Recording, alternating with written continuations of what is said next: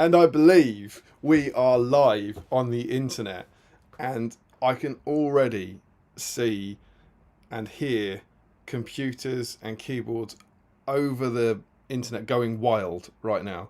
But before we can address the I won't say elephant in the room. That sounds like a terribly offensive thing to say, and kick things I off. was preparing to get very offended. Well, exactly. But maybe they can't hear us anyway. So if one of those fine folk, there's 23 people out there, who could tell us that oh God, I've destroyed my work desk, that the sound is working, that would be absolutely super, and the visuals, hopefully. Oh, it only takes about 20 seconds. Got nothing coming in. It's a Saturday night. It's Battle Streams in Middle Earth. Potentially no one can hear us. What do we think? Can hear you. Sam Huddy, thank you very much. He says you can hear you and Tom fine. It's working. Incredible scenes. So yes, welcome one and all to Battle Streams in Middle Earth. This is of course our bi-weekly stream where we take a look through this dear lady, Battle Games in Middle Earth, and we hang out and hobby. But there's just no point going any further without addressing something. That over there, that is not Tom Macklin. Who the hell are you? Some might call me the poor man's Tom Macklin. Oh, I don't think that's true. So I'm just watching the stream here, but it's a little bit disorienting seeing myself about 20 seconds ago. I know. Which is why I've suddenly stopped talking. Yeah. But, well, I am not Tom Macklin, as you may be able to tell. I am Joe Holzman. It's Joe Holzman, ladies and gentlemen. Joe Holzman, incredible scenes. Long-time patron of Battle Streams in Middle Earth, a Battle Streams in Middle Earth legend, a classic up on the streams. And obviously, you're all expecting Tom Macklin, and unfortunately, Tom's had effectively a family crisis tonight. And I can't stress this enough. Everything's fine. You don't need to worry about Tom. You don't need to worry about his family. But he had a logistical crisis, which meant he couldn't do the stream at the last minute. Sometimes the universe throws us curveballs, and it's like it doesn't care about our nerdy little hobby. And so, with very little notice, we had to scramble to get a new host, and my bevy of beautiful co-hosts were all unavailable. And Joe Holzman posted in our BSIME patron chat, "I'm all ready for tonight's stream." With the magazine, and so I said, "Are you ready to host tonight's stream?" And Joe kindly stepped up. So we need to massively give it up for Joe Holzman tonight, who has stepped in with, I believe, 20 minutes notice to host the stream. Well, 7 by the time we hit the standard 8:07 start. Yeah, well, I suppose there you go. So there's no reason for you to be unprepared at this stage. But yeah, we've got a new host tonight, which is very exciting. I believe Michael Dublé is in, which is great because I know that Dublé will have a question for you. But one of our favourite things with new hosts is questions for Joe.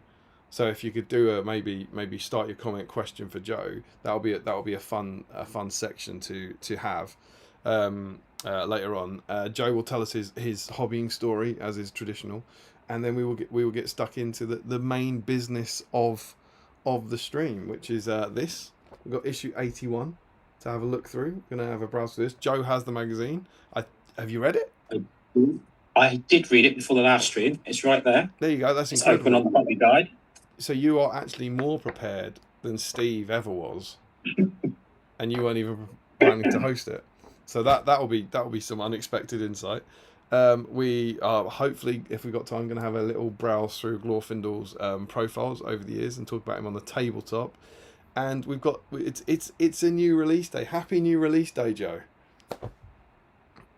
Yeah, I've got my stuff in this morning. I accidentally ordered to the store, so I didn't have to worry that the postman wasn't going to bring it on time. Jackpot. I don't have my stuff. Again, making you excellent here. I've got my dice. After the crisis, did we stream? I think we streamed the day before release day. Yes, we did. I think so, yeah. But my dice arrived from Element Games, so I'm relieved about that because these are the coolest dice in the world. but I don't have my other goodies yet. So we're not going to be reviewing all that stuff yet today, so don't worry about spoilers. But I definitely think we'll have a little like first impressions, particularly from Joe, about, because it is a very exciting time to be a Middle Earth fan with new releases. So yeah, that's the sort of unexpected stuff. Welcome all. It's Saturday night. There's 28 of you in watching along, which is awesome. But now we've done the unexpected admin, we have to do the normal admin. Welcome to Battle Streams in Middle Earth. This is, oh God almighty, do you know how stressed I was? Got the wrong mug. I've just panicked and got the wrong mug. What a choke. Oh, I've not even got a mug. I believe, well, I'll sort that out for you now. Do you have a BSIME mug? I just don't have a mug of beverage. Oh, I mean, the thing is that no one could ever complain about you being unprepared. Like you could just start throwing mud at the screen and we'd have to go, great, good job, you know. But I don't actually drink hot drinks, so my mug is actually right here.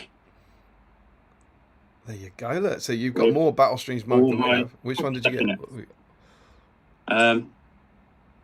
Joe Holzman, As I Live and Breathe. That's a Valor. That's a Valor mug. You love to see it. And tonight, indeed, we have Joe Holzman, As I Live and Breathe. But yes, this is Battle Streams Middle Earth, where we hang out every Friday or Saturday night as a global community, and we hobby just for the fun of it. And we are steered by this dear lady, Dig Steeney's Partwell Battle Games Middle Earth. But Joe, this is your first time on. I don't know if you've ever noticed, one of the things we did, we actually changed the word games to the word streams in the title. Like, yeah. I never actually realised that. No. I never... Yeah. I never realised we came up with a name. No, a lot of people miss it. A lot of people miss It's it. clever, no? Yeah, it is subtle. It is a think piece. But we hang out and we paint to try and clear our backlogs just because it's fun, not because we need the models for an army. And so, Joe, here comes the first extreme amount of pressure. How do we know what to paint? Well, usually we paint the model that came with the magazine, but we did that a fortnight ago. So tonight it's anything Rivendell that's not in the films. Oh, it's a good effort. It's a good effort. What we said was it was anything that's basically in here, anything that has a profile in the issue, and they all happen to be heroes. Yeah, they all happen to be heroes that weren't in the films. So tonight your theme is Glorfindel, Gildor, Eladan, or Elrahir. 4 cool elf heroes who weren't in the films. So if any of you are painting Glorfindel, Eladan, Elrahir, or Gildor, you are on theme. And so, Joe, if they are on theme, or if they're not on theme, what should they do? Well, there should be a whip thread gone live in the GPHL Facebook group, and if you post a picture in there of what you're working on, even if it's not on theme, if it is on theme, you get entered into a draw to win one of the BSIME black dice that famously only roll ones. Oh no! I've let you down. Dice cam has failed me.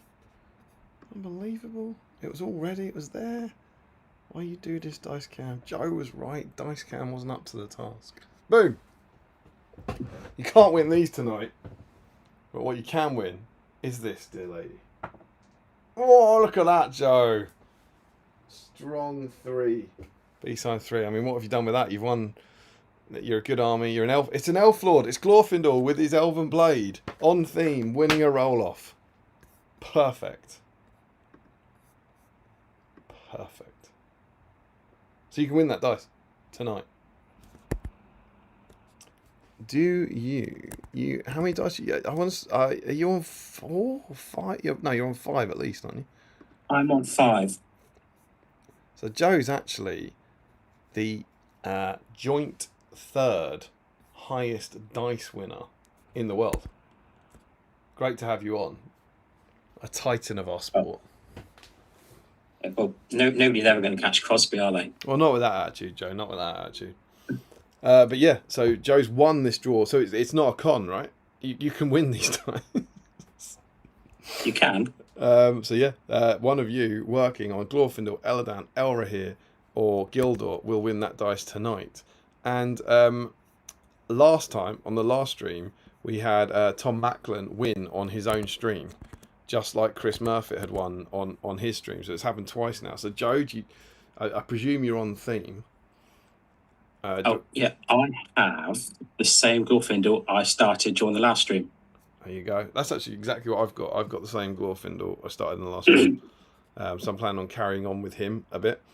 Do you rate your chances? What do you reckon? Are you going to win yourself your own dice?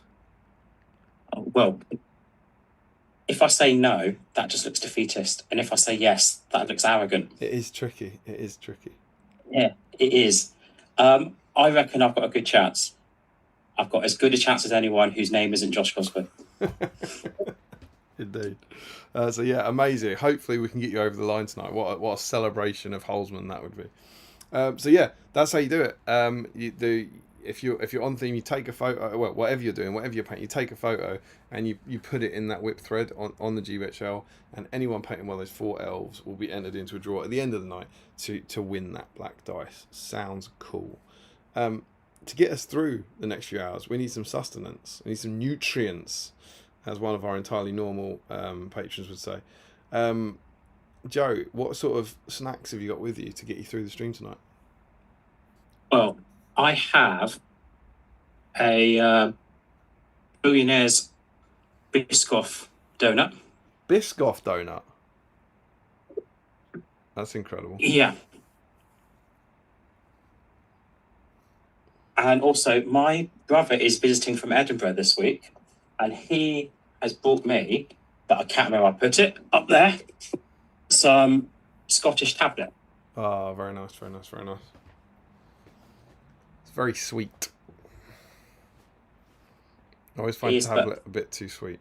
That's my weakness. There you go. Wonderful stuff. Tablet. Any drinks to get you through? I have a pint of squash. Nice. And a bonus pint of the far superior Pepsi Max.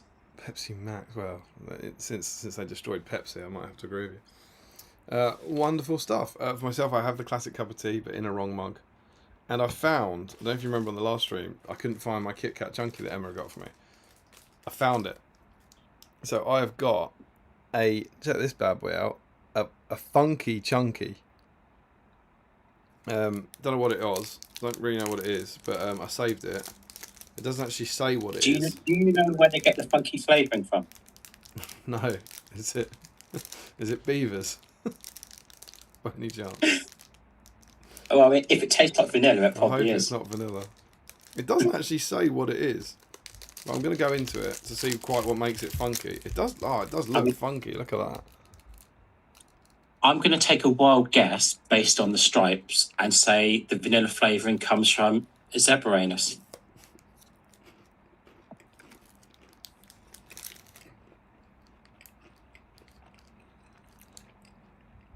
I think it's just white chocolate. I don't think it's vanilla, sadly.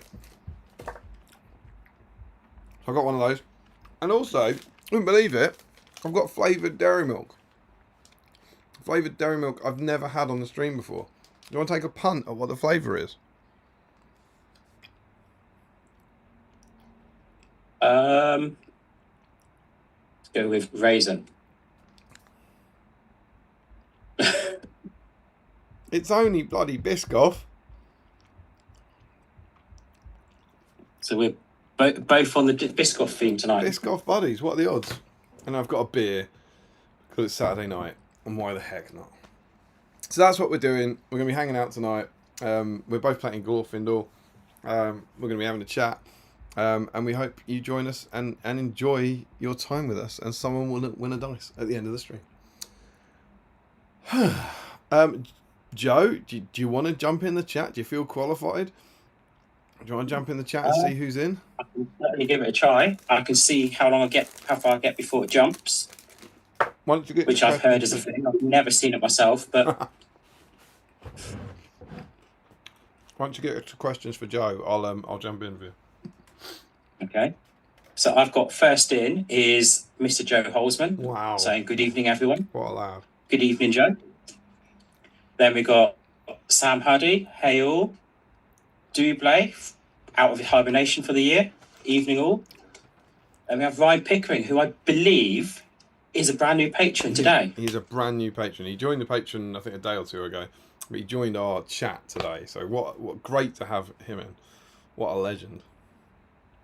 He says good evening. And then Jack Brown says hello.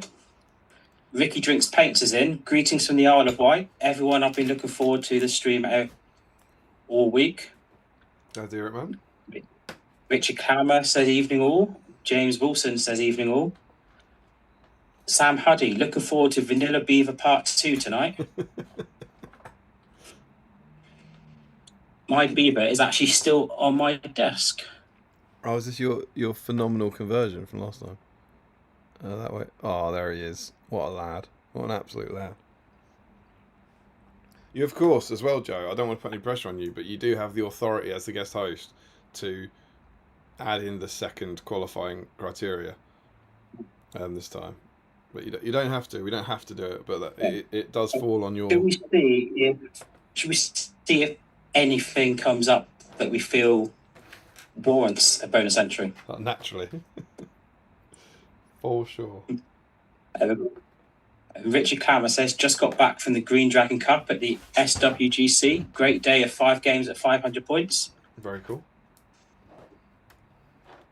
The Banners says, hello all.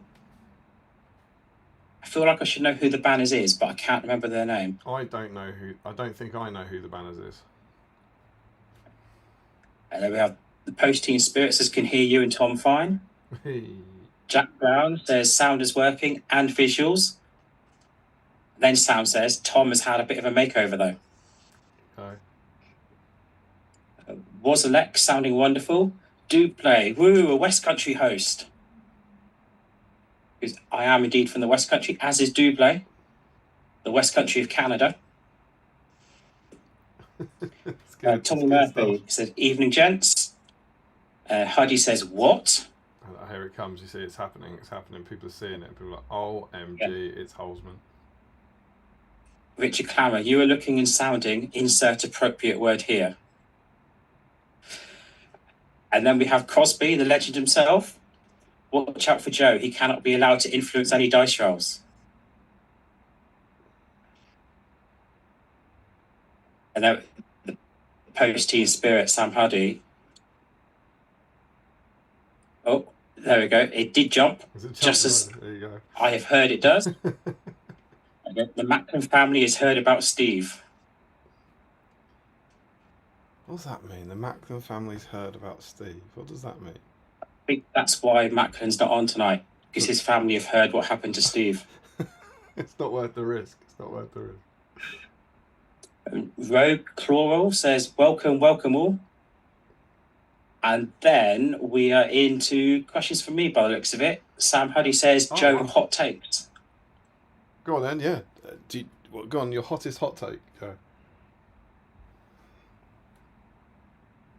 Oh, I don't feel like I have many hot takes.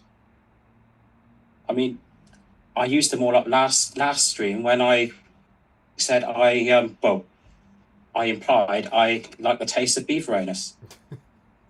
I think, does that need any context, do you think, for people who weren't here last time? No, I think it stands for itself. Just leave it there. Yeah. I mean, that's not going to be clipped anywhere, is it? No one cares. We never get clipped. So am I continuing with the questions for me, or were you going to jump in? I would jump in, absolutely. If there is no hot take. I can't think of one. One may... By all means, dwell on it and see if something comes up. So the last one was Post-Team Spirit saying, Joe, hot takes. Not Nathan T. says, question for Joe, what's your favourite army? Ooh. Favourite army right now would be either Birders Horde or Wolfpack of Angmar. And why is that? I mean, I know why that is, but do you want to talk a bit about your hobby?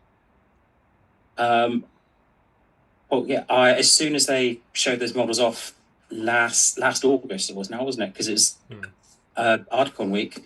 Yeah. As soon as I saw the model, I thought, I want more of them than any reasonable person needs. And so I have more of them than any reasonable person needs. How many have you got?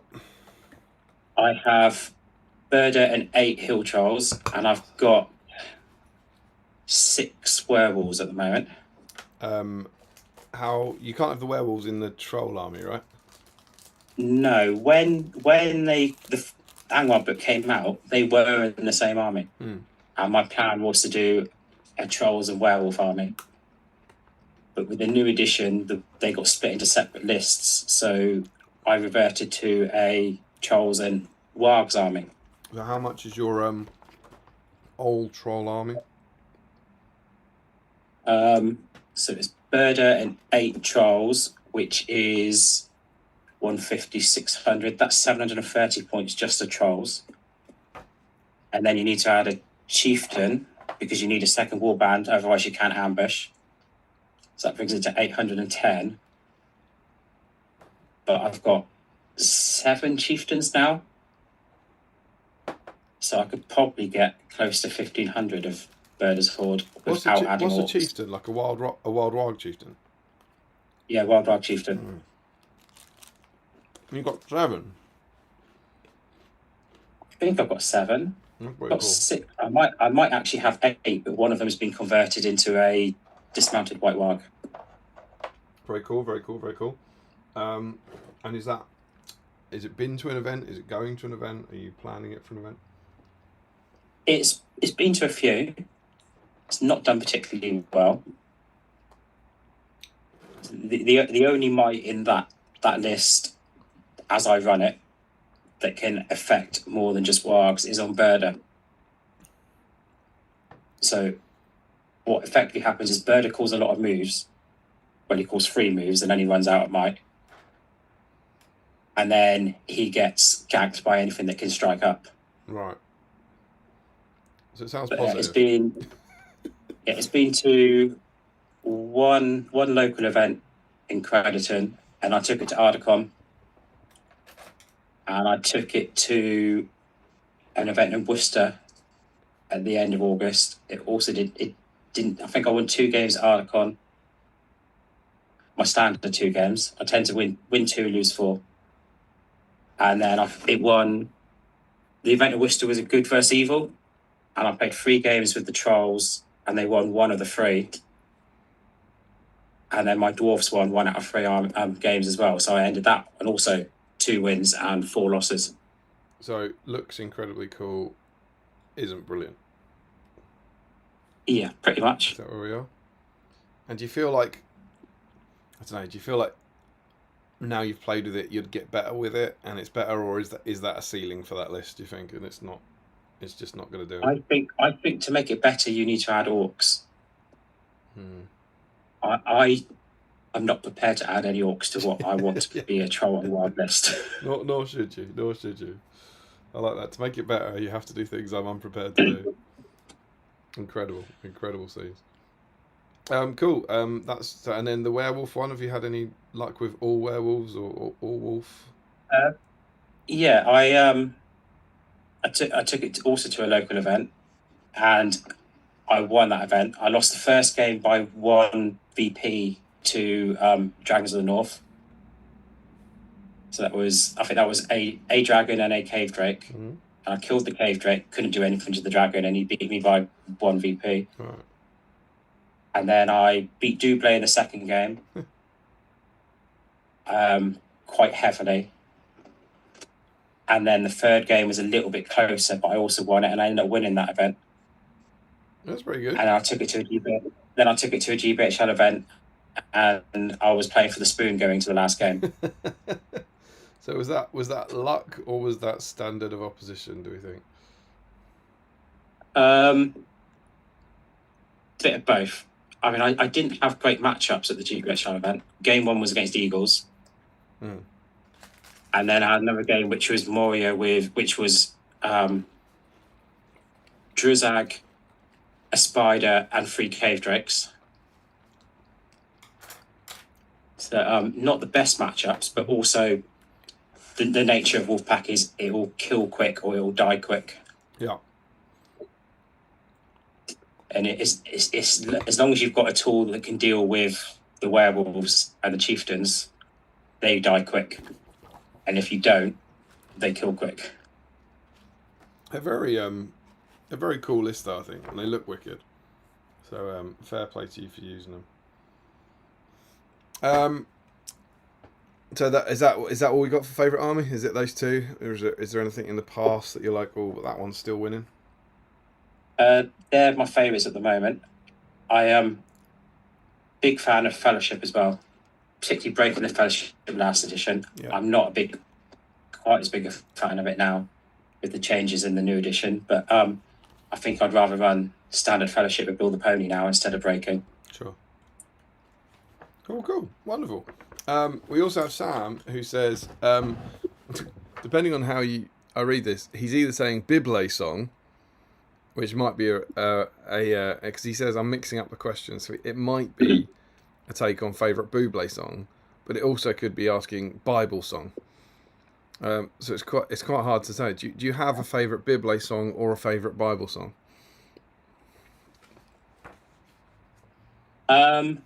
Silent Night. Silent Night, good song, strong song. Yeah. Yeah, love it. So we'll go with Bible rather than Bible. Yeah, Buble. I can't honestly think of a Buble song right now. All I know is it's vaguely Christmassy. One of the Christmas ones. Yeah, which could be any song we've ever released. Yeah, I mean that's the thing, and again, I can't be mad here. You know, previously all the hosts knew what was coming. You know, they were like, I have to prepare myself to know my favourite Buble song, but for you, I don't think you could have expected that. You shouldn't have had to look into his oeuvre, as it were. But you've given about as good an answer as most of the people who had researched it, to be honest. So yeah, well done you. Brilliant. We then have Jack Brown, who says, what is your opinion on palindromic initialisms?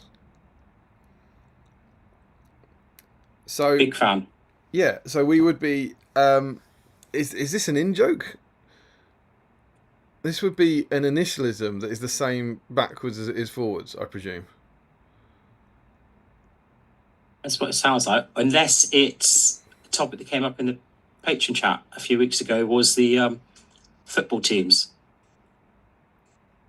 When they play each other and they spell the abbreviations of their names, spell out one of the countries. Denmark. And the missing letters spell out the name of the country. Yeah, that's Sweden and Denmark, right?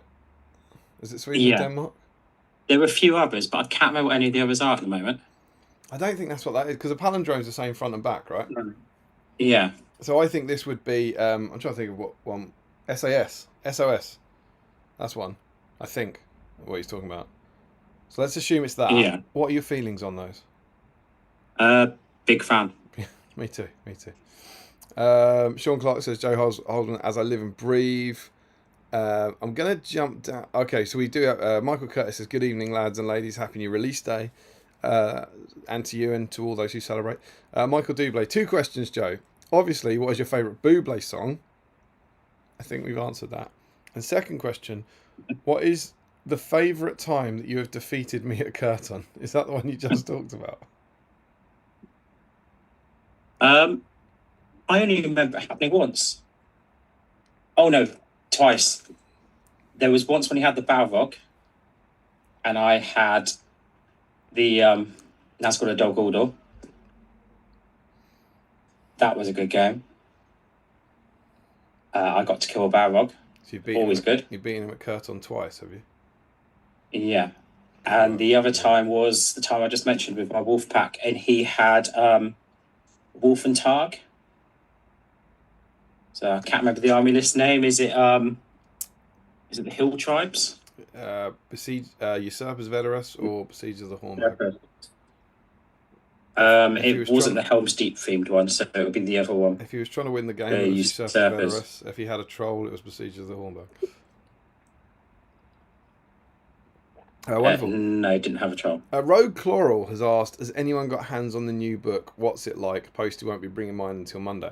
I'm going to park that because Joe does have his hands on the new book, so we will talk about that as a bit of a preview.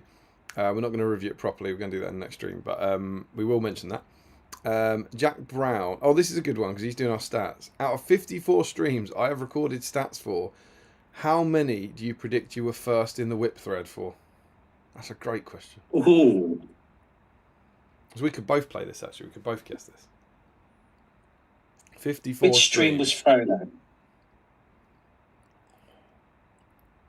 Frodo was fairly early, right? The first Frodo? Yeah. Yeah, he's like the third issue? I think he's the first metal character you get.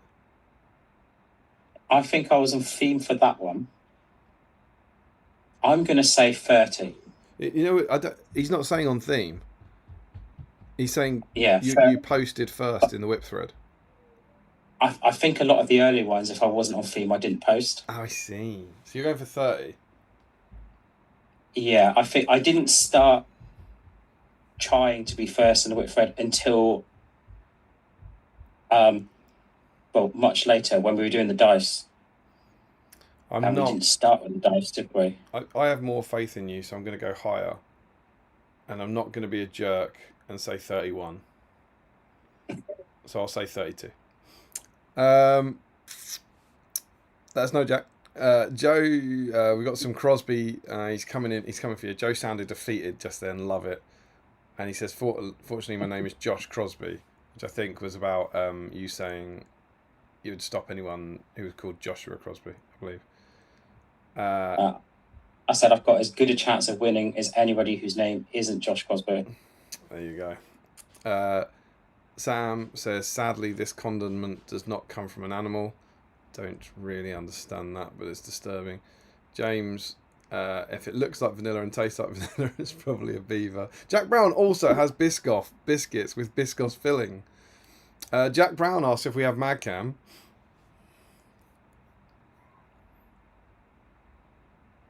I mean, I'm a big fan of Madcam. I know. I think And that's why. I mourn the loss of Madcam every stream. I think that's precisely why they've asked you, because I think they're expecting you, of all people, to turn up with Madcam. Yeah, I mean, I would try, but the last time I touched the phone, everything went mad. I don't think it's worth the risk of Madcam. Sam says, I got some funny looks for my tinfoil meth beaver at last week's event.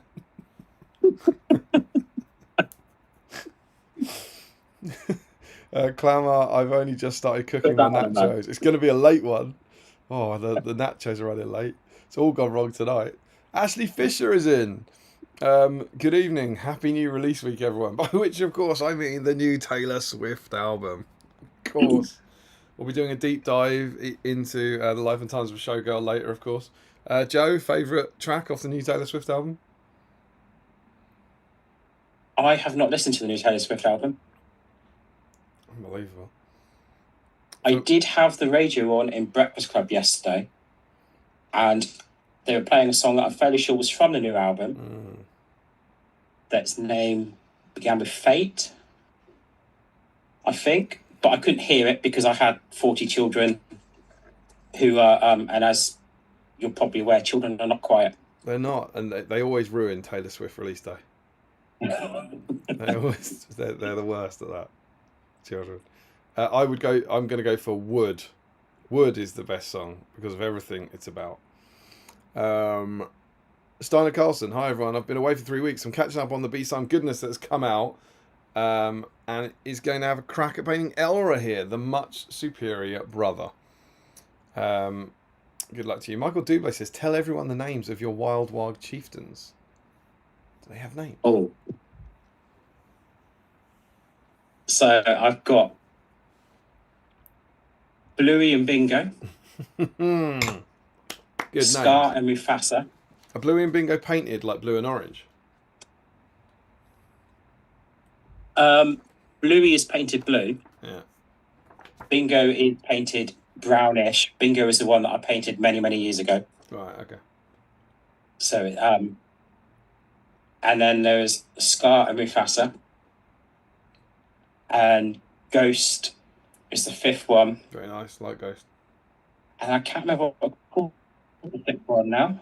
Shadow. Sixth one must be Shadow because it was black. Named after the gladiator? And sadly, no, just because it was black. Ghost is white. Yeah. Oh, there's actually the other one is there's Greenie as well. Greenie? Is predictably he's green. Okay. I'm not going to claim they're very original, creative names. I blew it in bingo. I think they're relatively unusual names. I don't think they will have been mined. I hope if you got a bandit and a chili as well in the works, that'd be good. Not yet. There's always time. That's the dream. Gem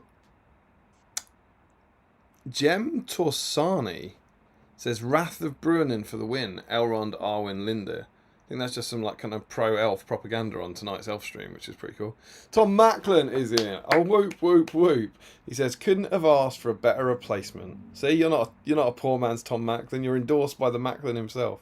As mentioned, yes, I'm fine. My family's fine. Won't be tuned in that much till later. But thank you, Joe, for stepping in. Kiss. Love to you, man. Hope as well. So, all the fears that Macklin had gone the way of Steve can be put to bed. Yeah, it's all right. He's not dead. He's not dead. Jem Tassani is in painting wild men for. Oh, he's gone off the elves. Painting wild men for a white hand list right now. People in my local community saying running more than 2 Crebain is mean. I have 4 in my list. What do you all think? Boy, have you come to the wrong place. Is it here? I might have put it away. I don't think I have my box here. You're speaking to a man with 18 Crebain. But I was doing it before it was cool. So I think you go all Crebain or you go home. I don't like this kind of taking a horde of wild men with like 4 or 5 or 6 Crebain as utility pieces. Drop the wild men, all Crebain, no mercy. And as if by magic, I feel like Jem Torsani is going to be an anagram of Damien O'Byrne and just like doing some incredible promo work for me. But my latest hobby vlog has gone live today and is a review of an event that I went to with the Crebain army. So you can check that out in the tab below. That's my thoughts on Crebain. 2, 4 aren't nearly enough. Go for all of them. Joe, Crebain thoughts? I think 4 is not going to win you any friends, but it's not going to make you universally hated. And I think 18 is probably the same. Appreciate if somewhere in between is going to make you very on par with most people. At Ardacon, I played Army of the White Hand 3 times, and what was interesting about it was seeing how the Crebain numbers changed. And they went from 2, I think one was 2, one was 4, and one was 6 at 700 points. And they are very good. They're very good as utility pieces. But I'm a Crebain themey guy. I like Crebain because I love Crebain. You what, dude? I think that they made changes to them in the new edition to make them better than they were, but I think the result of that was probably unintended. You think they've pushed them too far? In that now they're a bit of a problem. Yeah. Well, I don't think they predicted people were going to use them the way they are. Yeah, right. No, I agree. And I found they're very, very survivable. You can kind of hop them over the back of people's armies and count on them not to die because they can't be trapped. It's pretty cool. But now, us Crebain lovers have Crebain dice. Yeah. Best dice ever. Incredible scenes. I just thought how many of these Crosby's got. Given his love of both Crebain and hoarding dice, I reckon he's got a lot of them, right? But there we go. But also, I saw Wiggins' picture earlier, and he's got. So Wiggins put a picture in the chat earlier, and he's got 2 sets of Rohan dice and 3 sets of those dice. There you go. There you go. In all seriousness, Jem, I think you should use as many as you want. You don't know what, mate? I don't know if they were all for him or whether he picks them up for somebody else or not, but well, I believe Atomic Cards had a ton of them. They had a huge amount on their shelves. But yeah, Gem, I just think you should use as many as you want because it's not Crebain that will lose you the friends, it's the way you play the game. And I think you could gain friends with lots of Crebain and you could lose friends with lots of Crebain. It's about what you do. Michael Double says, pretty sure Buble has released a version of Silent Night. So you've combined your favourite Bible song with your favourite Buble song. Well done. Jack Brown says, it is an encoded in-joke from a... This is the palindromic initialisms. It is an encoded in-joke from a question to a previous guest host. So there we go. I thought it was quite specific. Tommy Murphy, delighted to have got OG, Glorfindel, Eladan and Elrahir off Vinted for £15 in time for tonight's stream. I'll see how far I can take them. That's incredibly cool. A new question for Joe from Michael Double, or actually I should say from Phoebe. She says, how are you, Joe? Now, I don't know if she's asking about how you're feeling or about how you were created. But you can answer that any way you want. Both.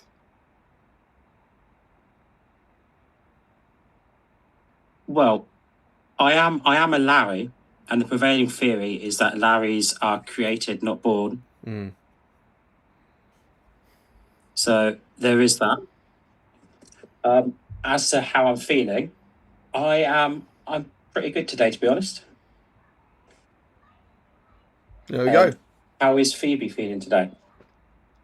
We'll find out. Jack Brown, I haven't done the non-dice early ones.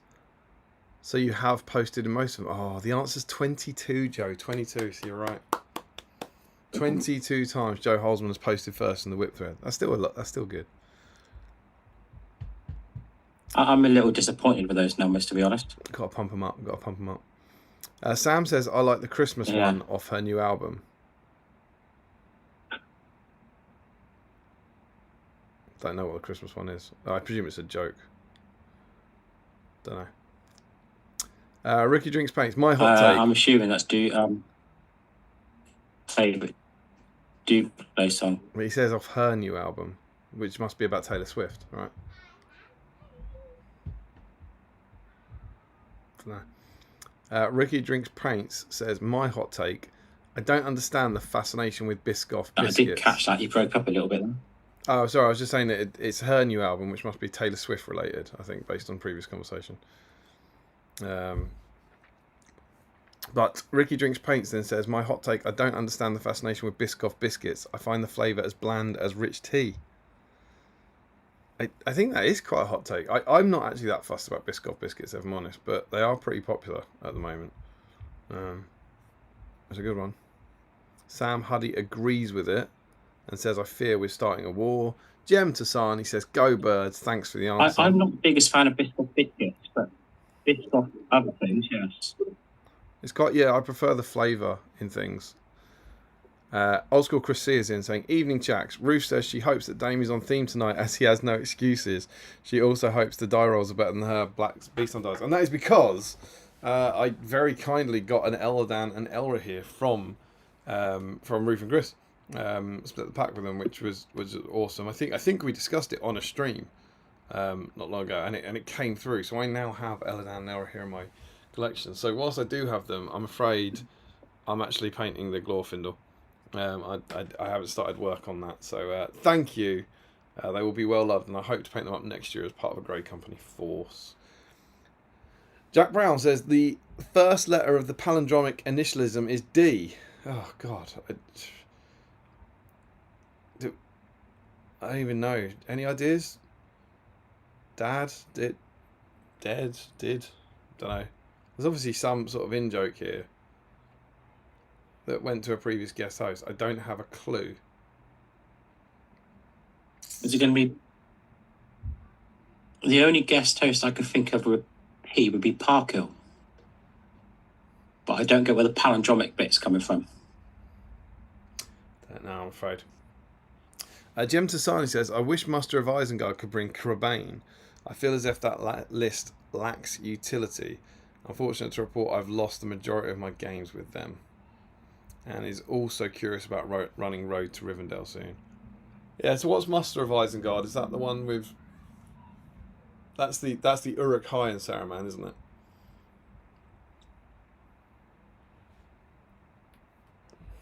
Yeah, I think so. Yeah. I think that's meant to be. I think the idea is the Muster of Isengard isn't an army from the film.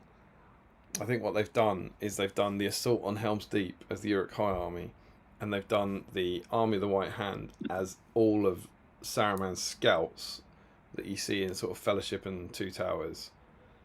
And then Muster of Isengard has been included specifically so that people can have Saruman lead an army of Uruk-hai, which you've been able to do in the game since it was created. And I think they just saw that as a removal too much, I suspect. So I think that's why Crebane's not in that list. It's hard to tell. Richard Clammer, and this is going to put the fear of God into you, tapping away at your phone. He says Joe's a bit laggy, might want to change his YouTube resolution of the stream to low while he follows the chat.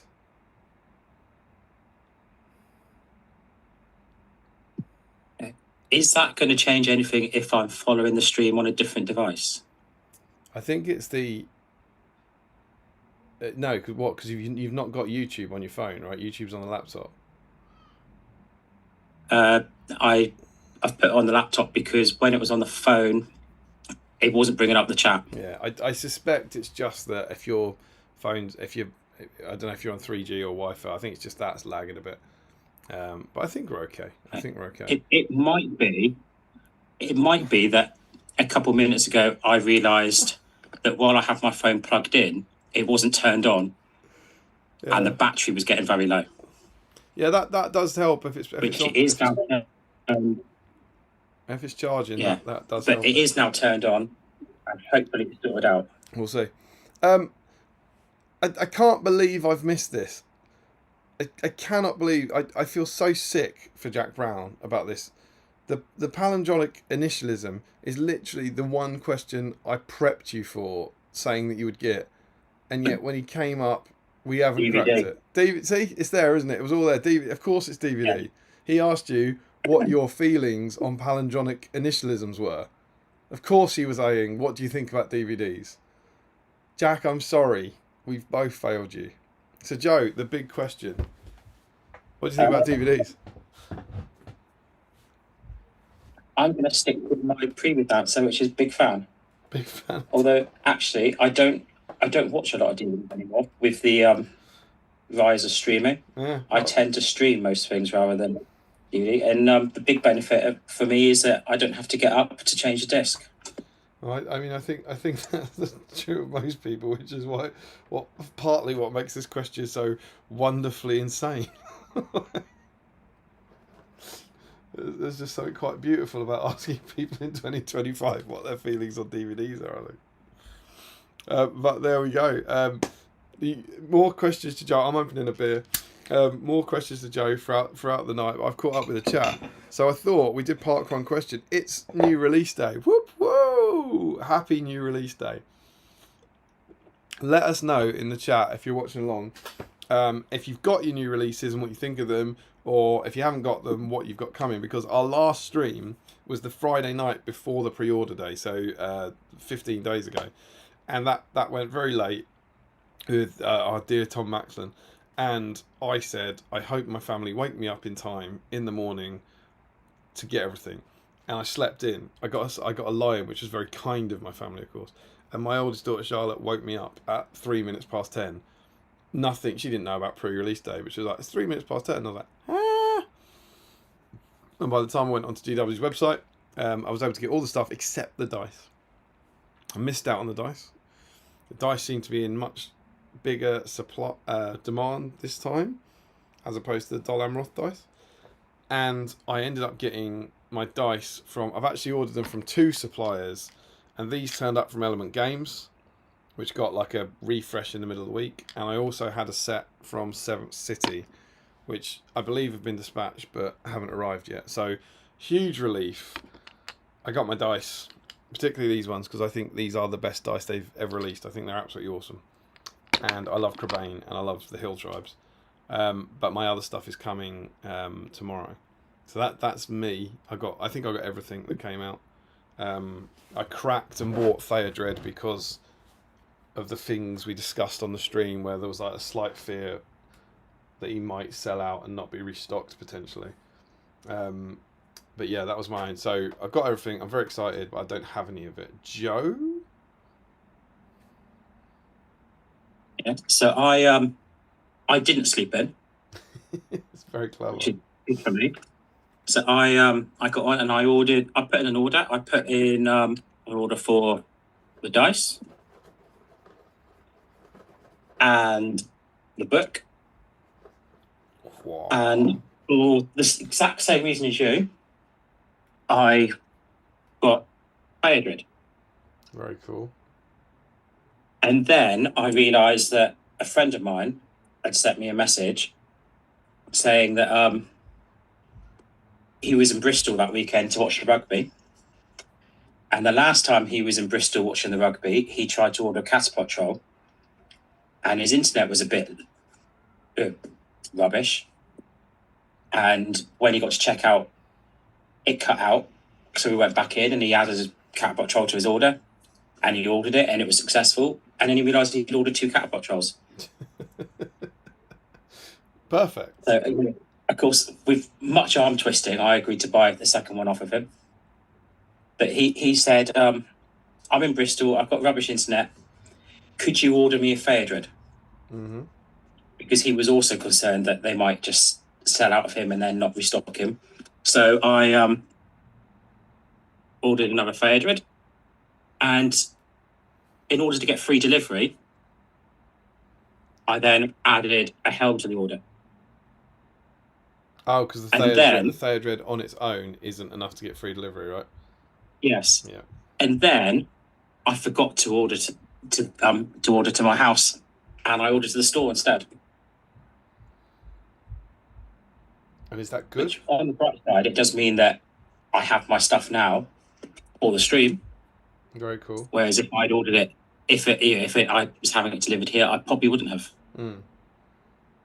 So you've got everything now. I've got everything I ordered. I don't have the free pack, Freyalaf, Leaf, and Alwyn. Yeah. But I'm sure it's only a matter of time. Any reason you didn't get those at launch, or? Because I didn't want to spend too much money. I had just paid for a catapult troll. an unexpected catapult troll.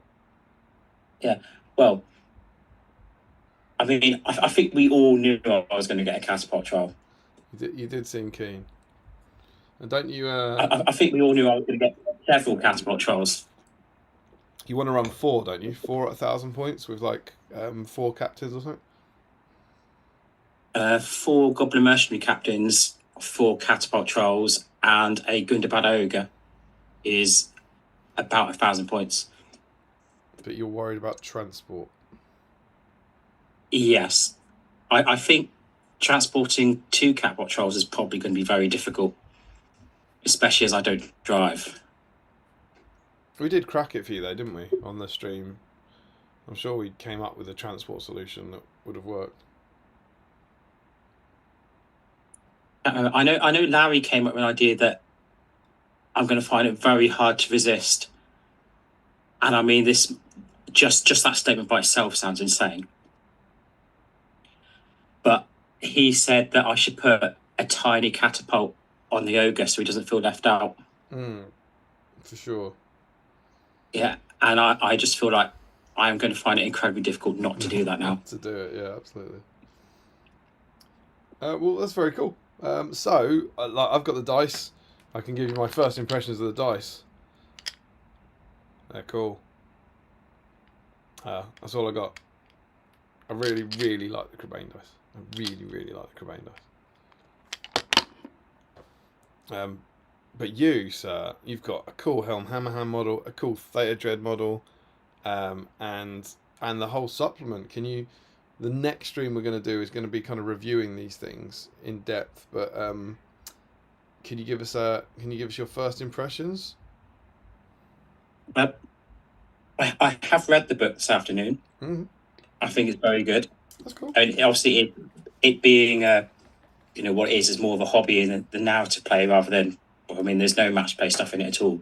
So that's the confirmation we were expecting, is that there's no match play stuff of any kind. It's what we're expecting, but it does mean it's not going to be to everyone's tastes. Yeah. I think it's very good. I've read the scenarios; they seem very fun. I think the first three are all hero. There's no warriors involved in the first three scenarios at all. That's interesting. And what are they? Can you tell us what they are briefly? First one is Helm against Tracker. Oh, cool. All right. And the second one is one of the three is definitely the Mimic. Oh, the Rabid Mimic. Cool. With the Rabid Mimic with Hera, Freylaf, Olwyn, I think Leaf. That's cool. I can't remember what the other one is now. Maybe it's only two. Yeah, so the second one is the Mimic one. The third one, the third one does have warriors. The third one is Hera's escape from the Hill Tribes camp. From Isengard. So it's only heroes on the good side. Yeah. Sorry? From Isengard. Yes. It's so it's Hera, Freylaf, and Olwyn for good, and Wolf and 24 Hill Tribesmen for evil. That's cool. But yeah, so I think there's 11 narrative scenarios, and they all seem pretty good. Any standouts that you're excited to play or anything? I think Beast of the Long Winter is going to be quite fun. And what's that? That's the Hera and Helm against Shankrot and the Snow Troll. Oh, cool. And to win, the game ends when either Helm is slain or there are no evil models remaining on the board. The good player wins if all the evil models have been slain. The evil player wins if Helm has been slain. If Hera has been slain, the best result good can get is a draw. Is it just the 2v3? Yeah. So I'm guessing that those evil models have got some bonus rules or something. They don't actually. It's a 2x2 board. Hera starts in the middle with Shank and Rot. Helm has to touch the southern board edge, and the Snow Troll has to touch the northern board edge. Hera is unarmed for the entire scenario. Oh, right, yeah. And the evil player has priority in the first turn. Right, okay, cool. Yeah. Yeah, being unarmed will help, won't it? Yeah. I like that one. Wraith the Hornburg Helm, I've painted up, and I love him, and I just love the 3 scavengers. The scenario after that is the last stand of Helm Hammerhand. And that is Helm and Hera against Wolf, Targ, and 24 Hill Tribesmen. That'll be cool.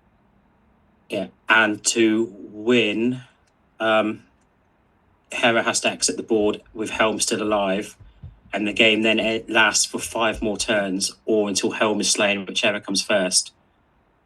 And good only win if Hera gets off the board through the gates, and Helm survives for those 5 turns. Right, okay. And evil wins if Hera's slain. If Hera gets off and Helm's killed, then it's a draw. That sounds cool. And then we've got the hobby section, which is very, very good in my opinion. So we've got the building damaged Rohan house. And then there's the Rabid Mimic. Then there's a guide on painting Warriors of Rohan. And then there's a separate guide on different types of heraldry, depending on who their commander is. Mm-hmm.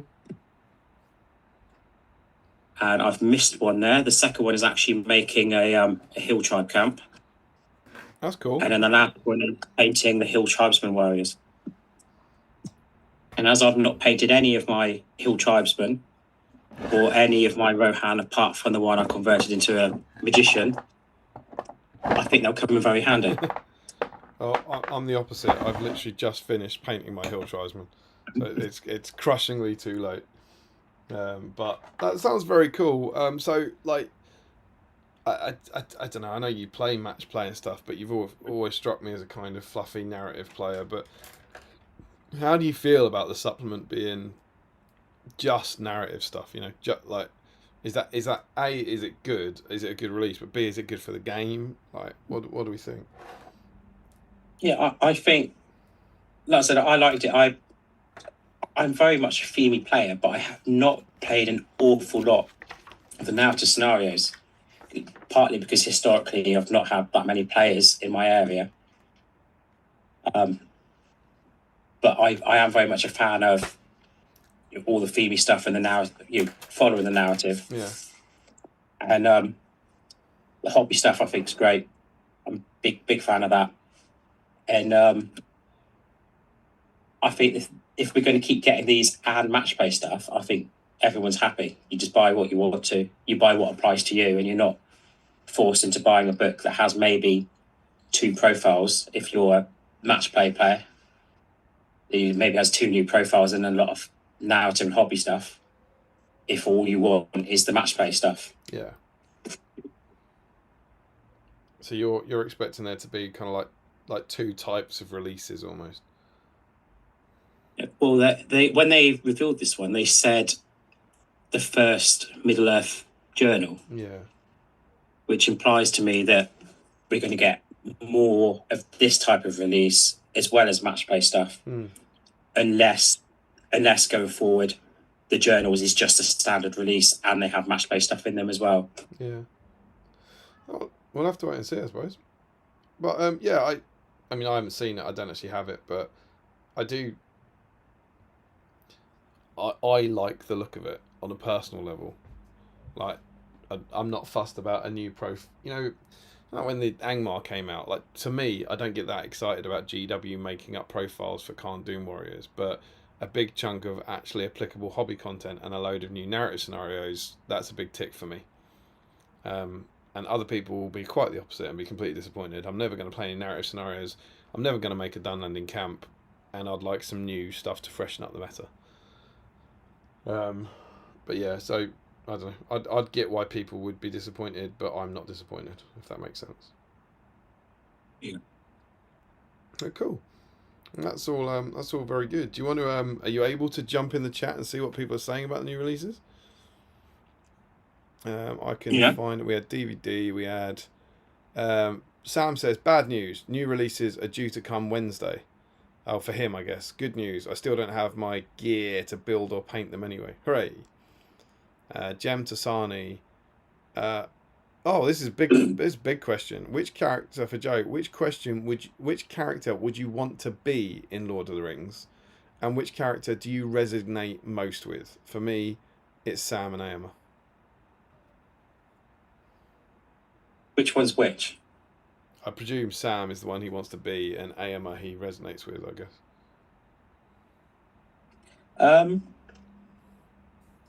I think I'd probably say Gimli. I've just realised I'm saying Jem, and I'm saying he. I'm assuming he. Apologies if not. If I'm getting that wrong, let me know, Jem. You'd say Gimli? Yeah, when I first saw the films, Gimli was instantly my favourite character. Very cool. And I mean, I would say I probably resonate with him as well because ginger beard, comic relief. There you go. Get to carry a big axe. That's good. So yeah, but Sam is also a very good shout. Mm-hmm.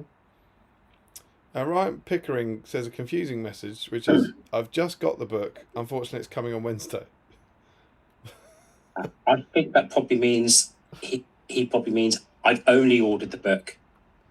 Unfortunately, yes. It's coming Wednesday. It's not here yet. See, that's why we've got you, Joe. That's exactly what he means. Of course, that's what he means. Spot on. Right. Did you want me to take over now? Yeah, if you found it, that's great. Yeah. So then we've got Clamour saying bigger demand or lower supply. Oh, Is that about dice? Yeah, it'd be about dice. What do you think compared to the Donner Roth ones? I don't know. I would have said probably lower supply because it's. But that's my assumption. But then they suddenly came back into stock as well. So maybe it was a stock taking error, and suddenly they found some more down the back of the sofa or something.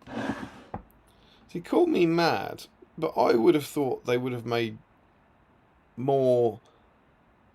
Definitely Rohan, but Rohan and Hills Tribesmen than they would have made Dolam Roth. I would have thought after the release of the news thing, I think they would have thought the Dunlam ones would be more popular than Dolam Roth. Is that mad? Yeah, maybe.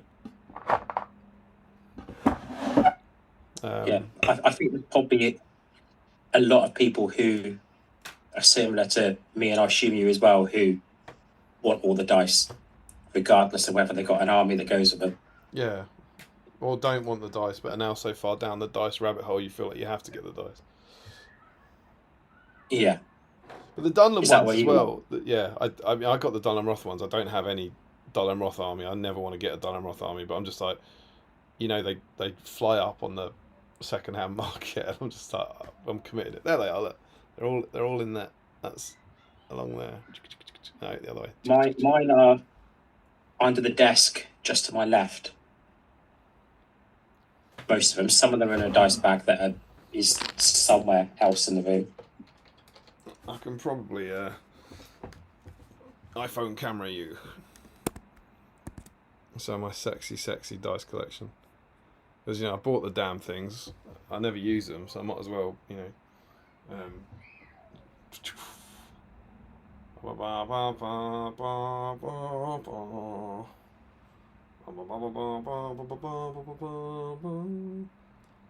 $20 sets of dice. 17 square edged and 3 soft edged for reasons. There you go. But yeah, I think the Dunlem ones would have... Sharp edge one. Sorry?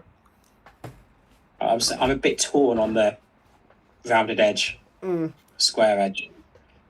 I prefer the rounded edge ones, but I don't like that they're now different. Yeah, that's exactly how I feel. I far prefer the rounded dice, but if you do 17 sets with square edges, you've got to keep going. Yeah. I also think those Hill Tribesmen, maybe War of the Rohirrim Hill Tribesmen, less appealing than Dolam Roth, but Crebain dice that appeal to massive Crebain fans and Isengard fans and Hill Tribesmen fans, potentially more popular than Dolam Roth dice. Plus, they look great. They do look really good. But then I thought the Dolam Roth dice look really nice as well. Yeah, they are. But who knows? So then James Wilson then says, I got one of everything and added Hera to complete the set. Lovely. That reminds me, I also still don't have Hera. Something else to add to the list.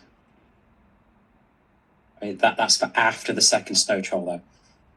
What's your second Snow Troll for? Christmas conversions. Oh, that's cool. I'm going to do a, actually, in progress for Hobby Bingo this year. Mm-hmm.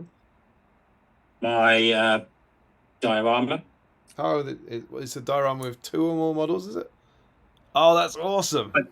Helm Snow Troll. That's very cool. And I'm going to get a second one of each, so I can do a Santa Helm against a Krampus Snow Troll. That's ludicrously cool. And then you must get second Shank and Rot, right? What are you going to do with those? Those are cool spare models to have. My original idea was maybe to try and convert them into dead versions to put on the diorama. But there's not really enough space.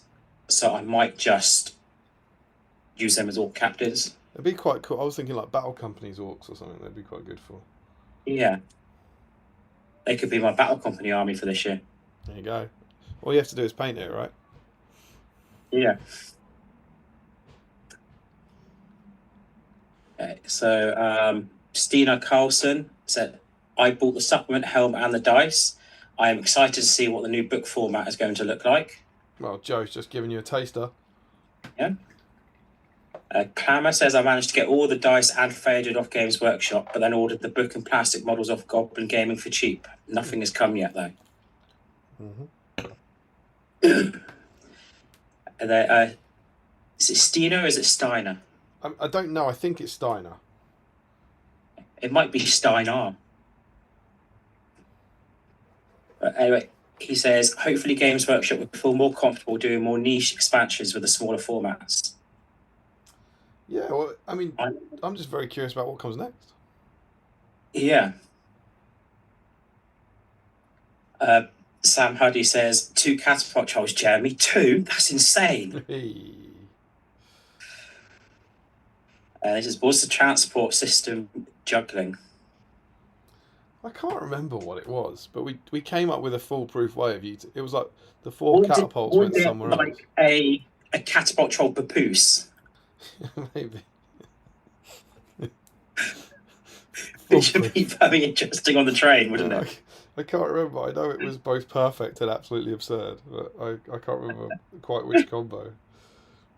I don't know. Then we've got when will BSIME be available on DVD by Steiner?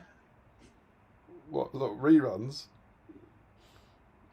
Could, I don't know, burn it, I suppose. I'm not sure there's a big market for it, seeing as they're all available on YouTube already. There's not much market for the ones on YouTube, to be honest. I mean, the benefit of them all being on YouTube is you don't have to get up to change the disc. Yeah, this is great, and we do have, of course, our very, very loyal. I mean, there's 36 people in tonight. Hello to you all. Lovely to have you. Got a wonderful, tight knit B-Song community out there. Thanks for joining us as ever. And then we have the legend himself, Larry Miller. Oh, My Larry's ideas turned are up, has always he? great. I'm not sure I agree with that statement, Larry. What did he say? My ideas are always great. No, that's categorically untrue. Ricky Drinks Paints ordered everything. The only thing that didn't arrive is Phaedrid. Had fun flicking through the book and really enjoyed the terrain tutorials and painting guides. Cool. Yeah. As I said, I think they're very good guides. They're somewhere between really, really comprehensive and how to draw an owl. They fit somewhere in the middle of that. I'm looking forward to that stuff. And Larry says, I love the effect they went with for the Dundon dice.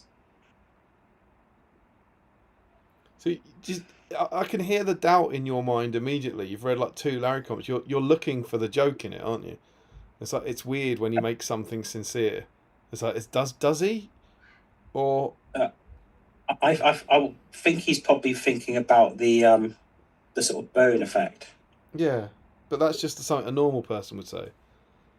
Whereas with Larry, you've got to assume that there's another level to it. I think there's always another level. Mm. I think Larry comments are like onions. Horrible, rotten onions. Exactly.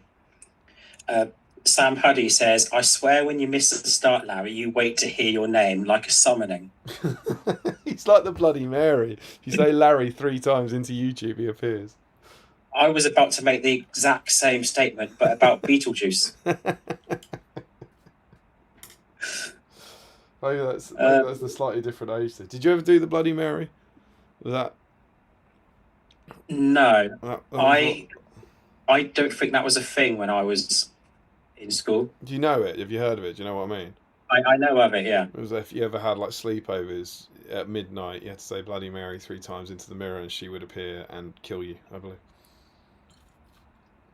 Let the fear of God into us. Presumably anybody who said that were people who wanted to be killed. Yeah, I mean... Because otherwise, why would you do it? And obviously everyone's quite young, but I think people used to kind of, like, believe it, you know? It was a ghost story when you were a kid, and you were like, you didn't have the internet to disprove things. It was like, oh, I'm not doing that then.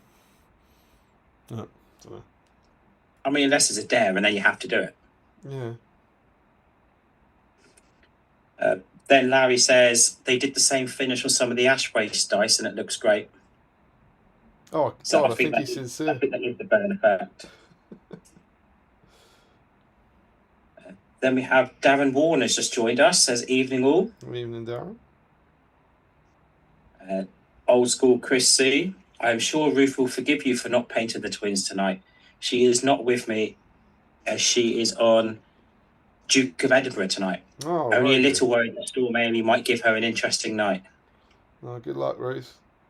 I mean, I know you're not watching, but if you watch it on replay, pass on our best. Hope it all goes well.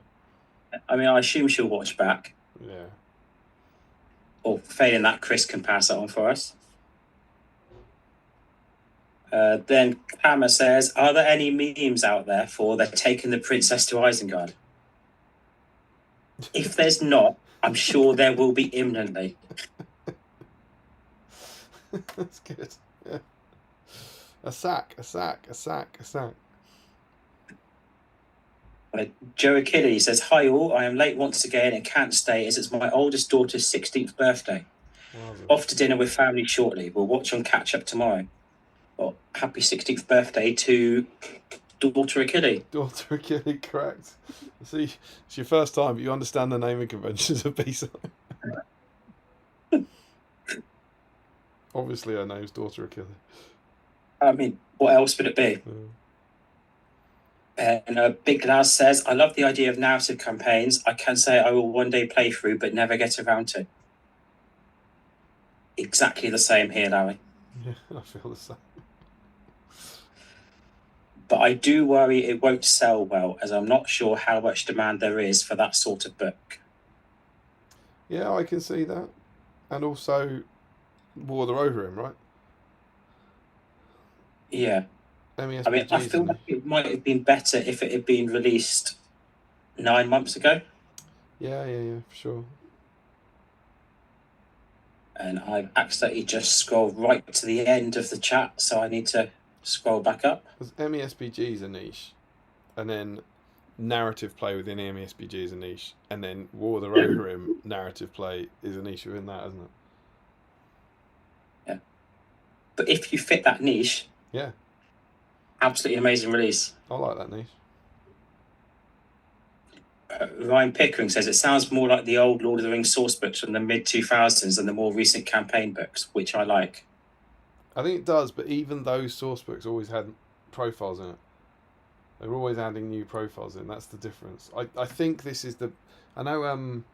Was it Quest of the Ringbearer? I think didn't have, or Fallen Necromancer. Yeah, it's Fallen Necromancer didn't have profiles in, but that was like an anomaly in that release in that era. Whereas this, don't know. It's the first one, and it feels. I think apart from Fallen Necromancer, it might be the first supplement we've had that doesn't have new profiles in it. I think. Yeah, because even the other small ones, which was Scouring of the Shire, and that had a lot of new profiles loads, in. And Quest of the Ringbearer would probably fit the more narrative niche, but that also had profiles in, didn't it? Because it had the personalities of Bree and the ruffian heroes. And it had the Rangers, right?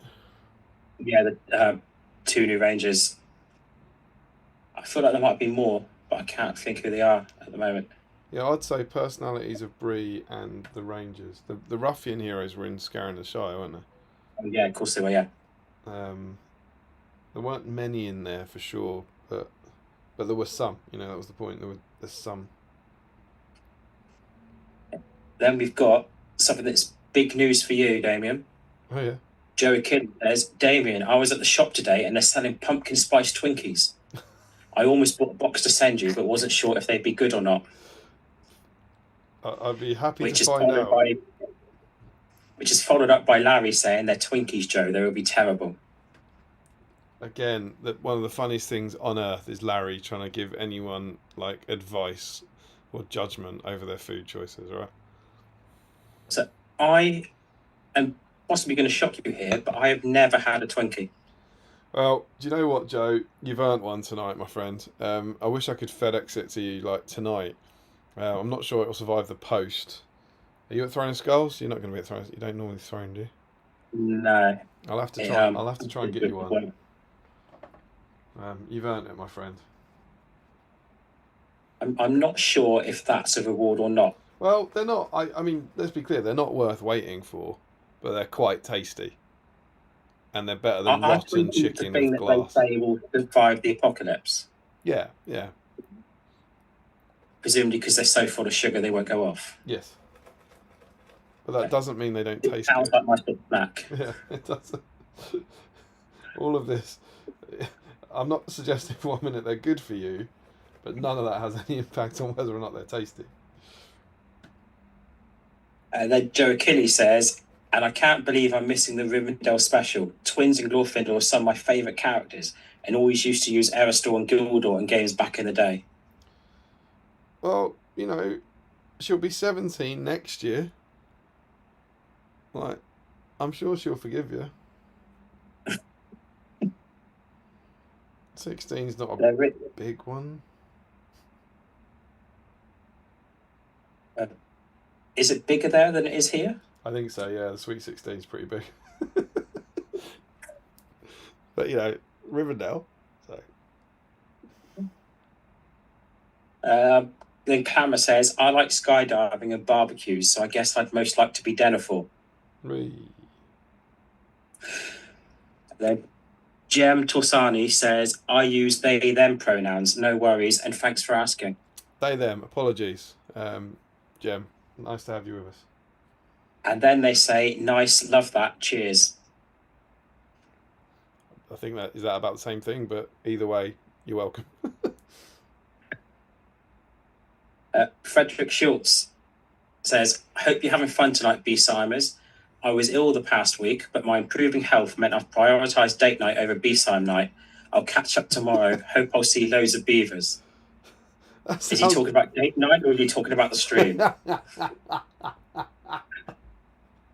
Oh, he set that up and you sent that home, Joe. That's outstanding. Oh, good work. I'm waiting for a Larry comment to say yes. Yeah, absolutely. It sounds to me like he hasn't prioritised that well at all. Oh, you got a live Emerald Burn. There's a beer. Thank you, my love. Yeah? No attempt at scare tonight. Very good. Happy Saturday all. Beer delivery. Love to see it. Joe Kelly then says, Larry Miller, I can send you a box too. You sound jealous, lol. I mean, if you do, you have to send it in an appropriately sized box. For sure. And Frederick then says, good night. Good night, Frederick. I hope you see lots of beavers. Absolutely. Brown chicken, wow. Richard Clara says, nachos finally in the oven. Time to prep my hobby space while it cooks. It's very late from Clara getting the nachos in the oven tonight. It's a late nacho cook for sure. Big Laz says, I think lower supply, as I've heard of a few retailers only being able to order 2 sets of each. Interesting. Yeah. On a similar note, my local Games Workshop had the Dollarmoth dice in store, didn't have any of today's dice. There we go. What the dice thing's just mad, isn't it? What, just pick one, like don't have enough or do. Just stop changing it. Like, just figure it out. Do it once, and then I think everyone relaxed after the Dol Amroth one, and they're like, "Oh, they've sorted it." And even before that, what was before that? Was it the Dale ones? I can't remember. But the last few haven't sold out in the same way, have they? No. Sean Clark disagrees and says larger demand. More people now have more Dunland and more Rohan, and I'm sure GW are under no illusion they've just made their best looking dice after the squid dice. What are the squid dice? I don't recall what they look like. But is that for a different game system? Squigs would be for. Oh, squig. Sorry, I thought you said squid.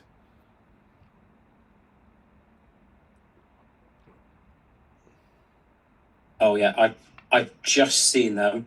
I do remember them now. And yeah, they are very good. Squig ones. Yeah. Dan Gross says, coming back to the game after a 5-year hiatus, and just so happens I'm building Glorfindel tonight. Dan New Gross. Dan Gross. There's a name from BSIME past. You must have. Do you remember what Dan Gross was? That was Dan G. Ross. Oh yeah, that's a classic. Good to have you in, Dan. He says, I'm building Glorfindel tonight. New sculpts. I hope that's okay. I assume that's okay. Yeah, absolutely. Any Glorfindel. If it was up to me, it would be okay. Yeah, of course. Any sculpt of those 4 heroes gets you in. Larry Miller, what will Damien do when he runs out of shelf? Damien doesn't know. It's a good question. The dice have already pushed Funko Pops off. Yeah, I don't know. Maybe that's when I quit the game. Jem Torsani says, love those great eye dice. Which ones? The great eye Oh, dice. great eye ones. Yeah. So they the sort of dark reddish ones. Yeah, well, there's two Mordor ones, aren't there? There was the original red Mordor ones with gold pips, and then the new black Mordor ones with red pips. And Sean Clark is in Club Round Edge because they're statistically better to roll. It's a good club to be in. Larry says, I prefer the look of square edge and also dislike the lack of consistency. Yeah. Jem prefers square now, though most of the dice they have around. Well, they also match my the ones we get for BSIME and the ones we get for the Wanderers around. So if I ever want to, mix and match, which I often do, they fit in better with that. So Throne of Skulls this year, I'll get my custom ones like I always do to match my army. I'll probably have some BSIME ones, and then I'll have those Crebain ones, and they'll all work together. But despite that, I'm still angry about it. Larry says, the way Damien says Don Amroth is really throwing me. Is that Dol Amroth instead of Dol Amroth, presumably? That sounds like you're saying it the same way I am. What are you? You're a Dol Amroth. Yeah. Yeah, I'm a Dol Amroth, but I get Dol Amroth. And now I'm saying those, it sounds like 1-1 again. Am I saying it? Can you hear the difference? More than I can with 1-1. That's because they're the same word. It's putting the emphasis on the Roth, isn't it? Dol Amroth, as opposed to putting the emphasis on the Dol Amroth, I guess. But then what? But just don't answer, because now Larry will try and explain it over text, and it will just say, he will just have written a comment that says something. I say Dol Amroth, but you're saying Dol Amroth, and it should be Dol Amroth, not Dol Amroth. So you're saying that as if I don't want that. Are you Larry's agent tonight? Destro the Dextra says, Houstonian greetings all. Hey dude, good to have you in, man. Jem Torsani, welcome back to the game, Dan. I personally am a huge fan of the new Glorfindel sculpt. He's very good. The new Glorfindel is one of those that I really like, but I don't want to buy it until it's going in an army. Mm. And I don't really like elves. It's Fornost for me. I haven't got him, but I've basically, I mean, you've watched these, but I've done Hobbits recently. Then I did the Gondor BSIME army, and I did the BSIME elves. So I've painted the army without planning on it. And so definitely, maybe next year, I definitely just want to get Glorfindel and Aearna and suddenly have a new army. But I'm like you, I've got no interest in like a Rivendell army. No, I'm very much on the side of Adam Choke, and that I'm Team Dwarf.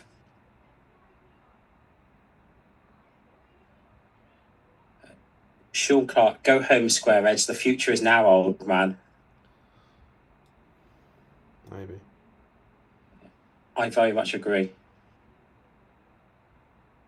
Jem says, have it painted up on my shelf as well. I'm assuming that's Glorfindel. Oh, very cool. It's also quite an intimidating model, I think, to paint. Lots of like crisp armour and white horse and all that sort of stuff. Yeah. I mean, I put it probably in the same camp as Thranduil, but Thranduil doesn't have a white horse. Yeah, absolutely. The white horse does a lot for the I don't want to paint that, doesn't it? Larry, I only got the supplement and chance cubes myself. As much as I love Helm's Helm, I already have the Helm's Helm I converted. So I am being good and waiting till I have all the other heroes and some warriors painted. Such a good boy. And we did see, we saw from the unboxings that there is a helm. I'm gonna try and play a helmed helm on foot. that we've not seen no pictures of. There's an option to put the helm on helm when he's on foot, but no option to have a helmless helm that's mounted. You're a braver man than I trying to play with Larry. Jack Brown says could be a 7 stones prize. Is that helm? I don't think so. Twinkie, maybe? Oh, could be. Pumpkin spice Twinkie. That makes more sense for a 7 stones prize, doesn't it? Oh, no. Chris Cooper's got it. My thoughts exactly, Jack. A BSIME DVD would be a great first place prize. There you go. Yeah, that's the one. But only one for the winning team. Yeah, you got to split it. And Larry says, lies, deception. I've just seen an upcoming comment, and Larry's coming up with a fun fact that I restrained from because I felt it wasn't relevant. Okay. But it is a very fun fact. Okay. Dan Gross, thanks, Jem. It's a gorgeous sculpt and went together without as much difficulty as I thought it would. And then Sean Clark says, we said that at our school, but we are 20 years behind you in the north. I'm assuming that's Bloody Mary. Maybe she's just travelled up there over a long period of time. And then Larry's fun fact says, fun fact, in the TV show, it's skipped, which is annoying. I mean, I fully understand that now. It's been 6 years, man. Fun fact, in the TV show Community, Beetlejuice is mentioned thrice in random episodes. The third is in the Halloween episode, and just after, a guy dressed as Beetlejuice walks past in the background. Oh, Everyone is in costume, so it's easily missed. that's incredible. That's the thing that got me to watch Community. It was mentioned, they said his name once in an episode of season 1, once in an episode of season 2, and then once in an episode of season 3, and then somebody walked as Beetlejuice walked past. And I've heard that, and I thought, if they're willing to go to that depth to make an obscure joke that nobody or very few people are going to pick up on, for sure, I have to watch that show. Yeah, that's incredible. And I'm glad I did, because it is a very, very good show. But you'd have to leak it, wouldn't you? You'd then have to go, once you've done it and put so much effort into it, you'd have to leak it out onto the internet. Did you see what those guys on Community did? It depends what sort of mindset you have. If you're like Larry, I assume that Larry would be content with doing that and just realising that nobody will ever notice. It's a joke for Larry, not a joke for the world. Yeah. You say if you're like Larry. But basically, I mean, if you're Larry. No, yeah. I don't think there are any like Larrys, are there? No. Crosby, I watched and painted in a tent on Duke of Edinburgh. Perfectly doable. You did, I remember that. It's good. Is that when he won one of his dice? Probably. At most times he painted, he won one of his dice. Old school Chris C. She's not allowed her phone and also does not have that much data. I mean, all I'm hearing are excuses. They're pretty good excuses. Excuses nonetheless, but they are pretty good excuses. Larry, to be fair, if it had been released 9 months ago, it would likely have been a lot worse, since they probably wouldn't have known everything about the story. That's a good argument. That's a fair point. I mean, I'm not denying that. I'm just saying that 9 months ago would probably have been a better release window. Yeah. Sean Clark, I see a lot of people lament the passing of the old hobby bits and GW publications. I reckon it's going to sell well. I mean, it is literally what people have been asking for years, right? It's make your own hobby. Here's a mummock, convert it into something else. Here's some sticks, make a camp.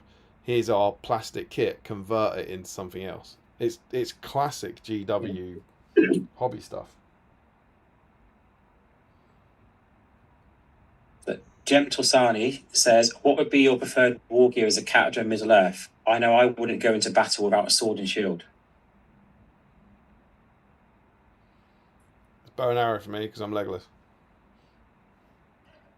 I think I would go for Glorfindel's magic armor. Can't be rendered. Yeah. And I'd take Asphalth as well, so I can outrun almost anything. Yeah, 12-inch move. Very good on-theme answers, Joe. Like it. Chris Murphy's in. Woo woo! He says, "Oh, a new sexy co-host." I will not comment on that.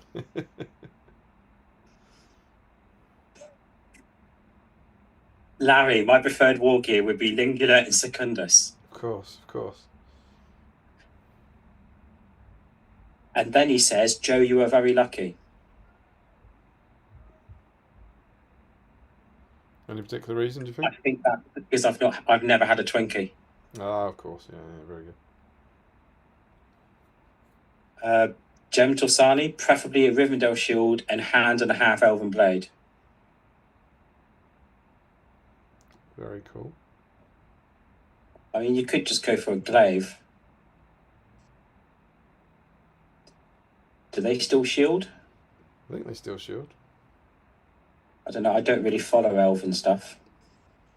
They got that wonderful new rule, don't they, where they can do 3 attacks at the front or 3 attacks at the back or something. Extra attack to win the duel or an extra attack to wound, I think it is. Yeah, that rings a bell. Sam Huddy, it's a Twinkie. It had survived the apocalypse. I think that's me posting it to you. Yeah. Larry Miller, it is not a reward. I've eaten rotten chicken with glass, and Twinkies. I don't know which one I would rather eat again if I had to. Now I need to know whether it's rotten chicken or chicken with glass. Yeah. And I know the answer to that is going to be yes. Yeah, for sure. Joe Achilles, Sweet 16 is huge here. You have no idea. Yeah. No chance I can bail on dinner. Yeah. I mean, there is another option. We could be the entertainment at Daughter Achilles Sweet 16. For sure, yeah. I mean, we know it's a big deal. That's why we're suggesting get the stream on. And then Damien could sing. Do his traditional creepy birthday song. Yeah, we could sing The Guitars Next Door. All normal, non-disturbing things. Sam Huddy, did someone genuinely force you to make that choice, Larry? Then Larry says, God no, Joe. Sean Clark, that's the mystery of it. He's not forced to. He decides it of his own free will. And somehow I don't doubt that. Sam Gibbs, good morning from New Zealand. Hey. Good morning, Sam. Oh, that's super early there. That's like about a 6 a.m. Oh no, we're 2 hours in, aren't we? So it's about an 8 a.m, maybe 7 a.m. there. Good to have you, man. Sam Huddy, Atomic Games displayed piles of them on the GBHL earlier. Yeah, that's what I'd seen. Yeah. James Wilson, I too have never had a Twinkie. Bit undecided on whether or not I actually want to have one either. I would like to think, whatever people think about how trustworthy I am, when you put the opinions on food of myself next to Larry, I'd like to think I win. Are you going to eat one and go, my God, that's the nicest thing I've ever had? Probably not. Are they a perfectly acceptable and enjoyable snack? Yes. And do you know what?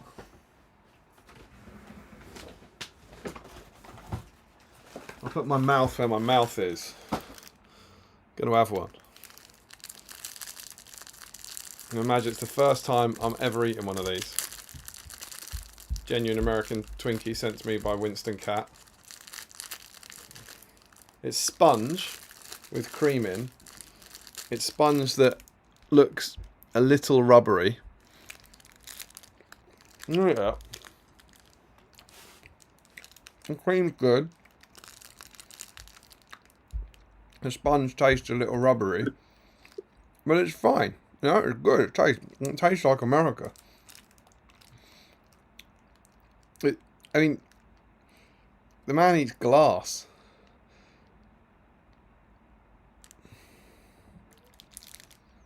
Well, before we descend too far into mukbang in Middle Earth,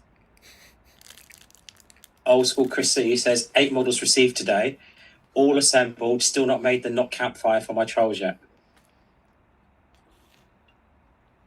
What the hell's that mean? I'm not sure. Joe, I've been painting for a while. You haven't. Why don't I jump in? Okay.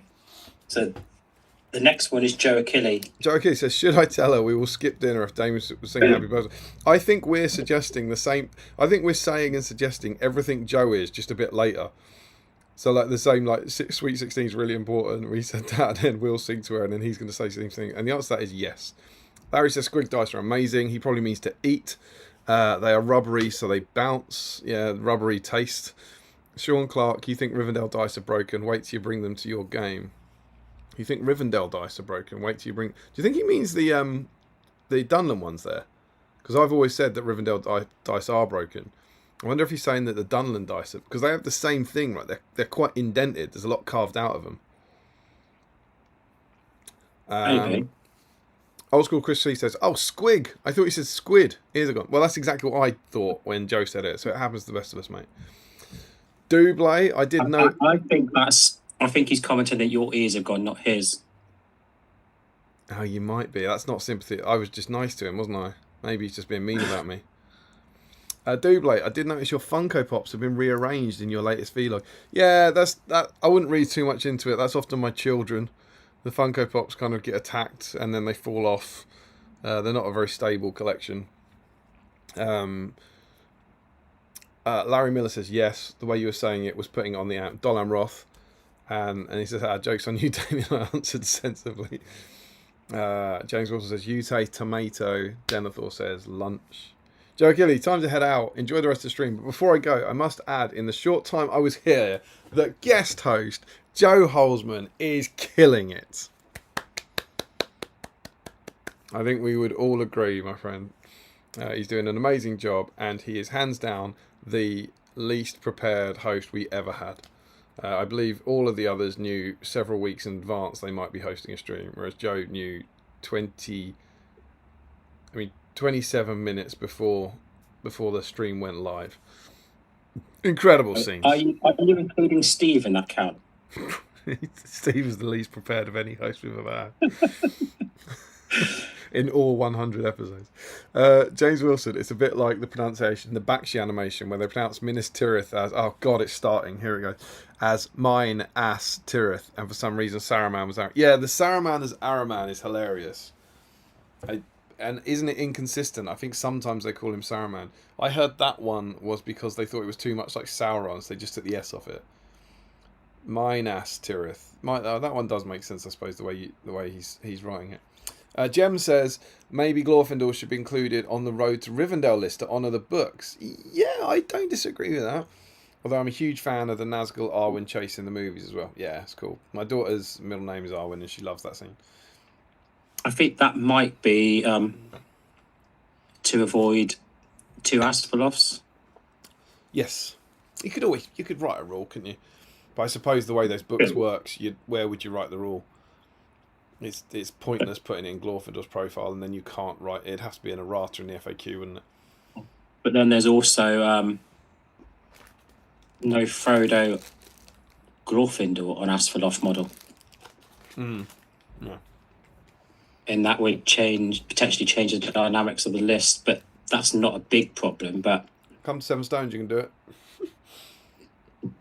Pretty sure, didn't I feel like Michael Haskell and Harry Parkhill did exactly that last year in their Road to Rivendell list. I think before every game they rolled to see whether they got Arwen or Glorfindel, which was cool. Larry Miller says there was a picture of Helm foot when he was first revealed. It showed both options. Did it? I don't remember that. Take your word for it there. I've got vague recollections of that, but I'm also wary of agreeing with Larry. You might well be right. Jem says an Aragorn Glorfindel combo sounds wild. Old School Chrissy. Guys, has anyone checked in on Larry this week? Must be checked. His repeated sensible answering of questions has me worried he's been kidnapped and is putting out a cry for help to us in the only way he knows how. Brian Pickering, check out this guy. The Araman pronunciation was because they thought audiences would be confused between Sauron and Saruman. That's what I heard.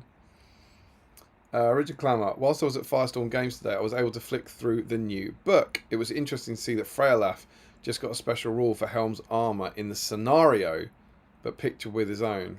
Nah. That's the sort of thing that we'll have to wait and see.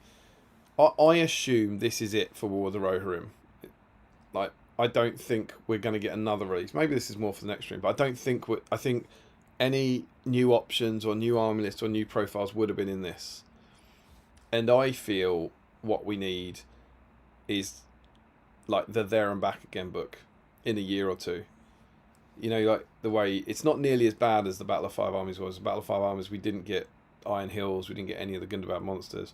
But I feel like in a couple of years, you need let's have another look at War of the Rohirrim and give you the Southron mercenaries and give you the skull-faced Dunlendings and give you the Mimics in the same army list and Freyalaf in the army. You know what I mean? Like, and have all the options that we don't need, but would be nice. I don't think we're going to get them now. I think Freyalaf and Helm's armor would be a really cool event exclusive. Mm-hmm. Yeah, for sure. But you can't have him in, isn't it? You can't have him in this with Bride of Death, right? He's not in the Defenders of the Hornburg list. I don't think so, no. So you can't actually do. You can do the scene. You can have Freyalaf leading riders in Army of Edoras, but you can't have Bride of Death Hera, which is obviously who he rides towards. Which again is like that's the only time you actually see Freyalaf in battle, right, in an army. So if anything, it makes more sense for him to be in Besiege of the Hornburg than it does in Defenders of the Hornburg than it does in. But then there's an argument that are they really part of the same army? He sort of turns up and routs everybody after. Yeah. Effectively, the Rohirrim have lost Helm's Deep. Yeah. Or about to. Huh. But then I suppose there are other armies that fit that situation that are existing army lists. This is it, isn't it? This is the question. It's the same one with Usurpers of Edoras. You shouldn't have Mimics in the Usurpers of Edoras list because Frekka's in it. What you need is a third one that doesn't have Frekka, called something like, Besiegers of Edoras. One that doesn't have Frekka, but then gets the... Or just have a rule for the list where you can't take mercenaries if you have Frekka. Yeah, exactly. James Wilson, if Larry got kidnapped, he'd be released after an hour.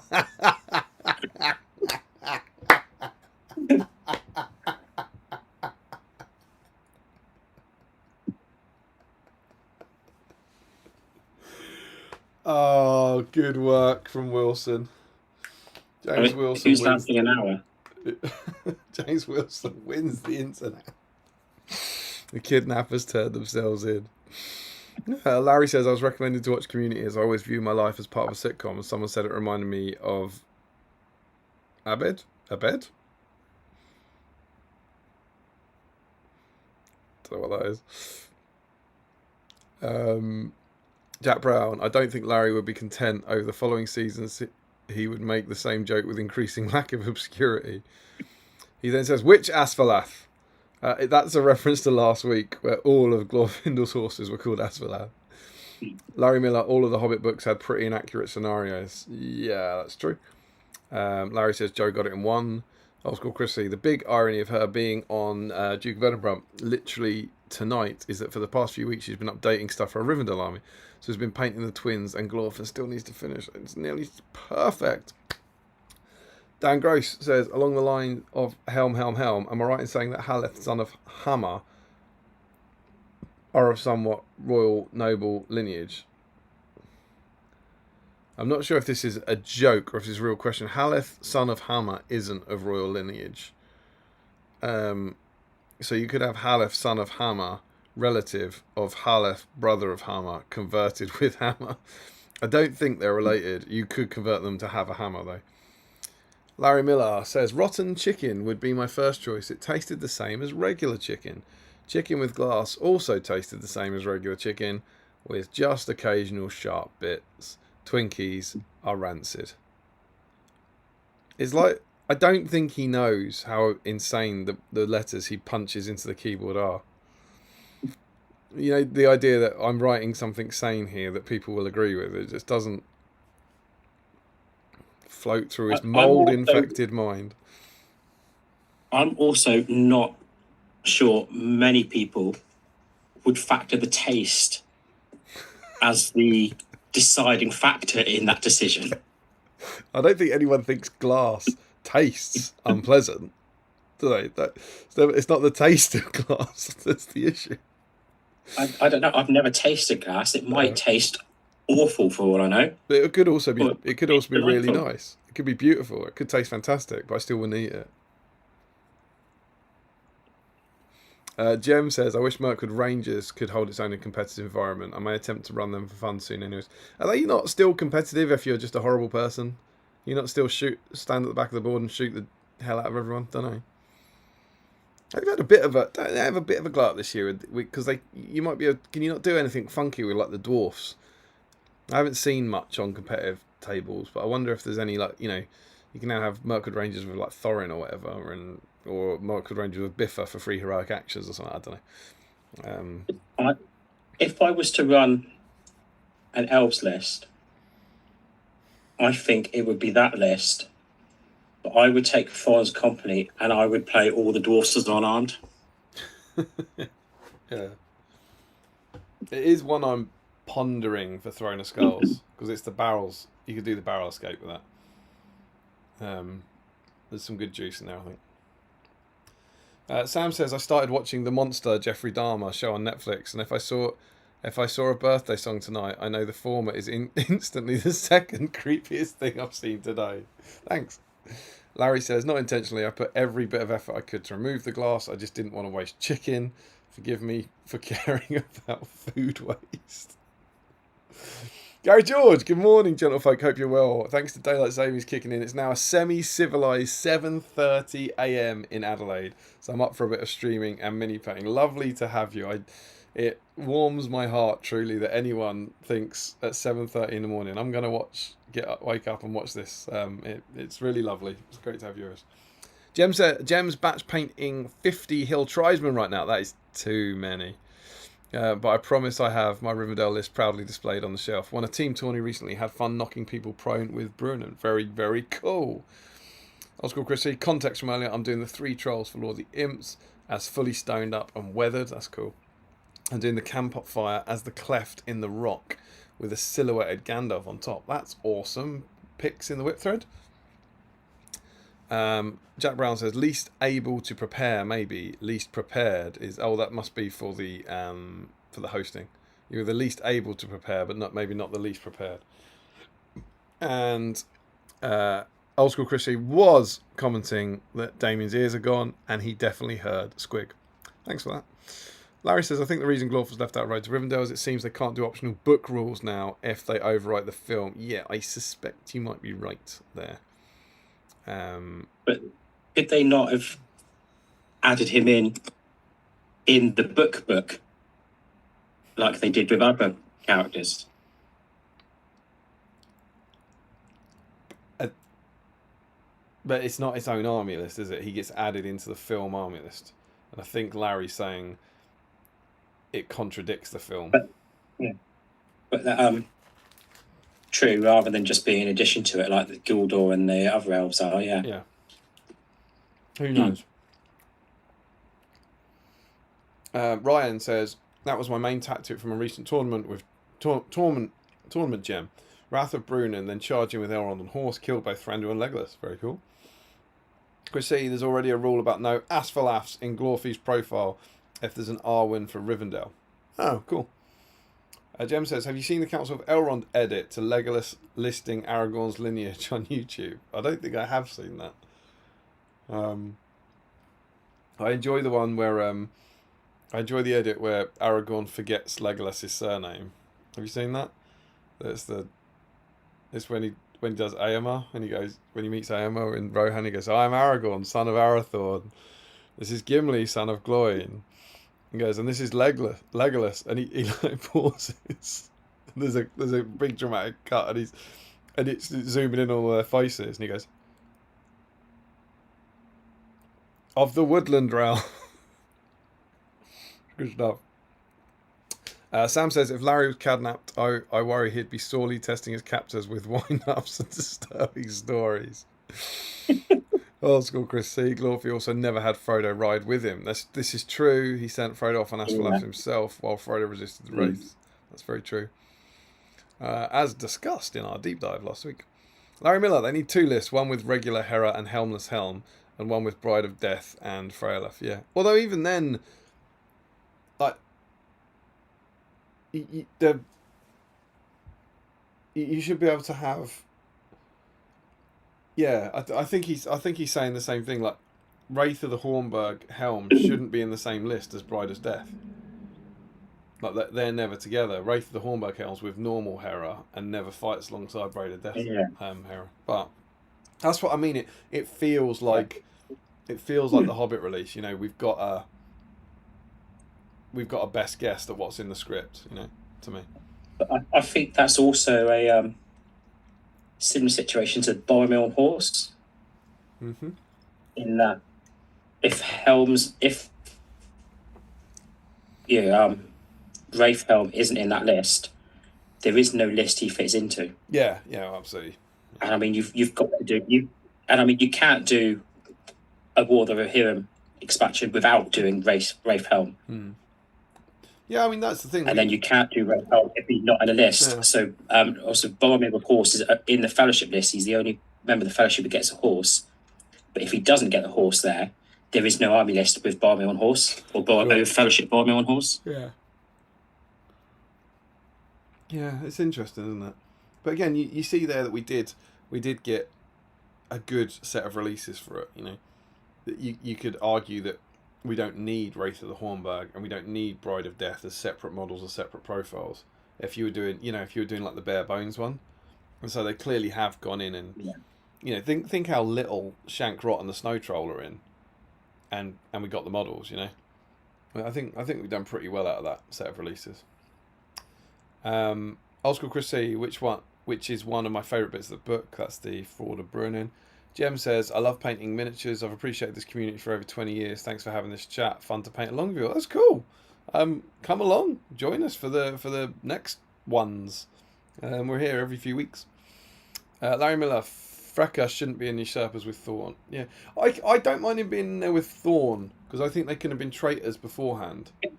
But I think you could have a kind of, a what if army of what if he betrays him earlier and all that sort of stuff. But whatever. I mean, Thorn could have helped Freka out in different battles, and Helm just never found out.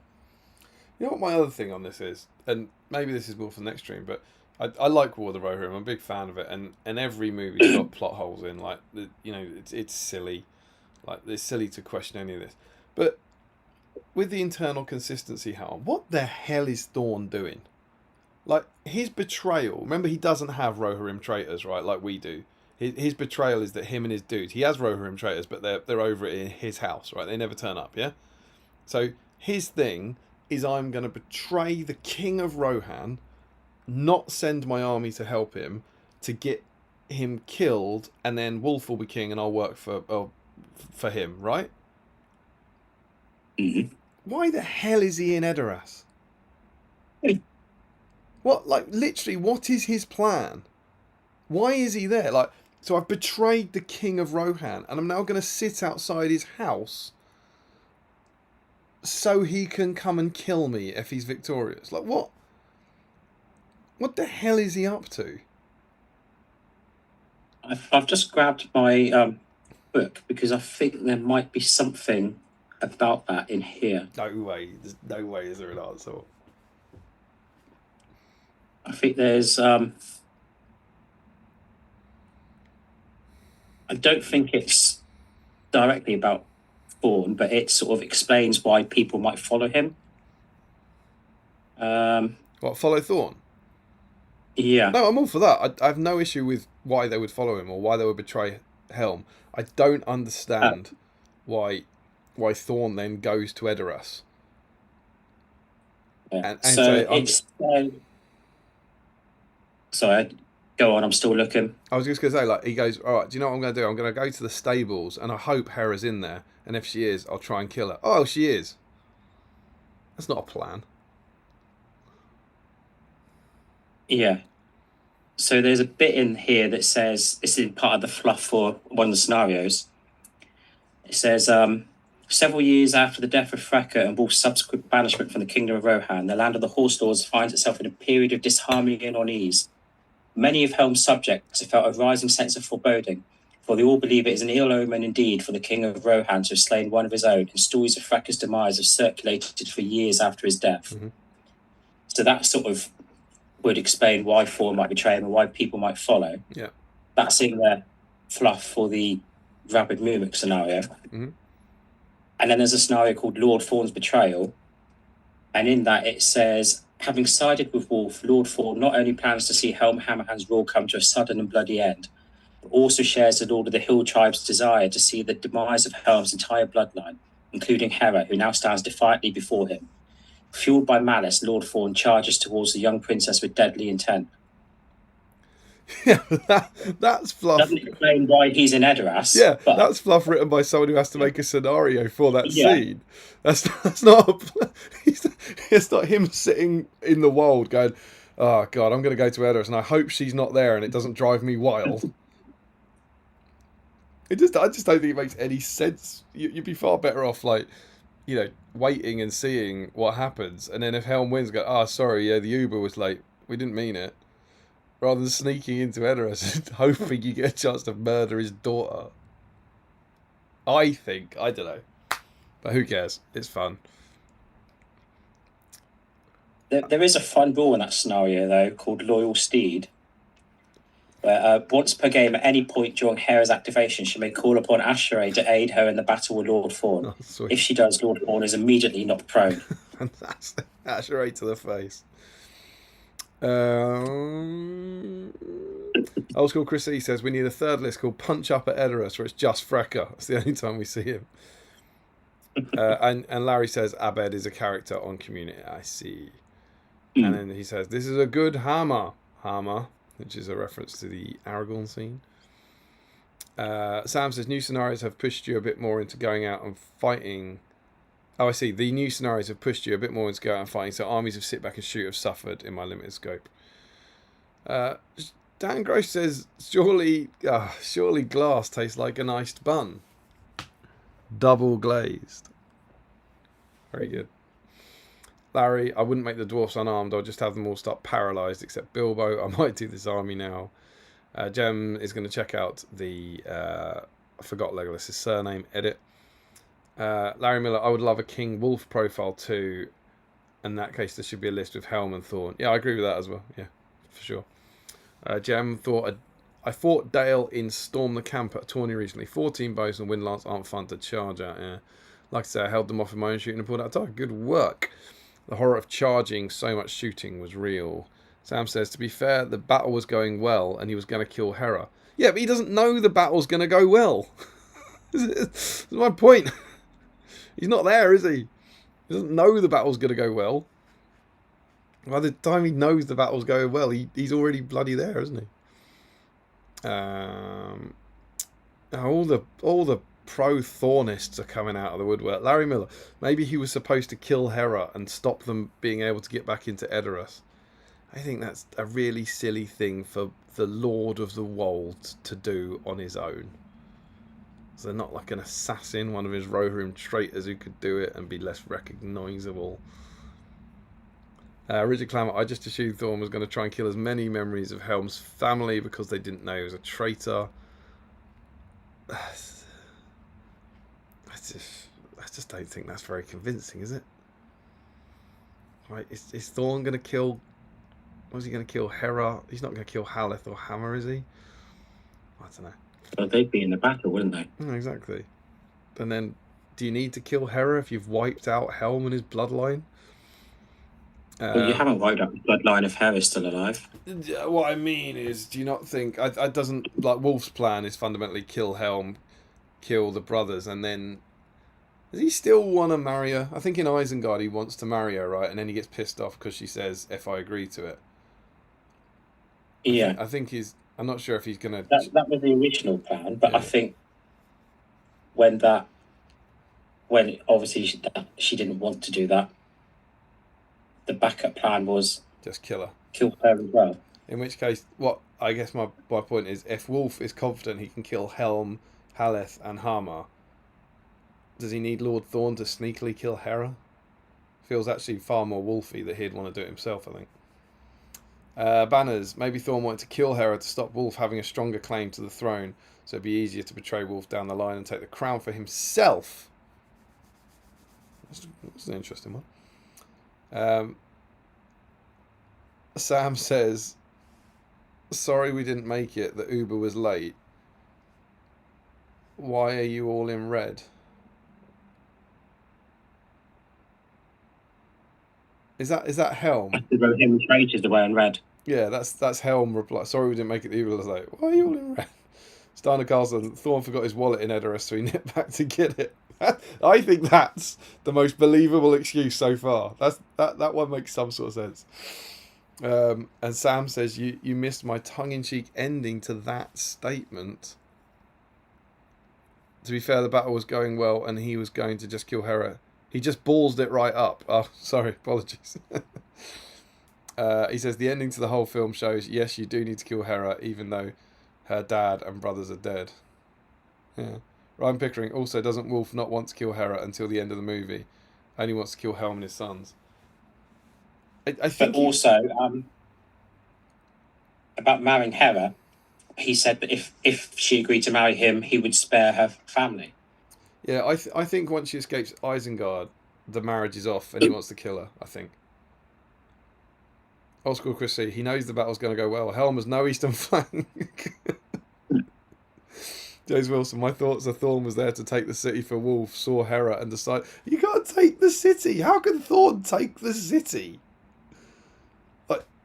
Like, what we're going to do is we're going to draw Helm out, draw Haleth out, we'll murder all of them and the army.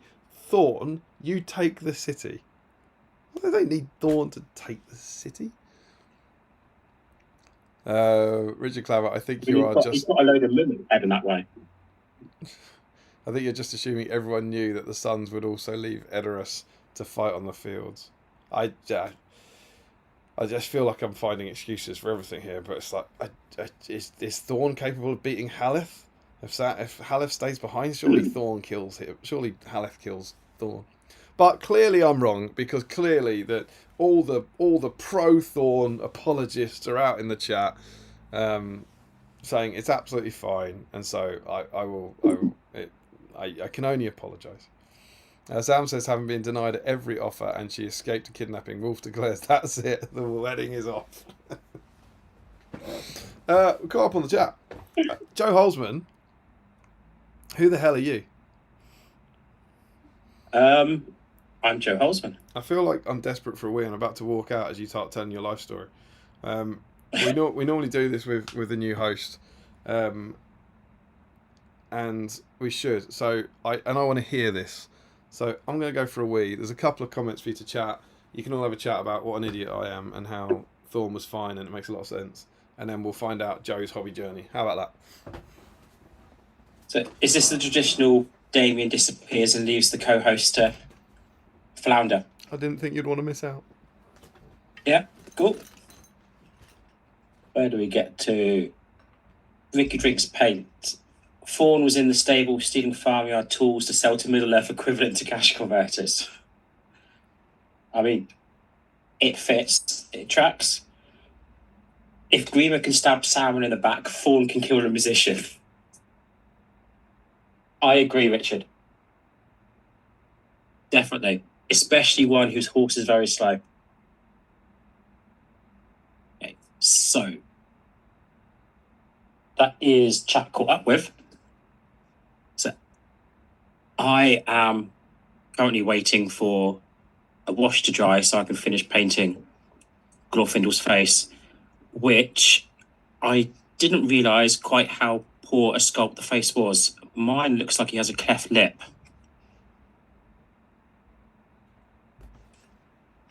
So he's very much in the ranks of the Monkey Twins for me.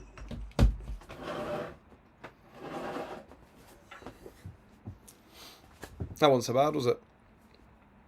No, not too bad. So yeah, Joe, do you Ricky- want to tell the kiddies your hobby journey, how you got into it, that sort of stuff?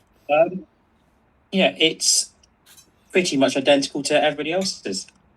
I started when I saw an advert for a magazine called Battle Games of Middle Earth. And being a big fan of Lord of the Rings films and the books, I thought that looked quite interesting because I was already a massive nerd at that point. So I started collecting the mag and I subscribed to the mag, and that was how I got started. And that carried on until I went to uni. So And what as magazine? so What many other magazine people, did you get? When did you start collecting it? Was it issue 1? it was issue 1. Oh, right, cool. Wonderful. So I would have been about 14, Mm-hmm.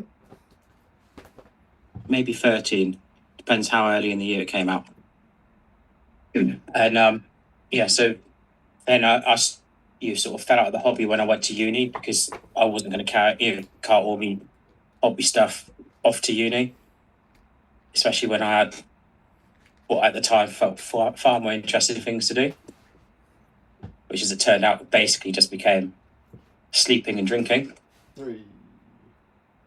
And then I finished uni and I moved back home, and I was, didn't pick it up straight away because I was unemployed for a while, so I didn't have enough money to spend on hobby stuff.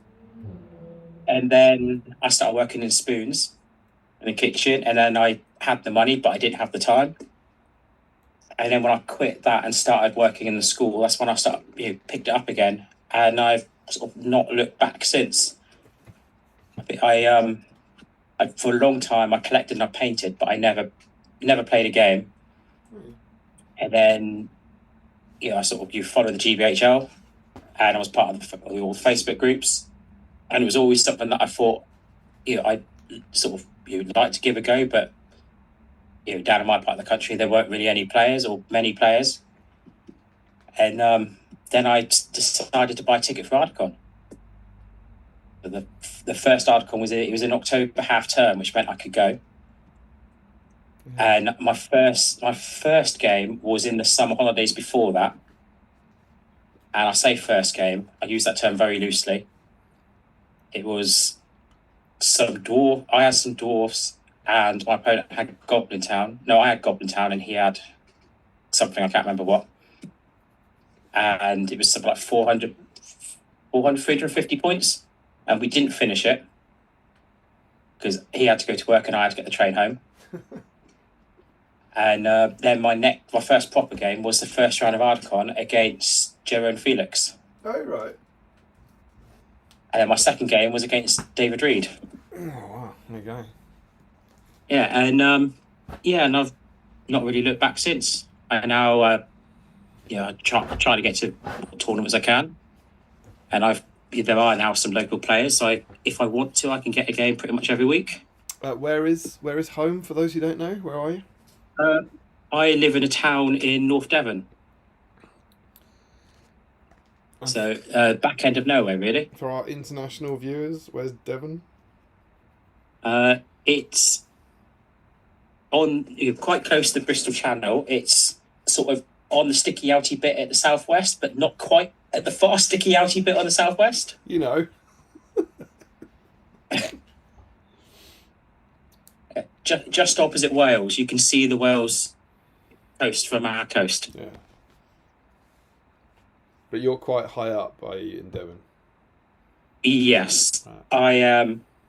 It's about an hour on the train to Exeter, direct south. So I'm pretty much right up on the northern coast Very cool. of Devon, not of England. So was that, you said the Ardacon you went to, was the first Ardacon, 2016, right? Yeah. And then that was the start of your gaming career, really, was it? Yeah. I did that. That was October half term. I got there. I finished work in school, went home, got changed, got my stuff, got the train up, and arrived in Manchester about 10 past midnight and checked in, and then, got up in time for the first game on the Saturday morning. That was 9 years ago, I suppose, wasn't it? Was it 2016 or was it 2015? 16. Because it was the first Ardacon was 16. Yeah, because there's been 9, but there was a year missing, wasn't there? Yeah, exactly. Yeah. So the next one is the the 10th next Ardacon. one. Yeah. I've already got my ticket for it. They went on sale last weekend. So do we. The Wanderers have our tickets. I highly recommend everyone to go to Ardacon. It's brilliant, and James is clearly this time going all out to try and make it a brilliant celebration of 10 years of Ardacon. So we're going to do what little bit we can on Battle Streams, and just recommend that if you've never been to a tournament, come to Ardacon as your first tournament. It'll be great.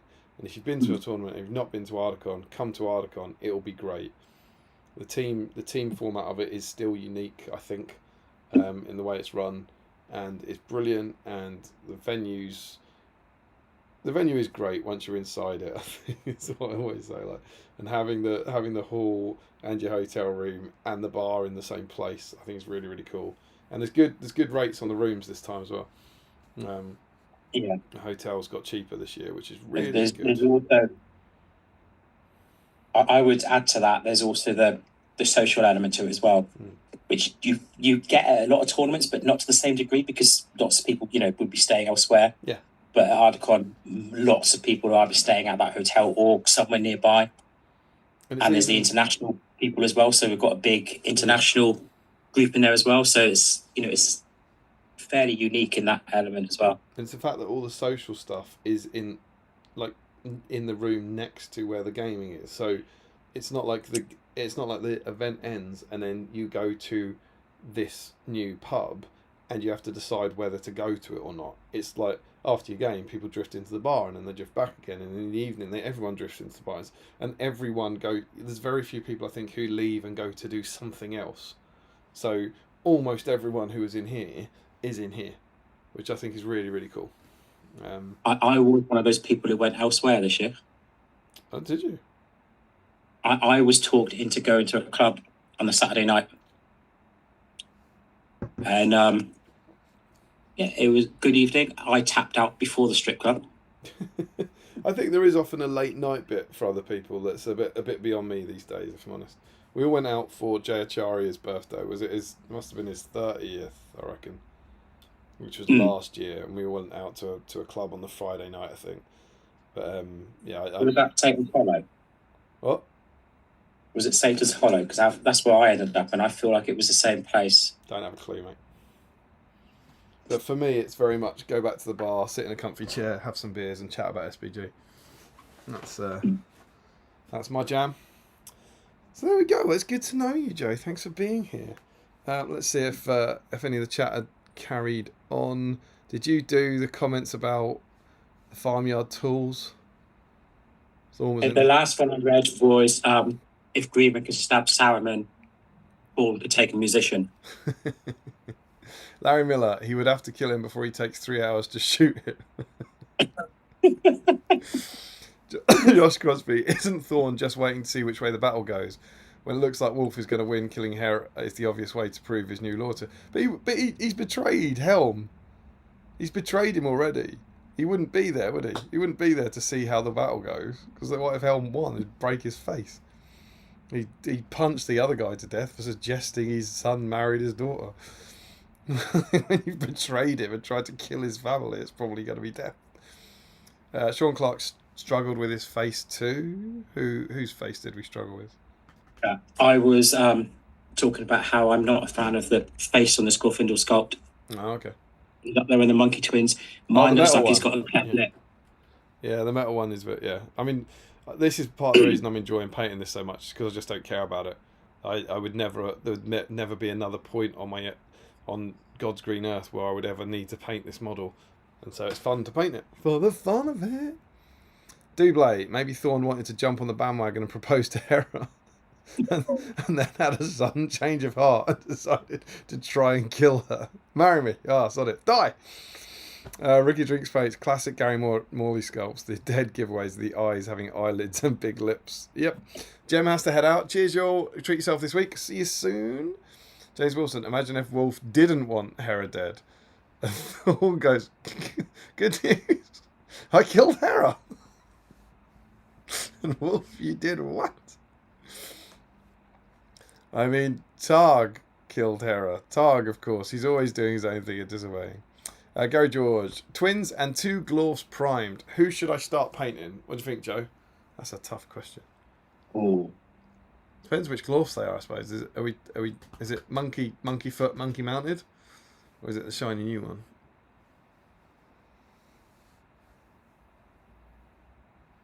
I'm going to say Eladan. I'm going to say Glorfindel on foot. There you go. Michael I'm just Dublé. saying Eladan because somebody said Elvahir is the far superior twin earlier. Yeah, swing it back. Michael Dublé has a Devon fact. Devon, let me see if you can finish this. Devon is the only county with 2 separate Coastlines. No, I'm afraid we were after post offices. I'm afraid it was post offices. It is indeed coastlines. Well done, sir. Yeah, we're the only county in the country that has, 2 coastlines that are completely separate. Yeah, separate coastlines. Sean Clark says... I'm a big fan of the North coastline. I imagine Dublé is a bigger fan of the South one. And that's why you two fight so much at SBG. Yeah. Sean Clark says Satan's Hollow. Ouch. And he says, I.B. Wiggins. I.B. Wiggins was there with you. I.B. Wiggins was there. I.B. Wiggins was there with you. What does that mean? Why does... You reckon it's supposed to be, I bet Wiggins was there with you? It could be, I bet. What was where with who? Satan's Hollow? Oh, I prefer it's a pirate claim.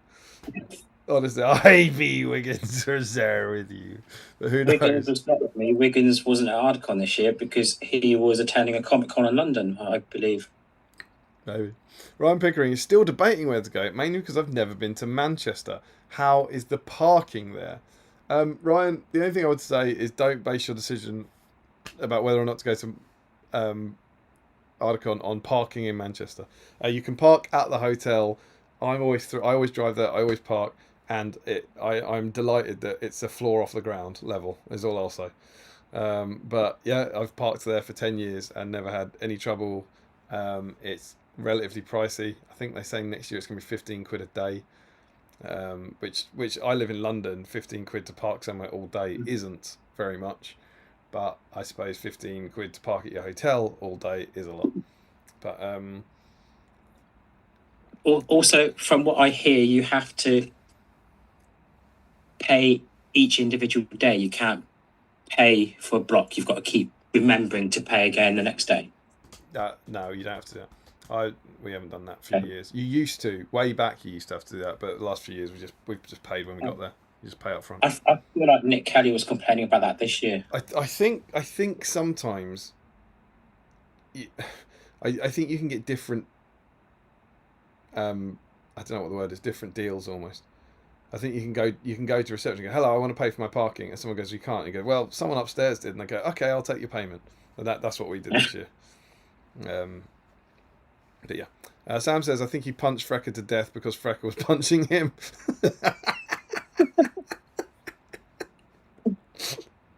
Yeah, but in that analogy, surely he'd be willing to punch Thor to death because he'd stabbed his daughter to death. I don't know. Larry Mellor is tempted, but think it's on my birthday, and because Jamie will be there.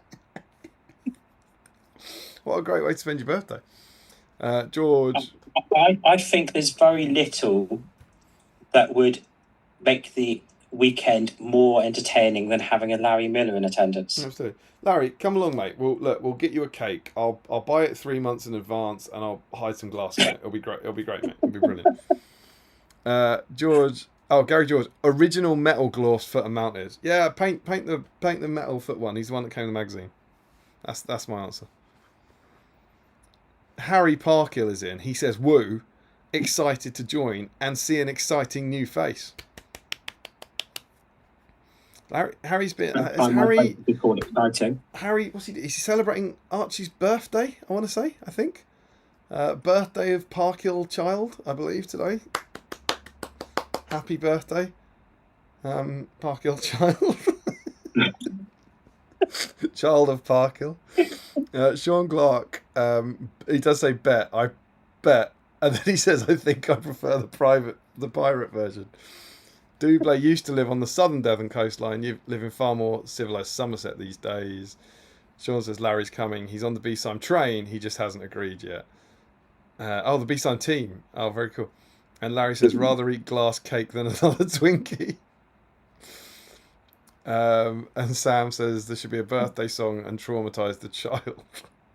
Ryan Pickering, the good news is my birthday's at the end of August, so I can justify the cost of going. If you come on your birthday, don't share the cake with Larry. It may be rotten and contain glass. And Larry, when Harry appears, Larry says, oh, it's the fan of that wretched mannish hilt elf. And we've caught up, at which point I think we should have a look at this, Joe. So stop your chattering. And we will, and let's talk about this and anything in this and anything Glorfindel related, that sort of stuff. Joe has the magazine. What a great host! I believe have the magazine. Joe's read the magazine. What a great host! So let's get stuck in, Joe. Issue 81, if you can add believe it. Glorfindel faces the fury of Mordor. Now when did you read it? When was last stream? 2 weeks ago yesterday? Yeah. I read it about 7 p.m. 2 weeks and a day ago. I see, that's annoying because I read it about 7 p.m. 2 weeks and a day ago, and I was hoping you'd read it more recently. But it seems we'll have the same memories. The elves are an ancient and proud race whose history stretches back to the very origins of the world. For years uncounted, they've dwelt in Middle-earth. However, with the rise of the Dark Lord, their time is coming to the end. And of course, the quote, which is always a bit barrel-scrapey by these later issues, they're going beyond the White Towers to the Grey Havens. Hard to find a quote for Glorfindel when he's not in the film. And we do, of course, get the wonderful Glorfindel with this magazine. This is cool. So, first up, we have Defenders of Rivendell. And that's where we get our theme, basically, for this issue. So we get the profiles of some elven lords. Rivendell is one of the few remaining elven strongholds in Middle-earth. Not only is it home to Elrond, also his twin sons Elladan and Elrohir. Here we provide all the gaming information you need to use these Defenders of Rivendell. And so we get Glorfindel, we get Gildor, we get Elladan, and we get Elrohir. And these are the first time they've appeared in battle games, obviously, so it's basically an elf supplement, which is quite cool. You get some new hero profiles. There are some. We're in the era of the game where there's relatively few special rules, I think. So they do get some. I'm not going to do too much on Glorfy because hopefully we will have time for a profile review after this. But he has Lineage of the Firstborn, Woodland Creature, and Asphalath, who's just a horse. Gildor has also got Lineage of the Firstborn and Woodland Creature, and he gets to cast Immobilize with 4 will points. And Lineage of the Firstborn is, you may spend a single point of will each turn without reducing their total. In effect, they can spend a free point of will each turn. Also, so awesome is the aura of power that surrounds them. Glorfindel and Gildor inspire terror in evil creatures. So they get a 3-point will every turn, which is awesome for Gildor because he gets to cast a Mobilize. Relatively useless for Glorfindel. Unless he fails a courage test. Unless you're Snake Eyes. With a courage of 7. Obviously, you can use it to resist spells. I don't think you can use it to pass courage tests in this version of the game. Can't remember when that... You couldn't do that to begin with. I can't remember when that got brought in. Might have been able to do it. It might have been added in the Return of the King version. But, yeah, not a great rule for him, but they cause terror. And then Eldar and Elra here. It's that classic combined combo where it's 140 points for both of them. They have Woodland Creature and their twin blades right from the start, which is you can fight with 3 attacks, you can use it as a 2-handed weapon, or you can shield. Oh, that rings a bell. Did they get the number of dice wrong? Did you pick up on this? I feel like in this picture down here, I might switch over to sub quality mag cam. No, I can pass it. I have a funny feeling when I was reading through it. Oh, that's the wrong one. That's dice cam. I think the dice number down here might be wrong. Elrahir's defending ability allows him to use the shielding special rule, described in Pack 9, just as though you were a model equipped with a shield. So this is this him, do we think? Must be this guy down the front rather than Glorfy down the back, right? So he's shielding. So shouldn't he have 4 dice? Yeah. And he's rolled 6. Like a cheat. Because these are, there are 8 here?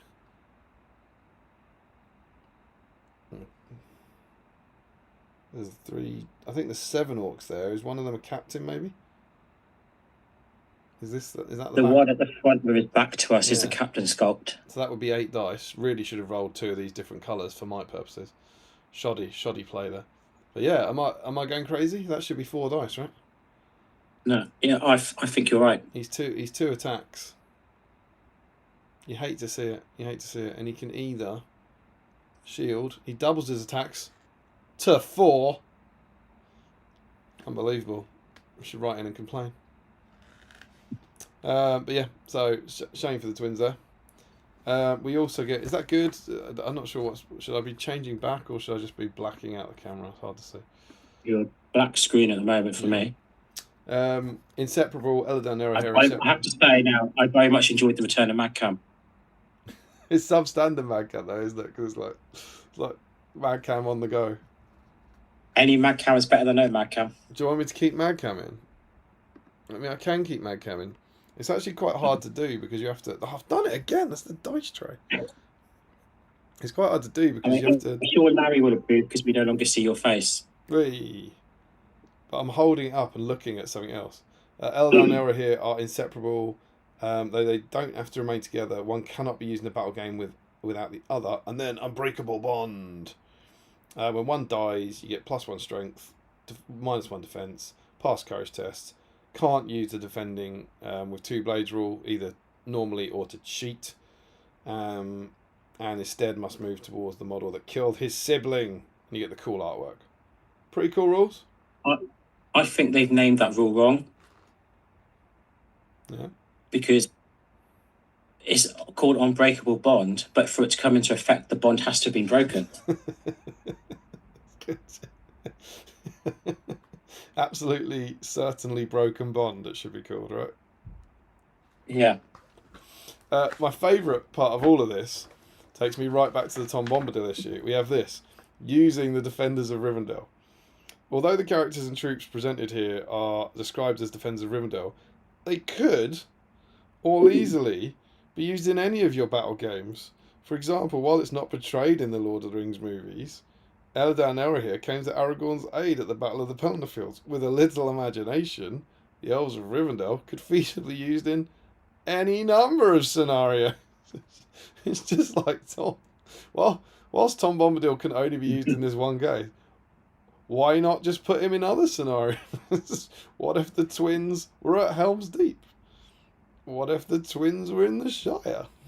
I quite like it. And then, the picture is the one sort of feasible use of them, right, as part of the Grey Company. But he's actually just saying, why... Except they call him King Alessa, and he's not King Alessa at that point. Oh, this shoddy issue. Yeah, I've got another one coming up, but I'll save that for the scenario. But, yeah, it's just, what if Eladan and Elrohir were at the Tower of Cirith Ungol? It was just great times. But yeah, cool. 4 new profiles. Gildor's in there. Harry's delighted. Do you want to take us through the scenario then, if you've got strong feelings on the scenario? Yeah, well, I'm just seeing if it's this scenario, whether it's the next one, because I think there's only one, right? So the scenario is surrounded. So long before the War of the Ring, Sauron's evil minions scoured Middle-earth in search of the One Ring and those who took it from him. In this battle game, Glorfindel defends the lands of Rivendell from an attack by the Dark Lord's minions. So it's basically what would happen if orcs attacked Rivendell. So we have, on the good side, the good player will need the Glorfindel model from this pack and the Eladan, Elrohir, and Gildor card figures from pack 80. He will also need all 16 elf models from packs 2 and 44 and the 8 elf card figures from pack 35. So it's Glorfindel, Eladan, Elrohir, Gildor, and 24 elves. The evil player will need the Gorbag and Shagrat models from packs 48 and 49, which will represent orc captains, and 18 Mordor orcs from packs 24, 41, and 72. He will also need all 6 of the Wild Rider models from packs 68 and 69, along with all 24 of the Moria Goblin models from packs 1 and 20. Finally, the evil player will need the Cave Troll card figure from pack 21 and the Moria Goblin captain card figure from pack 2. So that's 2 orc captains, 18 orcs, 6 Wild Riders, 24 Moria Goblins, a Cave Troll, and a Moria Goblin captain. Yes, I'm with you. So it's played on a 6x4 footboard. Yeah. I have an Elven Hall in the centre of the board, which is the hobby guide in this issue. And place other suitable terrain pieces such as hills, small patches of woodland, and rocks around the board as desired. Yeah. The elves start anywhere within 10 inches of the Elven Hall. The orcs are placed along one of the 2 short board edges, and the Moria Goblins are placed along the opposite short edge. Special rules: uncoordinated attack. Ordinarily, there are 2 forces in a battle game, good and evil, but in this scenario, you can split the evil force into 2, and you can play with 3 players. So you can have one player could be Moria Goblins, one could be the orcs, and then the good player can be the elves. But even if you play it 2-player, the Moria Goblins and the orcs play separately, effectively. Yes. And they roll for priority separately. They else, I assume they break individually. Yeah, they do. They won't break actually, will they? Because it's an outer scenario. Well, they do break in this. It's the they do break. bonus, Yeah. When one of the 2 evil warbands has been reduced to below half of the starting number, only the models from that force must make courage tests in order to act. So they do break individually, and they can only affect their own half of the army with heroic actions. It's quite cool and in depth, isn't it, for a narrow scenario? Yeah. We've also got Twilight, so it takes place just as the sun is beginning to set on the horizon. To represent this, you can use the Twilight battlefield effect described in pack 65. This means that the player should roll a dice at the start of the game and add 3 to the result to determine how many turns of the game will be played before the night fighting rules take effect. And the Moria Goblins are the exception to the rule of the night fighting rules because they are cave dwellers. So they don't need to roll a 4 or higher on a dice in order to shoot out or charge another model. Yeah. Again, not the cave trolls though. To win the game, the good player wins by killing half of both the Orc and Goblin warbands. This means he needs to kill 16 models from the Orc warband and 13 from the Goblin warband. And the evil player wins by killing all 4 of the Elven heroes. Now, this is where I think there's an error there, because I think both halves of the evil army are the same number of models. Oh, I think you're right. And I also think they give a different incorrect figure later on in the scenario. A different mistake? Yeah, the same 80, mistake, but with different figures. there's 26 models there. I'm assuming that's So we've got right. 2, 18 orcs, 20, 2 captains. 26, and 26. 18 orcs, 6 wild riders. Yeah, I think you're right. So it should only be 13 from each, It should. rather than 16, 13. And then it just says that you can have 2 players controlling the 2 individual forces of the evil. Then we've got our tactics. Lovely photography again, though, right? I really like these pages where you get a massive picture of a board and then little zooming in bits. It seems to be how they do their battle reports in here. It's really cool. So we've got concentrating your forces. We're facing an enemy on 2 fronts and may be tempted for the good player to split his own forces into 2 groups to deal with them. Or this will mean that all the combat will be roughly equal. It will rob the good player of a significant tactical advantage. The good player could try concentrating his superior numbers against just one of the evil warbands at a time. This kind of tactic is sometimes called refusing the flank. While it is a risky tactic to employ since it allows the other evil force to advance unchecked, if you can quickly and decisively eliminate one evil force, you'll have a much easier time attacking the other. So, for example, in this case, you could send all the elves towards the orcs because the goblins will only move 5 inches. So you can try and deal with all the orcs before going back for the goblins. Hit and run, because the biggest threat to the advancing evil forces is concentrated elven bow fire. The evil player could try to use his fast moving wargs to engage as many of the elven archers as possible. Although this will put the wargs beyond the aid of the rest of the orc force by attacking the elven archers and then retreating, you may be able to distract the good player, allowing the rest of the evil force to advance. That does sort of rely on the elves not just killing the wargs outright. It really made me giggle. You can't retreat if you're dead. This is like Theory Hammer 101, isn't it? Wouldn't it be great if my warg riders charged into these elves on the side, and as you can see here, because you got the skull symbols, killed them all, then I won priority, and then the warg riders ran away without taking any casualties. It's a brilliant idea, but we've all played this game, and what happens is the warg riders charge in, and they all die, and then the elves win priority, and then the rest of them die. It's not a good tactic. Yeah.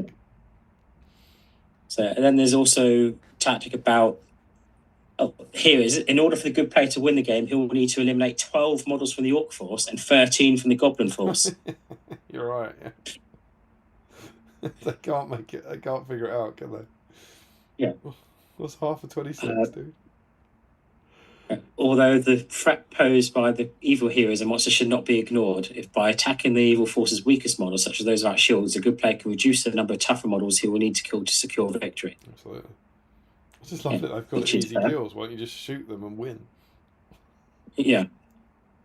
And then Nightfall, although the Morio Goblins have a hard time fighting the elves in the first few turns, once the sun goes down, the Morio Goblins' ability to see perfectly well in the dark will give them a significant advantage because they can shoot and charge the elves without having to test to see them. Again, the shooting, yes. The charging, I'm not sure is an advantage. Not a big one, because it's still goblins against elves. Why not charge a bunch of goblins into Glorfindel? Yeah. He'll never see it coming. And then hope the elves don't pass the 50-50 test to countercharge you. It does. I mean, the old refusing the flank just seems like the obvious thing, doesn't it? You just... Because to win, doesn't evil just have to kill half of the... It has to kill all the elven heroes. Good God. So all you do is you just wander your elf army this way, don't you? And slaughter half of them. And then you wander back and slaughter the other half. I think there needs to be like a condition about the hall or something, right? That to mean that you couldn't abandon the hall.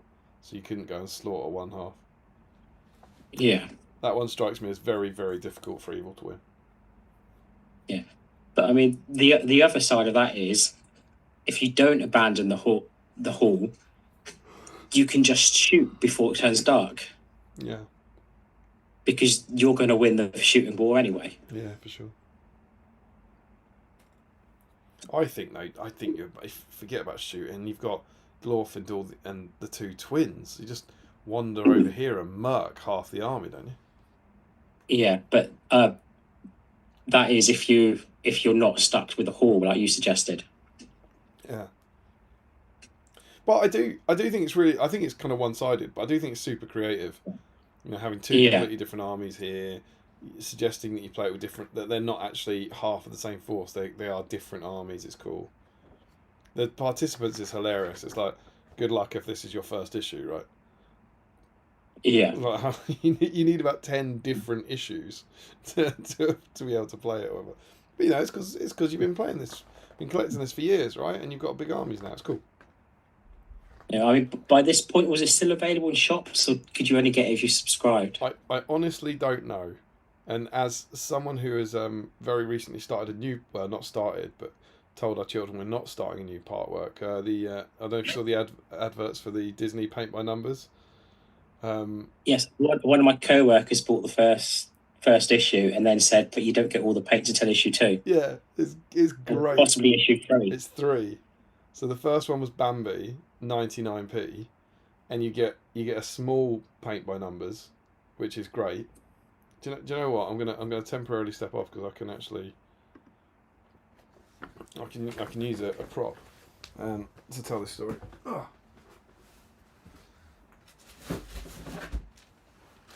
So the first one's 99p. You get Bambi. You get a small paint, and you get 5 paints, quite chunky ones. And you get a small paint by numbers that you can do, but then the big one, the main one, you can't complete because you don't have enough paints.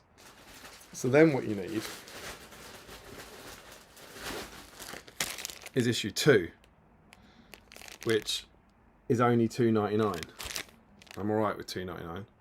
I've got 2 children. It's £6, not £3. But you get this Tinkerbell, good issue, strong issue. And the reason this one's in here because the kids don't know we have this yet. All right. That then again, small paint by numbers you can do. You can then use these paints to work towards Bambi. Then you need issue 3. You're not going to believe this, Joe. Issue 3, £5.99. And at that point, I think we're out. And we're saying, is that the regular price, or is it still a reduced price? No, that's the regular price. It's £5.99. No, sorry, it's only £5.99. And you do. I mean, you get quite a lot in it. I think it's probably worth £2.99. It's definitely worth 99p. It's worth £2.99. It ain't worth £6 weekly. So we got issue 2. We might get issue 3 to get the paints for Bambi, but also we've got about 7 different types of paint in this house. We're like, we'll buy you some paint. We'll buy you a book. But it made me giggle because all I was thinking was Battle Streams of Middle Earth. I was just thinking of like the part work and the model. But this is £3.99 5 years in, and I know it was 20 years ago, but the price didn't go up. £3.99 was the highest it got, and you were still getting what, £10 worth of models on it. But yeah, Disney paint by numbers, kids, should you need it. But yeah, made me giggle. Good old part works. So yeah, if you've been collecting this for 5 years, you can play the scenario. It's pretty cool. Yeah. Before you can play the scenario, of course, you have to paint your Glorfindel model. Yeah, obviously. I've been using the guide to paint my Glorfindel model. I've also been using the guide to paint my Glorfindel. What do we think of it? I think it's pretty good. I've not finished it yet. I've got as far as the hair. I've skipped the armour, though, because I do my metals last. Mm-hmm. I do my metals first, or I do them last, because then I can change the water. Oh, that's some pro level thinking there, Joe. I do my metals whenever I get to them, and I don't change the water. But then I just heard once that you get shiny flakes in your water. You're probably right. I'm awful at every form of painting technique.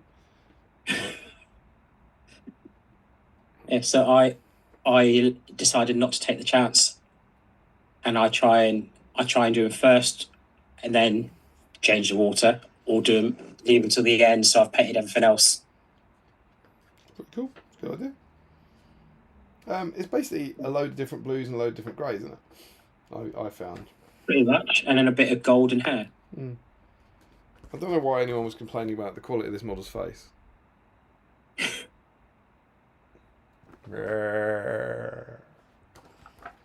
But it's a much better sculpt than Also, anything I could do. there's no paint on that brush.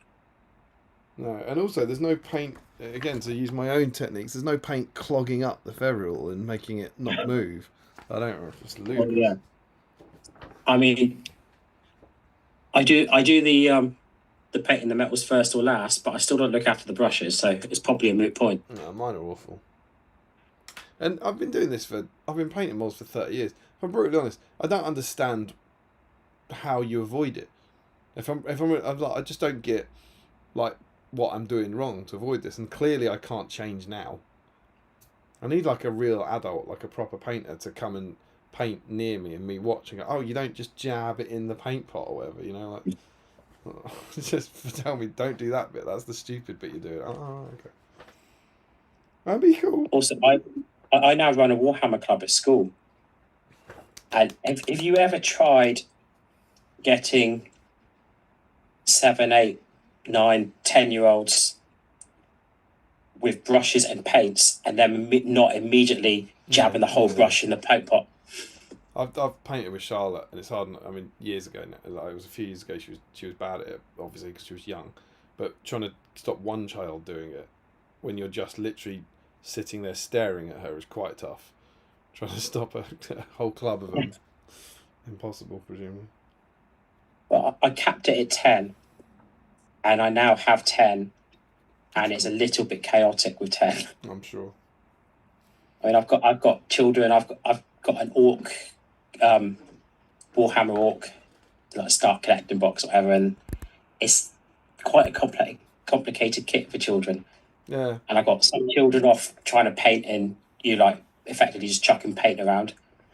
And I've got children who are like, I'm there trying to help them in the models, and they're going, oh, I like this bit. Let's cut this bit off. And what number was that bit? I don't know. Yeah. Like, so now I have to try and figure out what model that piece goes with.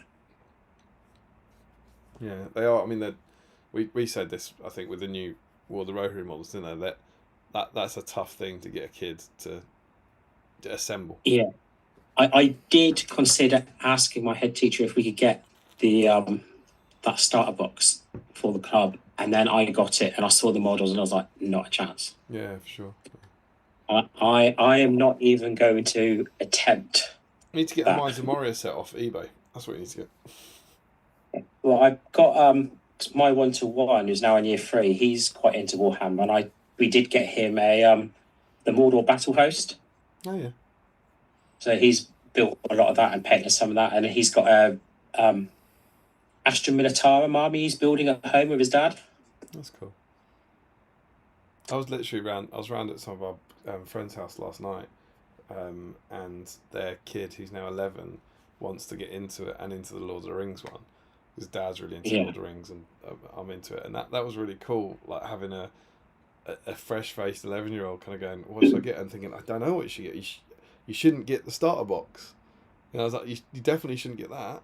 He's seen the animated one, but I was like, "You should probably buy the Fellowship of the Ring box, and then you should buy some Moria Goblins." Was where I ended up going with it, like narrative scenarios rather than match play, I think. But yeah, it's good. The also good thing about running the club is that when I have some models that I'm like, I don't really want these.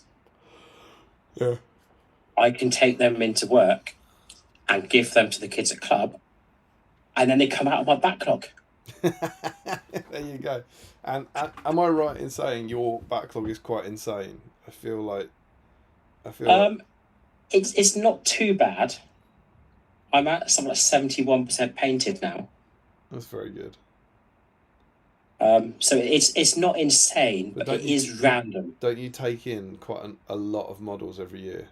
I feel like you were getting like 300 models a year or something. Some years I have. I'll bring up my numbers for this year, actually. Well, actually, I can bring up my numbers for the last few years. This is high quality hosting, Joe. Talking about BSIME Hobby Bingo, talking about your numbers. Yearly painting tally. This year I have painted 53. I have taken in, it says 71. It's not 71 anymore because I've got 4 more today, so 75. And I've got rid of 168. Oh, wow. I mean, that's good. So that puts me on plus 146. I will caveat that with this is models for total models, not just SBG. Yeah, sure. Last year I paid 104. I bought 148 and I got rid of 51. The most I've bought in a year is 185. And that was in 2022 when I paid to 201 and I got rid of 9. 201, oh Jesus. Yeah, that was all the year I bought the most models, but also my highest painted year. That's also, you say that was 2021? 2022. Maybe still some coming out of COVID, having a bit more time type stuff, I don't know. Yeah, but then COVID, I didn't really get any more time during COVID because school stayed open. I think I ended up with, across all the lockdowns combined, 1 extra week off that I wouldn't have had. Right, okay. But I also lost 2 weeks because I covered lockdown school during the Easter holidays. Because I think our lockdown was the week before Easter holidays, and I then came in every day for the children of core workers or key workers. And so I think in the end, I effectively had 1 extra week off. So not a huge difference. Cool. Yeah, so I have stayed positive every year since I've been tracking how many models I buy, as well as how many models I paint. That's the point, isn't it? That's the joy. Some years it's quite close. Last year it was only set at +7. Well, as long as you keep clearing that backlog, Joe, that's the main thing. Yeah, this year would be very close if I hadn't sold a lot of stuff earlier in the year. Well, and also got rid of 24 Rangers last week. So, Glorfindel Painting Guide, very good. I'm using it. He's not far off being done now. He will get finished, which is quite fun. That's your finished result for him, which is nice. I have to say, this is so good. This is the artwork from him. It's not for this, it's from Shadow and Flame, but so good. And it's just, you see this and go, yeah, that's Glorfindel. That's not Glorfindel. The artwork is really, really good, I think. And then we're on to our final article, which is the Rivendell Hall, which is this beautiful thing. So I go back to Madcam? I mean, I'm always going to say yes. Very pro Madcam. Let's see if I can turn Madcam on without selecting the dice tray. Boom. There we go. That's what we're building. Look at that. This is absolutely gorgeous. And I do recall this one made me giggle. But I can't remember exactly where it was. It's a 6-pager. Really, really beautiful. Was it the roof? It was the roof and the... Was it the tiles? No, it wasn't tiles. It was the wooden structure underneath for me. But I feel like... I might be getting it confused one for it. It feels like it was like... What was the last one? I might be confusing too, where it was like build it. Now to finish it off, just build 90% of it. I'm not sure if this one. So basically, what we're going to do is we're going to make a big base here, and we're gonna fill it with this. And we're gonna carve some steps, which is pretty good, and carving kind of concentric circles of little steps to make up and build like this, which is quite good fun, and that's all quite easy. And then we'll put some bark around the edge here, and totally with you. Court bark surprisingly tough to cut through with a junior hacksaw. Because of this, you may want to use a power tool such as jigsaw to cut the court with more ease. Be careful. Then we go over preparing the roof. So you do this piece here, which is going to become the roof. Make sure to use some useful markings, and then what you have to do is create the support pillars out of balsa wood. Divide the rod into lengths of 2 inches. That's these.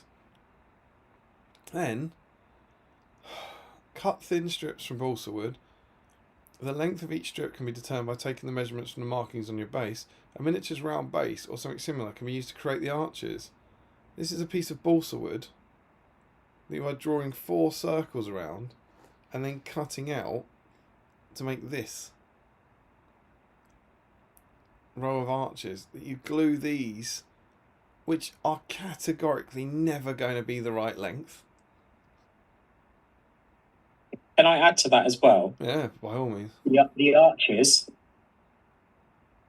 What's the point? I mean, if you look at the finished thing, do the arches really add anything? You can just about see them. You can't see a single one of them. on the picture on the first page, it's got Glorfindel and the Orcs on it. You can see them. That's such a good point. But that's such a great point. Oh, I mean, I hadn't even tweaked that. Not going to bother doing those arches. But after you've done that for days, you're left with this. Look at that. Look at that thing. And it's, I mean, clearly a genius has built this. And I feel like if Mark Greentree's out there, that the sort of, artists among us could make this. But I don't believe for a second I could cut those arches like that out of balsa wood. I don't believe I could cut those strips of balsa wood to be the right length. I then don't believe I could possibly get them to stand up like that. And then once you've done all that, you have to balance a massive roof on it. Like all it exists for is to balance a massive heavy roof on it. And then think about painting it. I mean, you do support it with this bit. There's a bit that goes on top of that framework that the roof then goes on top of. Yeah, because you glue that on top, don't you, like that, and then you glue these triangles in place. Yeah, I would spend. I've built vaguely similar things to this. Like I built, like, particularly in the years gone by, I built like kind of very fiddly fences made out of balsa wood and ships with railings, and you'd build this and spend hours on it, and it would be destroyed the first time you look at it. Like, as soon as that's on a table, one of these goes over, and what they're not even indented. That's glued flat, isn't it? That's like a tiny 2mm square piece of balsa wood glued to a piece of foam board. Top tip. I mean, I at school every year the year sixes do a Robot Wars project. Oh, yeah. Where they have to build and program robots, which they then have to do challenges with, such as can you program it to drive over a bridge, or can you program it to get around a very basic maze, and then they have to give a presentation on it, and then they have a thing where they tie balloons to the back of it, and you've got to do the last balloon on popped wins. Because they then have to add weapons to their robots, which I think is quite dangerous when you bear in mind this is 11-year-olds. But all the robots are entirely built out of balsa wood and cardboard. Perfect robot material. And whatever various sharp objects the children can pocket and smuggle into school. And I can say I've worked in year 6 quite a few times, and I can say I could not do that. I can cut wood. I can't cut wood to the same length every time. Yeah, this is what I mean. It's just insane. And now of course you'd 3D print it, wouldn't you? And you'd get those bits and it'd be wonderful. But this is old school. And it is art. It is beautiful. But oh my God, can you imagine going through all that? So anyway, then you build a simple roof and you whack it on top, right? So you can never see anything you've just done ever again, and you hope that all of these little bits here balance and support it. Then it's ready for tiling. And I feel like from you suggesting the tiles, you might have thoughts. Once the base has been once the base has been completed, Oh, I finished my base now. It took me all of my life, but I finished my base. The roof can be tiled. And how do you tile the roof, Joe? I would say I'm not tiling the roof. I'm not doing it. I'm not doing it. I'm not doing it. But no, of course, you draw lots of tiles onto graph paper and then use a knife to cut triangles out that are all consistently the same size and shape. Because that's going to happen. Look at it. Look how small it is. And this is paper, right? Yeah, graph paper. That would definitely not rip when you slightly pull it with a knife. It's drawn onto graph paper, then glued to a sheet of thick card. Oh my god. It's just vile. I mean, it looks amazing. It does look incredible. When somebody else does it. Yeah, look at that. Look how the same they are. Look how much the same they are. With your fingers and knives. Ugh. Drawing the tiles onto graph paper allows you to create pointed tiles that are all consistently the same size and shape. Does it? Oh god, it's grim. With the basic structure. I mean, I put my hobby knife in my BSIME mug shortly before the stream started, and I cut my finger. not on the knife. I am never making that roof without losing a finger or two. That was the bit that made me giggle. You know when I was saying at the start there was something like just build it and then finish it. This was exactly it. Finishing touches. Finishing touches were on with the basic structure complete. This is the quick edge highlight of BSIME, isn't it? Exactly. You can begin adding the extra details and finishing touches that will make you more stunning. One of them's the roof. This is a finishing touch. A quick finishing touch. Spend 43 years cutting triangles out. And then, there's more. They're then detailing the roof. Then once you've done this quick finishing touch, you then have to detail the roof. Which is this? Look at this. Cut things that are smaller than ants out of balsa wood. And it's just impossible. It's absolutely impossible. And it just says there's 2 strips of balsa wood are laid on either side before a crenellated spine is placed on top. Just get one of your crenellated spines out that you've got. I mean, there's not even any tips for that to make it easier. It's just a crenulated spine is placed on top. Just get a crenulated spine you've got lying around that you carved earlier when you were in jail for 10 years and stick it on top. Crenulated spine. Carefully glue the spine in place so it's straight and level. Oh, mercy. Aye. And then just whack up a quick decorative tower. A quick decorative tower on the top. My favourite bit about this is the caption, simple detail. Look at that crenellated. Was it a crenellated spine? Look at that crenellated spine. Look at that. Whoa. Beautifully crenellated there. And then after 5 pages, just paint it, mate. That's your painting guide. Just paint it. The stone and rocks can be painted using the same techniques shown in previous packs of Battle Games of Middle-earth. Start with base colour Codex Grey. The wood can be painted Bestial Brown and heightened with dry brush of Graveyard Earth. And the roof tiles can be dry brush Fortress Grey. That's all that is. And am I right in thinking the roof is removable, right? Yeah, I think so, because those triangles should be enough to hold it in place during a game. So crucially, you will be taking this on and off and on and off, so it will be taking like impact. But even then, you're going to have this, right? How the hell do you paint that? How the hell do you get the brush into those arches to reach them, let alone not knock them all down? I can't. It makes me feel ill.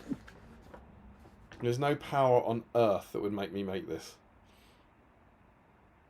And then you just put it on 7 stones and Larry wanders over and chucks a tennis ball at it. Like, I just can't even... it looks pretty. Not a chance. What do you reckon? I feel more capable of making it than I did before I read the guide. But before I read the guide, I was like, not a chance. And now I'm like, I feel like more like I could, but still not a chance. Do you know what's interesting? I think I feel less capable of making it since I read the guide. But I mean that. I think when I saw that, I was kind of like, okay, maybe I could make that. And now when I've read what I'd have to do to make it, I think, no, I couldn't make that. It's impossible. But yeah, there we go. That's my take. I don't know. That's the end of the issue. What do you think, Joe? I think it's quite a good one. I don't think it's up there with the best, but I think it fits all the criteria that you would normally say makes a good issue. It's all self-contained. I mean, you need about 10 other issues to have all the models for the scenario. That's a great bit of sass, but I think in my own logic that doesn't stop it being self-contained. That's just using your model collection. I mean, I agree. I feel weird about this. Standard collection. Do you know what this actually is? I think this is just a really good elf supplement. Like, so you got new rules for new heroes. You got a cool scenario. You've got a cool impossible elfin piece of terrain, and you got a great painting guide. So it's all super themed, and you're absolutely right. It meets all the criteria that make me always say it's a really good one, and I just don't think it is. I don't know what it is. I mean, you've also got some mistakes for the nerds to be outraged about on the internet. Yeah, I think it's a good one. But I think as soon as we have to cull them down, it will go. So I don't think it's worth. There's just something. Maybe it's slightly my anti-elf Rivendell bias or something. You know, that I'm just not that into the stuff it's talking about. I mean, I agree with that completely, but I also feel that way about some of the other issues you put into the best. Yeah. And then again, that could just be, I just don't particularly feel any affinity for that particular model that's in that issue. Yeah, it's almost like it's entirely subjective and meaningless and pointless. Yeah. I don't think I'm going to give it a nomination. I do think it's good. I did enjoy it. I think the scenery guide is unattainable, and that puts me off. I think it's not. I feel that way about many of the scenery guides beyond that issue too. You know the castle that said draw a base, make a castle. I think that was more useful and more attainable than this building. is my take. Do you want to see what the nerds are saying? Yeah. I'll try and find out where we were. It's Sam Page saying, good evening all. Sam's in. Welcome, Joe, to the host life. Kenneth Vick is in. What colours would you recommend to paint Glorfindel's blue inner cloak? Well, I'm going to defer to the painting guide for his inner robes, which are Enchanted Blue, which I think is now Calador Sky. Mix it with Ice Blue, which could be anything, frankly, but maybe Hoeth Blue.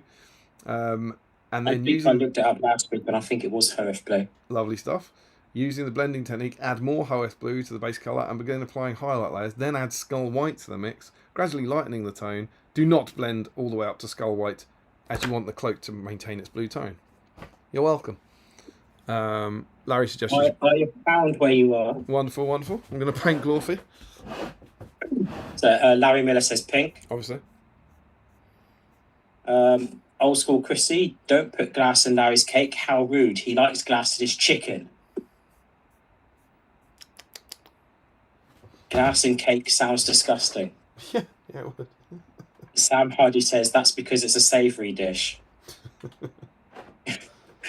Larry Miller, it doesn't sound pleasant, no, but at least it would taste better than a Twinkie. Sam Huddy, I'm curious. Glass and chicken is okay. Is sand and food also okay? Jack Brown, all the range is Silicon Valley. Larry says it's not okay, but a 12% chance of glass and chicken is an acceptable risk. Nope. I don't think anybody else agrees. I think any risk of glass and chicken is an unacceptable risk. It's dangerously rational, Joe. Harry Parkhill says, yes, it's the little man's birthday party today. Whee. Then he says, love me some Gildor with his mannish hilt.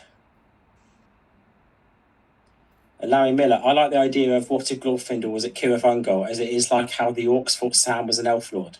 That's good. I just wish she had a good model with a proper elvish weapon, Harry. It's about Glorfindel. Not Glorfindel, Gildor. Doublé, to be fair, the orcs did think a mighty elf lord had defeated Shelob and was on the way to the Tower of Cirith Ungol. Damn it, Larry beat me to it. Sam Huddy, after one of our guys took Dory as Sam for his fantasy fellowship, we found out that what if he was at Cirith Ungol meant everyone but him and Frody was brutally killed with a flail.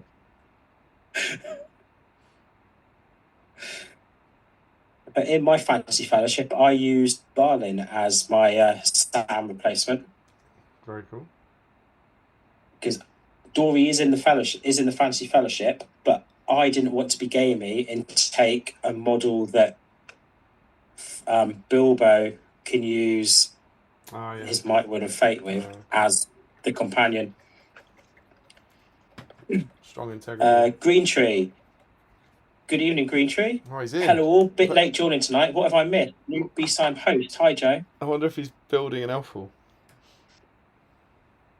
I mean, if he isn't, I bet he is now. Build it. And I bet he'd do an amazing job of it, not like me. I'm sure he would. Larry Miller, did I beat you to also criticising that horrible mannish hilted elf? Doublé says, you missed out on Damien revealing his hatred of Lord Thorne's choices in life.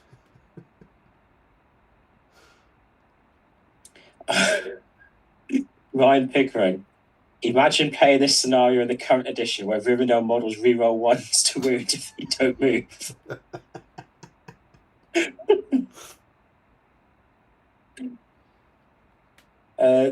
Sam Huddy can guarantee if I was playing as the elves, that Wild Rider hit and run tactic is word for word exactly what happens. To give an example, last weekend I used Fellowship v Harad, put up Blinding Light, so 5 Harad fired at Leggy, 4 rolled 6 to hit and all wounded him, down to 1 wound, 0 fight in 1 turn. Perfect. Sam Page, video is frozen, sound still fine. Yeah, it seems to happen every week now. It's nothing to worry about. Yeah, it looks to be all right to me now. Yeah, it I'm Damien. I only change my water after varnishing or when it's getting dirty. That's Larry Miller. How does it feel to be in the Larry Miller camp? Oh yeah, well, yeah. It's always good to know that I agree with a man of sanity. Sean Clark, use a wet palette. It changes everything, including brush care. Oh. I use a wet palette, Sean. It doesn't help. I haven't got the space. Sean Clark, I change it when my brushes start to taste a bit funky.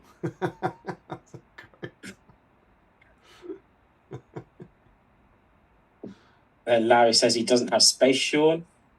That's just, oh my God, that's just what I said. Oh, that's the most on point with Larry I've ever been. That's literally what I said. That's the 4-year-old BSIME gag, and me and Larry have just nailed it at the same time.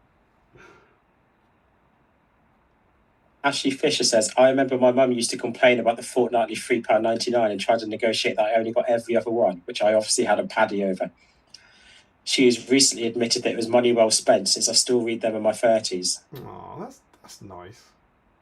I do that with my mum and dad, that sometimes I'll paint old models that they got me or something, and I always go and tell them, like, you got me this X number of years ago and I've just painted it and that sort of stuff. Ryan Pickering, narrative scenarios are definitely the best place for newcomers. Speaking from experience, starting with the competitive side usually ends up in a mess. I mean, I look at my my tournament career and I cannot disagree with that. Larry, I still can't get on board with this whole keeping track of models thing.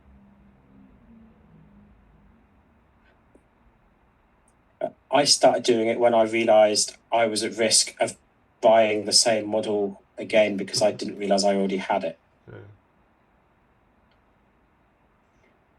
Ryan Pickering, especially if the competitive side is very opinionated, like 40k. I don't think it's anything like that in SBGF. More like even the competitive side, as it were. I'm not even sure how big that is. I don't think the competitive side is very big. I think people who go to competitive tournaments are not necessarily competitive people, if that makes sense. I'm not really sure, but I reckon there's under 50 people who are trying to win the league, and there are 1,000 people playing in the league. I think, you know. I wouldn't let that stop you, mate. I think we've got a really good community here. Sam Huddy, build and program a robot for a school project. Now I feel like I was at school centuries ago. I mean, I feel like most of us were at school last century. I certainly was. I crossed over. I think I crossed over for 1 year. I think I left secondary school in 2001.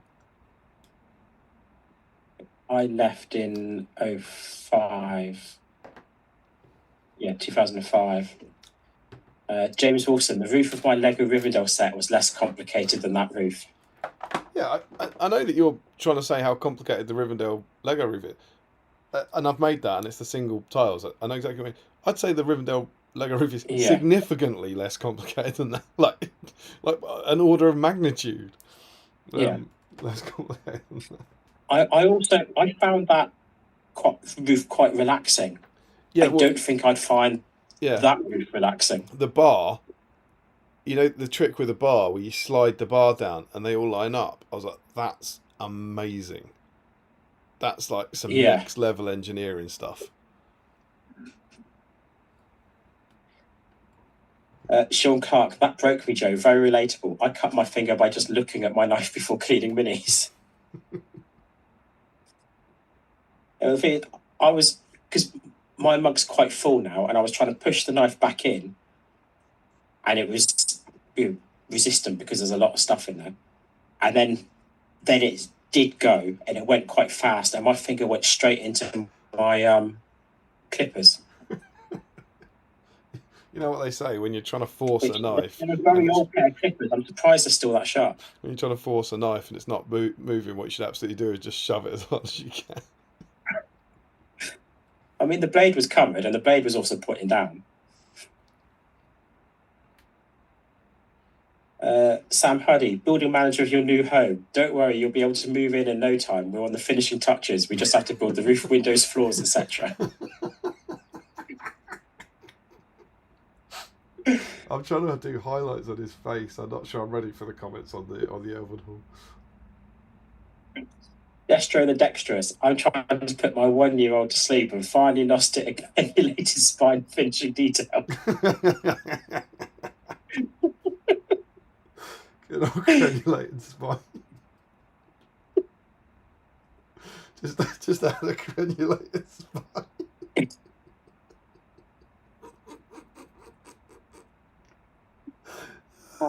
Finishing touches. Sam Huddy, if you didn't want Larry to break your model house, you shouldn't have thrown his ball and got him excited. That's a fair point. Destro the Dexterous has got a new video series for you. Oh, yeah. I want to start a YouTube channel where Damien picks Battle Game and Middle Earth's worst builds, and I try to complete them. We like Taskmaster. And then Larry says, I like the idea.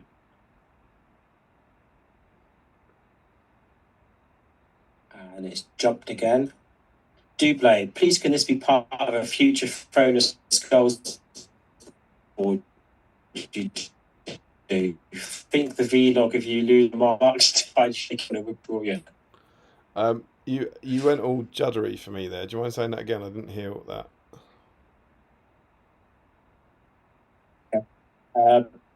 Dublade says, please can this be part of a future Throne of board you do? I think the vlog of you losing your mind and then Mark Stone arriving to find you shaking in a corner would be brilliant.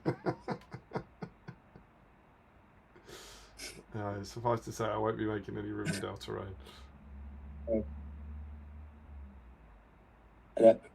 Ryan says it is also the last Elven supplement issue we get. Mm-hmm. No more elves in BSIME. Or in Battle Games of Middle Earth. Yeah. Pour one out for the I elves. think he's right. Get some orcs and some dwarves. Get some dwarves, get some goblins, get some hobbits. Jeff Flora, BSIME challenge, build the elf hall. It's an awful challenge. Imagine me if I put that on the bingo.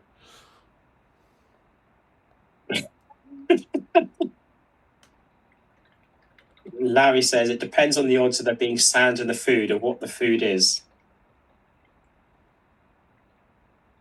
And then he says that is not true. You accept a small chance of glass, otherwise you wouldn't eat anything unless you had been present at every step of its creation. That is not. Otherwise, you can't guarantee there is no glass in it, so there must be a percent you will accept. That is not true. People assume there is zero glass in their food. They are not accepting a slight chance of glass any more than they're accepting a slight chance of chimpanzee in their food. They're not going. Oh, and then lasagna. Yeah, there's probably some glass in here. I'll just have to accept it. Said no one on this earth ever. Dan G. Ross, I'm building an elf hall. That's hall spelled Haul. And Larry Miller, extra entry for building an elf hall. Yeah. You know what? If you finish it. Yes. Extra entry for a crenellated spine. Yeah, I'm going to go with that. You can get a bonus entry for a crenulated spine. Oh, cool. We need a caveat though. What, like made out of balsa wood? Yeah. And how many crenels?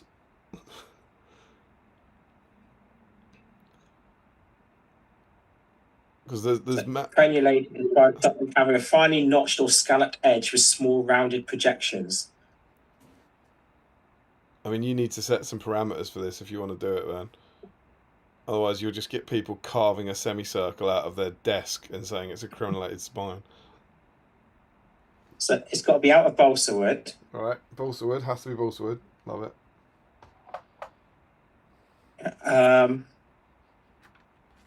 What other stipulations could we put on it? I think you need minimum length. How do we define? You need minimum length. Suitably crenulated. I think you need minimum length. What's the length of the house in the issue? Oh, just finishing touches, roof size.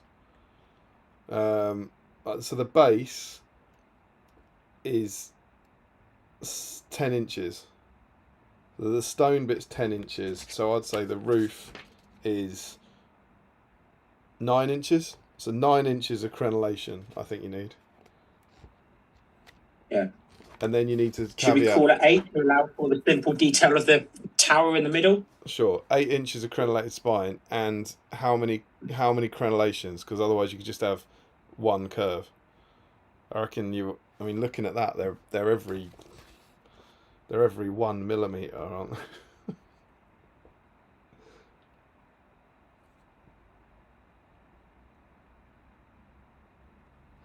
I think you're looking at about 25 crenellations on that. I make it 26 for half of it. So half of 26 would be 16? And 26 is half of it. So double 26. 52. So somewhere between 50 and 60, I'd say. 50. It's impossible. You can't. 50 and 60 crenellations on an 8-inch. That's impossible, surely. But fine. Sure thing, man. Okay. Should we say between 40 and 60? I still think that's going to be a lot. Okay. If you look at yeah. Look on page 16, right? I know we're looking at the side of it, but there are 1, 2, 3, 4, 5, 6, 7, 8, 9, 10. There's 12 on that strip. Do you know what I mean? The side strip? And that isn't... I would say that's maybe 36 for the length of the thing.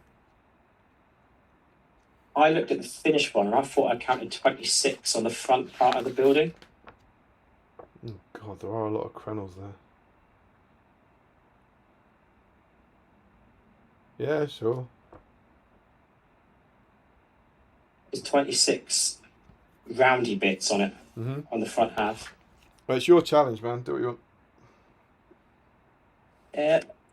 Let's go at least 20, shall we?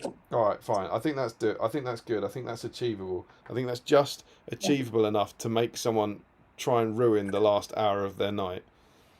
So it has to be 8 inches long, made out of balsa wood, with 20 crenels. At least 8 inches long. I mean, it could Yeah. be 20 inches long and 1 crenel per inch. I also like that we decided crenels are word. Crenellations are the dips, crenels are the round bits. Yeah, go on then. Minimum of 8 inches of balsa wood, minimum of 20 crenels. Love it. A crenule is a diminutive crenna, which leaves me less sure of what it is than Sure of what I was before. Oh, okay. A crenna is a notch, so the crenna is the bit that goes in. A cren. It's a notch, indentation, cleft, or scallop is a crenna. Oh, a crenna. Yeah, so a crenula is a small crenna. I like learning. BSIME, educational. Yeah. I mean, last week it was beavers, this week it's crenules. Absolutely. Oh, I hope so. You can hear... It would be you. You're normally quite good at this. You can hear Josh Crosby chipping away, can't you? I reckon Green Tree would be on that. He'd like a bit of that. Yeah. He's got the... He tends to just kind of casually just knock it out and go, I don't know what everyone's moaning about. Look at this. It's perfect. I mean, I can't get in on that because I don't own any balsa wood. Also, I can't be asked.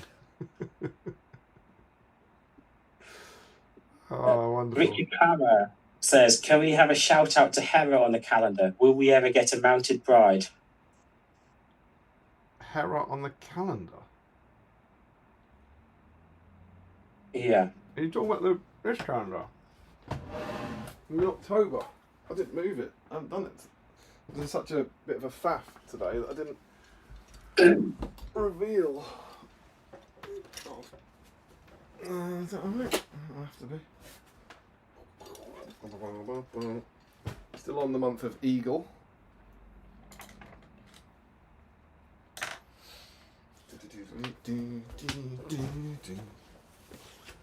You keep going, I'll sort this out and then come back to you. Okay.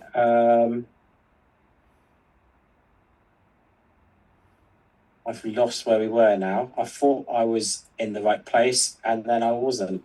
It was Richard Clammer, wasn't it? I think. Yeah. Tommy Murphy, hang on. Damien paints his metallics whenever he wants and it's fine, but I paint my eyes last and I'm a madman. Inconceivable. I disagree, Tommy. I think you're both madmen.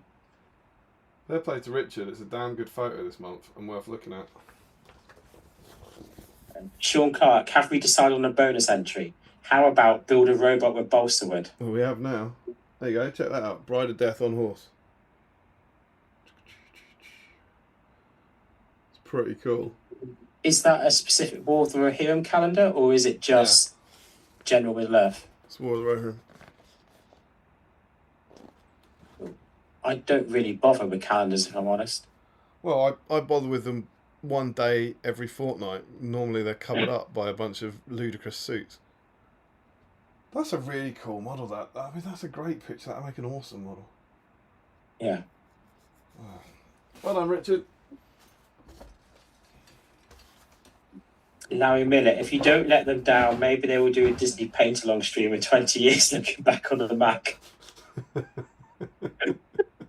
That's what we're doing after Moomins, right? Sam Huddy, I think the deciding factor would be that I witnessed glass explode over the food.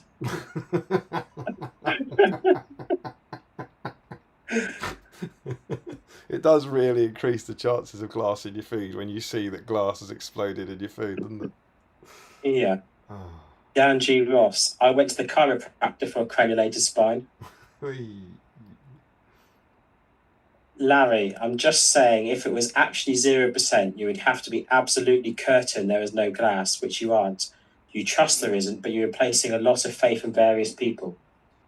I don't know whether that typo on certain is deliberate or whether it is a typo. Yeah, it's hard to tell with Larry, particularly when he's talking about what he's talking about. Chiropractor, I have no idea how to make it either. That's Sam. Crosby, why? I actually wanted to paint some models. I love the idea that Dan G. Ross went to a chiropractor with that tutorial and asked him how to make.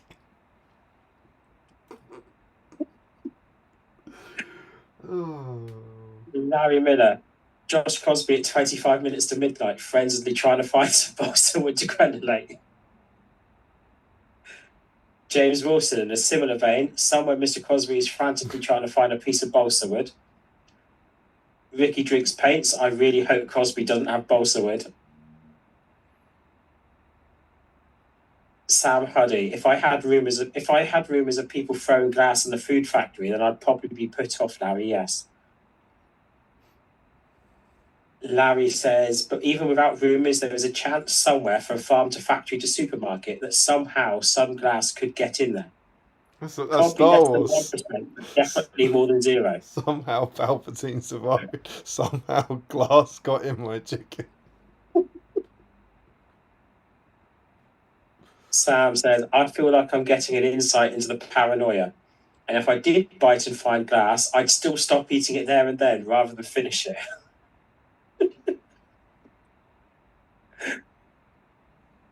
Larry's still going on about it. Yeah. If you really only accepted 0 chance of glass, you would have to be paranoid. Just pull the glass out and finish it off. James Wilson, combine the two beaver crenulations. That's an idea. What, carve the crenulations in the shape of beavers? Or carve them in beavers. Finishing touches. Larry, oh damn, I forgot to do my calendar too. Sam says, I'd still scrap it and just wait for the next meal rather than risk a GI perforation. Jack Brown, balsa wood keeps splitting. Oh, that is a man trying to crenulate. Oh, I've got a top tip. There's a tip for that in the mag. Yeah, I've got a top tip. Don't worry. To stop the wood splintering. Not the crenule, but it might still apply. Is it for Jack, yeah? Yes. Jack, don't worry, we got you covered. To stop the wood splintering when cutting an awkward shape, such as a semicircle, don't do it. No, it says out of a sheet of balsa wood, you can affix sticky tape to the back of it. So you do that, and you'll find it makes no difference whatsoever. Enjoy. Larry says, Tommy, they're always deciding people are mad for completely ludicrous reasons. Ludicrous is spelt wrong, like the rapper.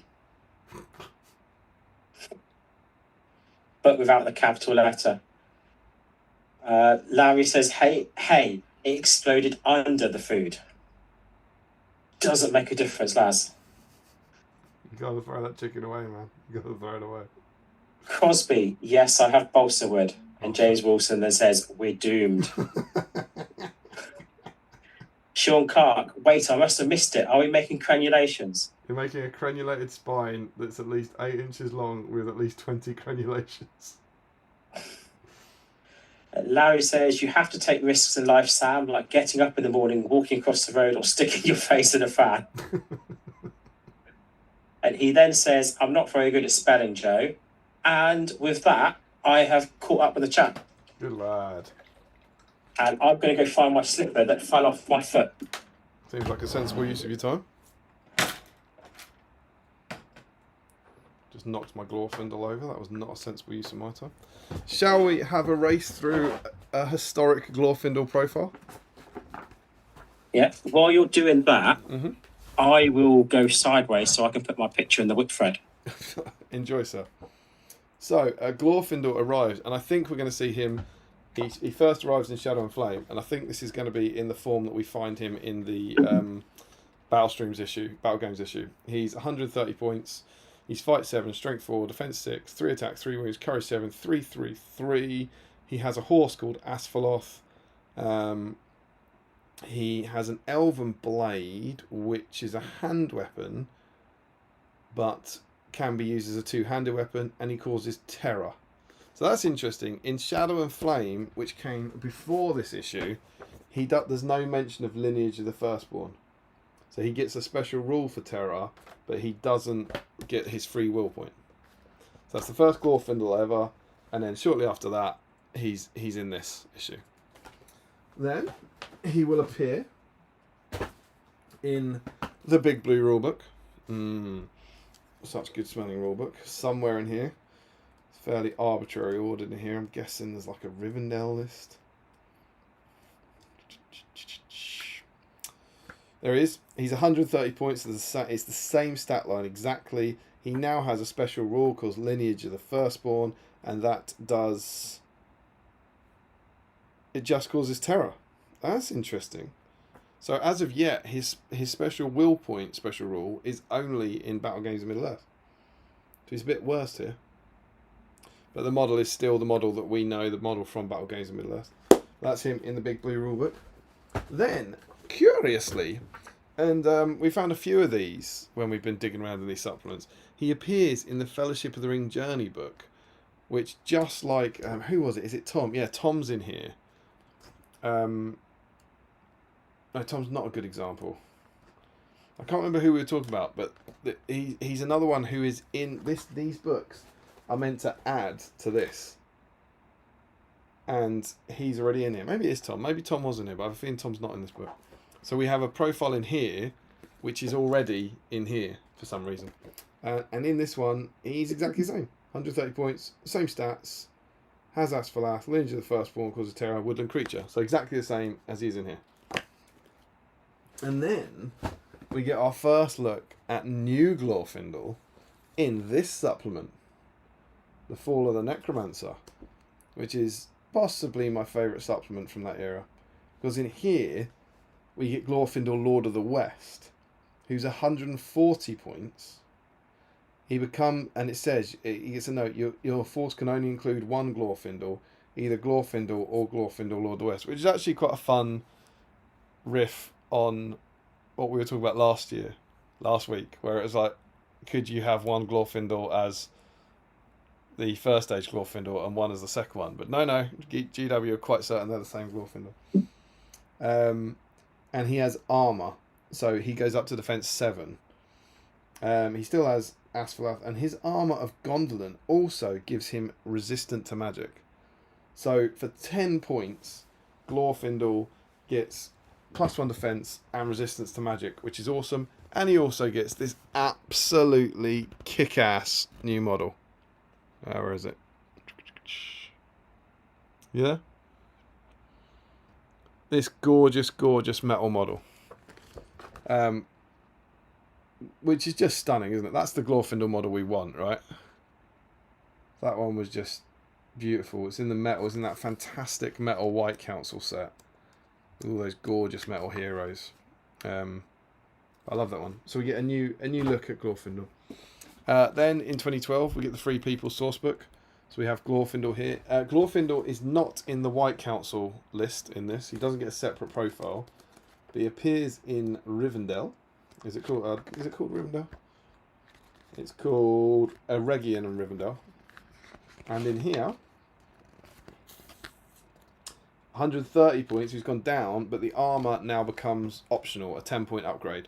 So they've combined Glorfindel and Glorfindel Lord of the West into one. Same armour. He's now got Expert Rider, so a bit of a buff there, and Woodland Creature. But interestingly here, he doesn't cause terror. And it's obviously possible it's an exception, but that's not an elf special rule. Elrond causes terror. Gil-galad causes terror. Erestor causes terror. Círdan causes terror. That must have been an FAQ. Does anyone remember? How the hell does Glorfindel not cause terror and Eristor and Círdan did? Gildor causes terror. That must be a mistake. Do you remember that? I don't. That predates my interest in things such as profiles. I reckon he was probably FAQ to have terror in that. Because otherwise, yeah, he swapped terror for expert rider. And doesn't seem to fit in with the rest of the elves. So I'm just gonna give GW faith and say that was a mistake and he got FAQ'd in. But yeah, that was him in the Free People's book, and then he stayed. But it's still basically the same profile, right? It's very, very similar. He's the same stats. He always has been. Always been fight 7. Just gained the option for armor with the White Council, and then expert rider. Really, there's not a lot of variety there. And then the next change is the one that we're all probably very familiar with in Armies of Lord of the Rings in 2018. When Glorfindel gets quite the glow up, I believe. Because in this one, he's 145 points. He gets an elven made hand and a half sword. So obviously he's now winning roll-offs on the 3+. Can use it as two-handed if he wants to. And as well as it being heavy armor, the armor of Gondolin means he now cannot be targeted with brutal power attacks. Asphalath gets a 12-inch move and Fleetfoot. He gets expert rider still. He gets Horse Lord, and he gets Lord of the West, which is the reroll 1 dice in combat and 1 dice to wound.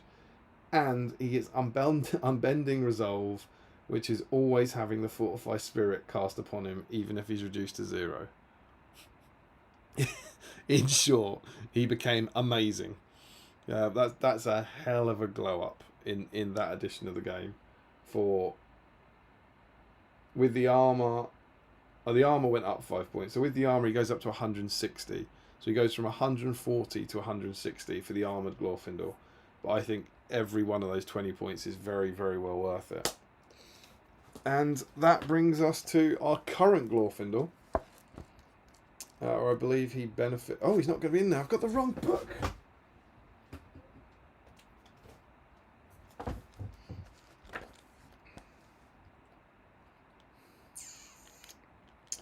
Glorfindel, Lord of the West. Look at that beautiful Forge World model. There he is. Oh. 160 points. He's fight 8 in the New World Order. Still effectively Old Money, Courage 7. 3s everywhere.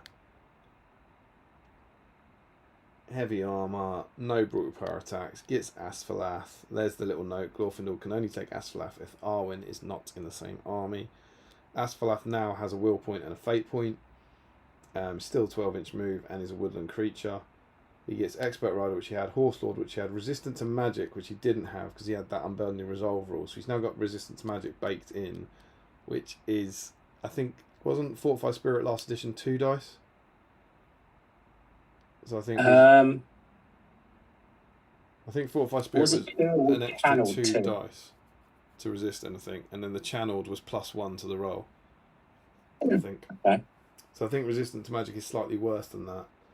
He's got Hero of the Elves. He gets a bonus of +1 to wound when making strikes against monster models. He's got Heroic Strength, which makes him ideal to kill a Balrog, and Mark Stone loves to call the Heroic Strength and then not use it and lose the game. And he's got Lord of the West, which is the same rule as it was. So he's got... He's gone up even more. He can take a normal horse now as well. That's interesting. He can take a normal horse as well as Asphalath. Is that to account for the possibility of having an Arwen in the list as well? So you can give them both horses? Yeah, potentially. That's really interesting because they're both 20 points. So why... Yeah, it must just be so that if you wanted to do it in the Rivendell list with Arwen, yeah. So he's 160 points. So I actually think he's the same points because he's now got his armour baked in, as in the new edition. You know, you can't change that. But he's gone up a point of fate. Gone up a point of fight. Resistant to Magic's kind of got a bit worse, and he's got +1 to wound against monsters. So he's probably better. He's got the fight buff. He's got +1 to wound monsters, and lost one of the dice to resist magic. And that's our Glorfindel. There he is. Thoughts on Glorfindel? Do you like him? Do you use him? I think the answer's no. Yeah, I feel like I've answered that before. I've never used him. This is the first This is the only Glorfindel I own. I like Glorfindel more than I like most elves. I mean, you can't single-handedly kill a Balrog and not be a likable character in my book. He got your attention, did he? Yeah. But no, I think he's a cool character. He faces off against the Nine Nazgul, kills a Balrog, comes back to life, and he gets a 12-inch horse. That's not like a horse that's 12 inches long. But I mean, it's probably less than 12 inches, isn't it? Probably, what is it, 2? His real horse or the model horse? Yes. I'm in exactly the same boat of you. This right here is the first Glorfindel I've ever painted. I'm pretty sure I've never borrowed one, so I've never used him. I love that new Forge World model, but I don't own it. But I am looking forward to future adventures with Glorfindel in a Battle of Fornos list. So, I need a wee, so I'm going to run for a wee. We'll catch up on the chat, and then we'll dive into the Facebook. Sound good? Yeah. Huzzah.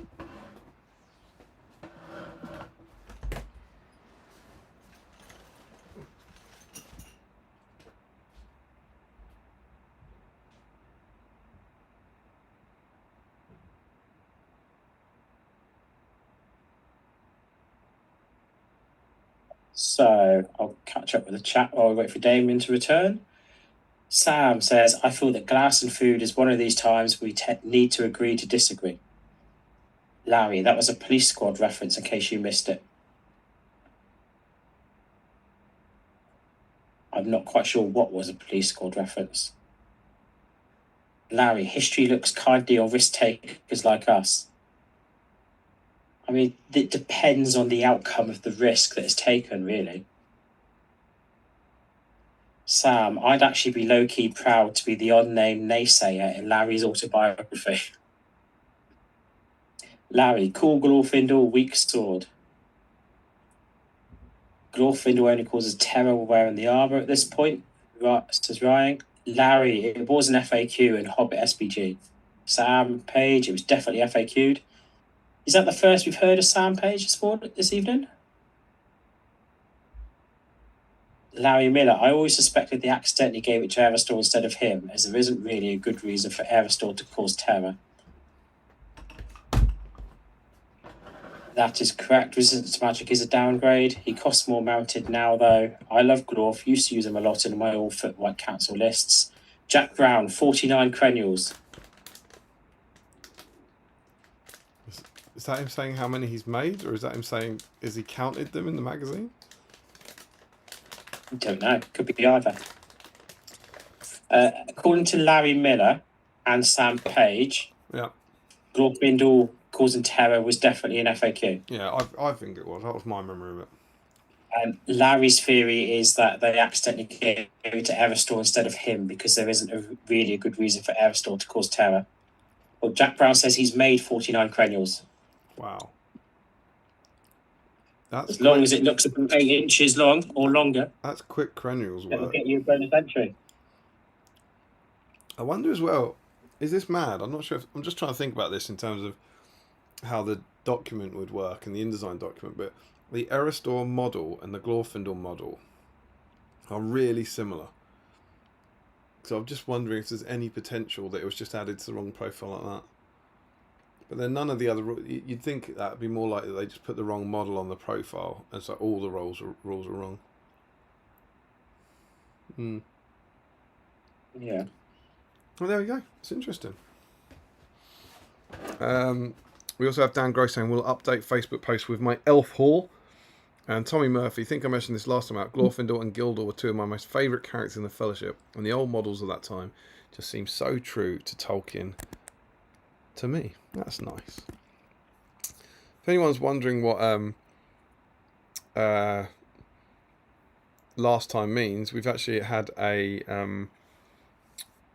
two-part Glorfindel stream. So if you're interested in the kind of history of the character and going into the text, go and check out our previous stream, so episode 123, because that's got a real deep dive into Glorfindel in the stories there. I'm delighted to say we've got no emails, which means one thing I didn't do in all the palaver of trying to hire a new host was set up the Facebook page. The way you say hire a new host implies I'm being paid for tonight. No, not at all. Sorry, hire is entirely the wrong word. Like, take advantage of, I suppose. The Bugman's kitchen's closed. Crisis at Bugman's.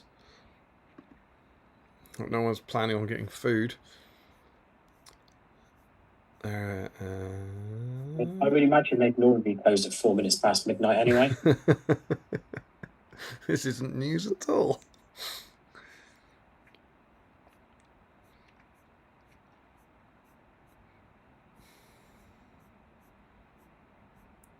Am I being mad or the whip thread's quite far down. What's going on with that? 53 comments. So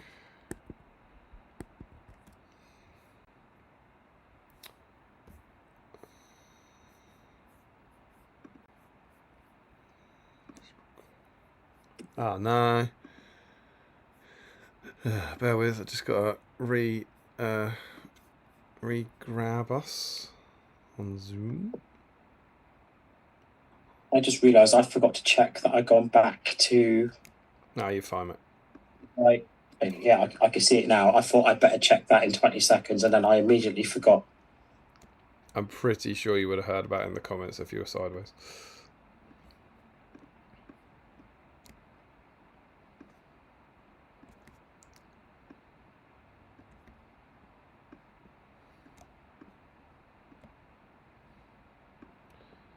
Can we give it up for Joe in the chat a little bit for stepping in at super late notice and saving the day today? A massive thank you to Joe.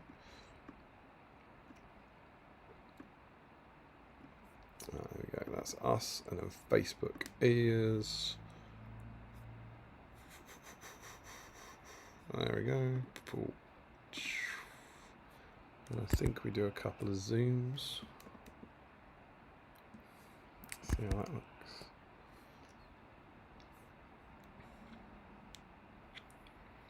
looks. Sam saying, warning, the previous stream was about 10% Glorfindel and about 90% something else.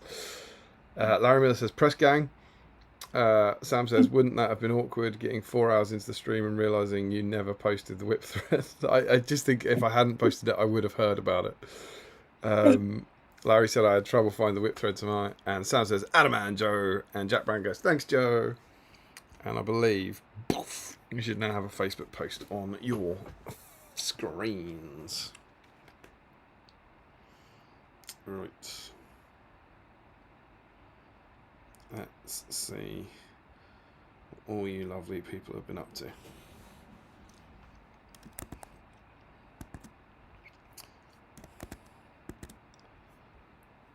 So first in tonight, it's not Joe Holzman. It's Michael Dublé. And yeah, that's looking pretty good. Cool. So, first up, it's Michael Dublé, and he's got Glorfindel. He's got the classic Glorfindel. Michael Dublé. Looking very nice. Slightly alternative colour scheme, potentially. Bit yellower there, I think. Going to finish off Glorfindel. I started on the last stream. And Looks like he's borrowed Bombadil's boots. Yeah, maybe.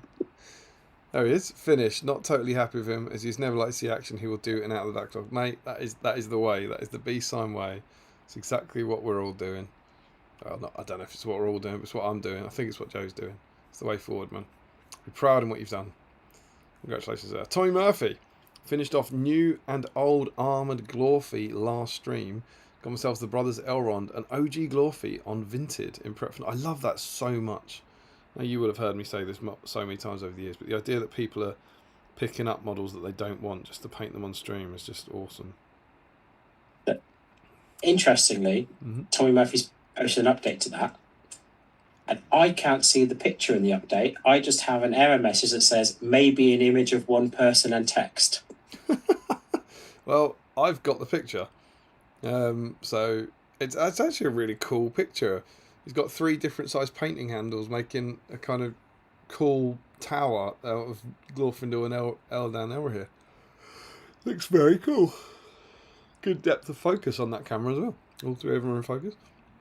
Little update, nearly finished base layers. I may have been optimistic in thinking I'd finish them tonight. Lovely blues on the inside of the cokes. You seeing those, Joe? I've had to go to YouTube to see them. Yeah, that's what they are. That's what I meant. Wonderful, Yeah. wonderful. Good work, Tommy. In he goes. Ricky Colebrook. Oh, look at that. Is that a French fancy? Gildor. Giant French. Gildor for streams. Gildor and for Stream Snack giant French fancy. I thought he was saying Gildor for Stream Snack. Is that a giant? Yeah, it's quite large, isn't it, for a French fancy, I suppose. Gildor gets some love. So Ricky Colebrook. I'm not sure I'd call it giant, but it is large. Yeah, I was thinking that. I don't want to upset Ricky. It's not those old giant buttons. Slightly larger French fondant. We have a based and washed. He is from the Isle of Wight. Maybe French fancies in the Isle of Wight are traditionally smaller than they are here. Oh, there he is. There's Gildor finished. And he's done lovely work, mate. Have you painted a Gildor, Joe? No. Oh, not I done don't own a Gildor. I've got him. I've got him back there. I think I got him quite recently in the same pack as the mounted Glorfindel. Did they package them together?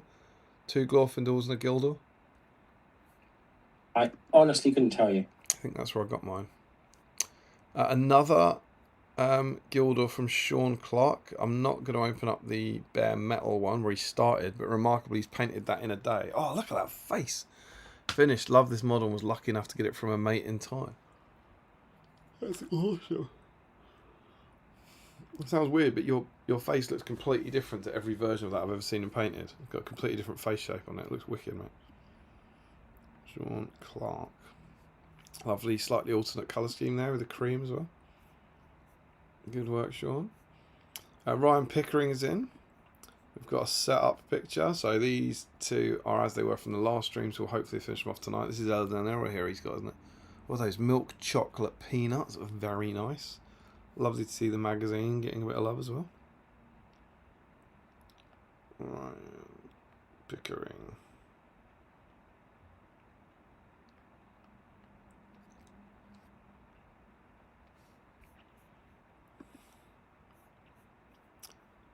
And then as updates, we've got just the basing to do. Okay, so we've got both. So he says just the basing to do. It's looking nice. Some bright gold and blues. And then the mounted ones as well, I believe. Mounted have the horses to paint. They look awesome, man. Good work for an evening.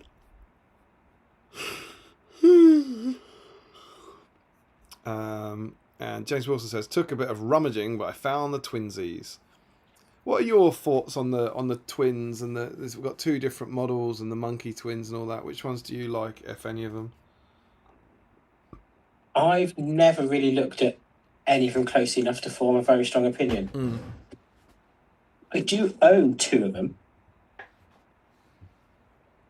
I think they're in this drawer where I keep my painting handles. Right. There's a random Araform in there.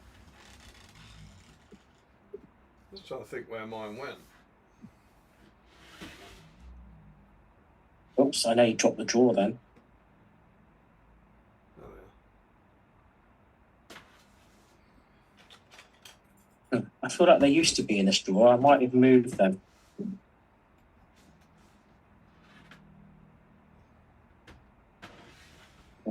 All I can find is an Arathorn and an old metal Bill the Pony. Have you looked in your Eladan and Elrahir drawer? I have not. So my ones are the as I said, these are ones that I split with Chris and Ruth. I got the armoured ones.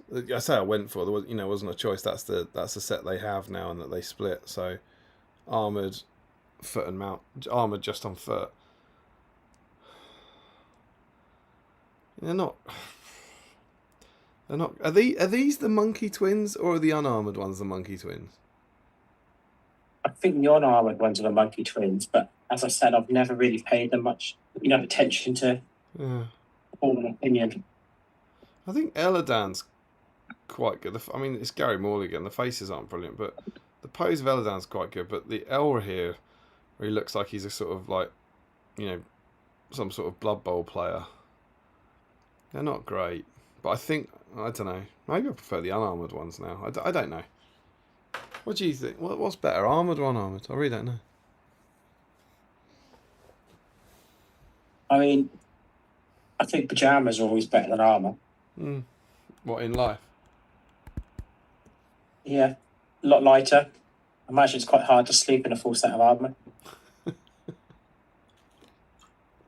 always got to think about comfort. But there's James's unarmoured ones anyway. Lovely stuff, James. In you go. Jack Zalakowski only popping in tonight. Oh, he's going to base my Glorfindel. And I mean, that is a guy working the BSIME system. He doesn't mean base coat him. He means glue some basing materials down. But he's done it. He's got a Glorfindel out and he's done a bit of work on it. So Jack is in. And if he wins, I will be delighted. That is really efficient. And I think that's our first sight of that gorgeous new Forge World model, isn't it? I think so. Chris Cooper is in. This base is looking a little bland. Originally, deliberately so, as he fit on a display board. But Tough can liven it up. So I think we've got a finished Glorfindel here who's getting a Tough to get into a dice draw here. Oh, and look at Chris with his little flex here. Well. Someone's got some tasty new hobby done today. It's looking really good. Faded though. No, is that helm? That's helm on foot with helmet, right? It is. It's very cool. Yeah. And the trolls as required. Oh, those are his stone trolls. Very, very cool. So Chris is in via the medium of Tuft. Lovely stuff. Kalle Pahonen is in, currently in Swedish Masters tournament, far away from Finland. Oh, I love this. Continuing last stream's Glorfindel in the Airbnb, too tired to go to the bar with the gang. Oh, I love the betrayal of your friends. We're going to the Masters, but rather than hanging out, we're going to go back and we're going to paint some Glorfindel. And there is that gorgeous metal model. I mean, the cool kids would have painted him in the bar. Absolutely. I mean, to be fair, in the bar that you're going to, you're probably surrounded by nerds, right? I mean, and he gets the golden base coats. Amazing work. Thank you for contributing whilst at the Masters, dude. Is that fairy lights in the background? Is that what? Fairy lights in the background. On Calais? Yeah. Which picture are you looking at? The gold picture or the first picture? Oh, I see. I think it's just a fancy lamp. Yeah, it's a lamp, isn't it? Of some sort. Yeah. Looks like a sort of wedding centerpiece type thing. Rory Campbell's in. I should be painting many other things. Instead, I'll be repairing this broken sword, the blade that was broken, and putting more colours on these chaps. That is the way, my friend.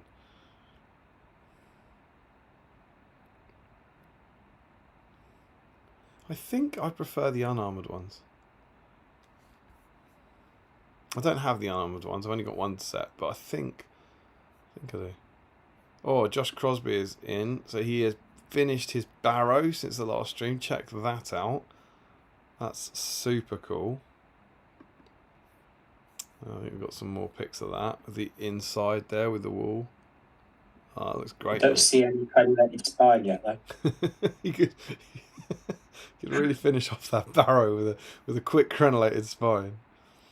And he's continuing with Glorfindel and starting a Gildor. I look forward to hearing Joe's argument for why these are not valid. You got anything, Joe? Not really. Beautiful. I mean, I don't try and fix a dice draw. I just get annoyed about it. Right, it's beautiful gold he's working on there, isn't it? There's something about those models, the way the chainmail slots in behind the armor, that just makes them so good. Like him and Aerostor, they were such good models. And decided on which models to put the bases with my beaver and the dead beaver I made in anger. So for anyone who doesn't know, the beaver on the other side was his bonus entry last week, but when he didn't win the dice draw, the beaver got flattened. They look awesome. So Josh Crosby is in. Only one entry at the moment, though. I feel there will be a Crosby crenellated spine in our future. Jack Brown is carrying on with last stream. Oh, there's our first mounted Forge World one. Jack is in. Lovely stuff. And we've got an update here of the colours. You've got granulated spine. Oh, is that what the next one is? Oh, he's only gone and done it. Look at that. And the tape measure for evidence as well. Joe, are you happy to accept that crenellated spine? It is everything I hoped for. Congratulations, Jack, on our first crenellated spine. Oh, you could just whack that on top of the Elven Hall that you've built now. Oh, you love to see it. I mean, like, we're being glib, but I think that's quite good work for about half an hour, isn't it? Yeah. Let's not just laugh and move on. I think we should applaud Jack's crenulated spine.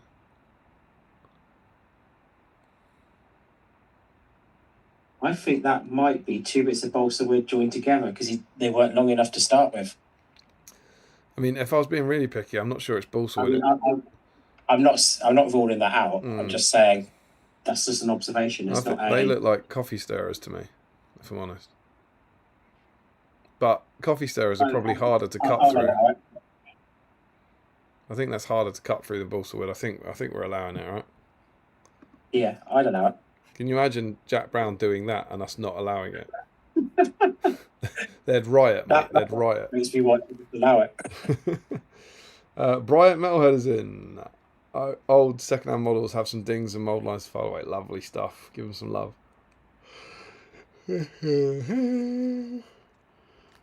Lovely.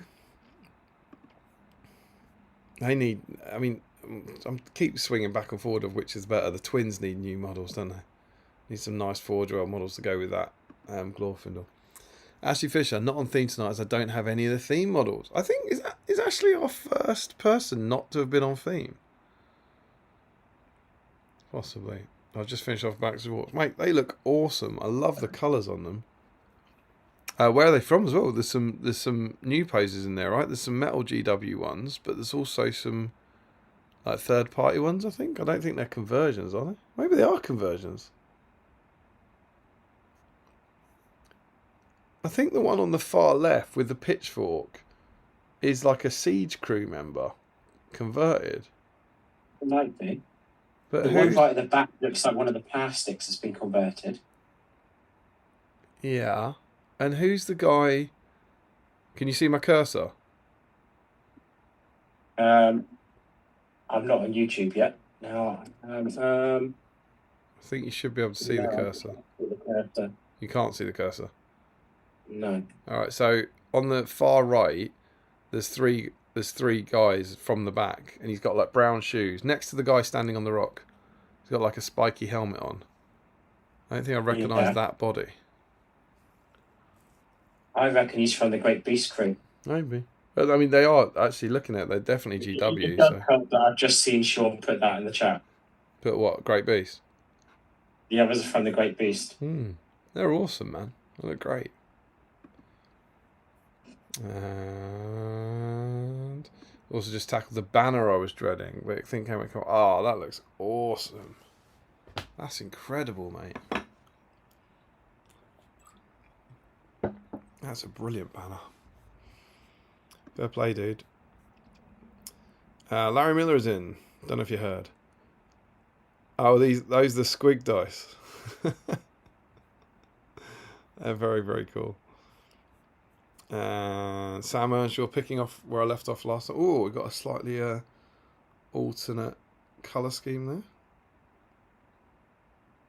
That's some reds I see in the armour. Yeah, it's really nice. Got a bronzy effect to it. Yeah. Very cool.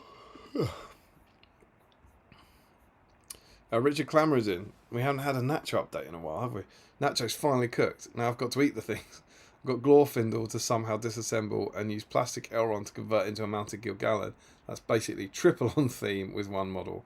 I also have a bunch of Dol Guldur scenery to green stuff the tops with crumbling rocks.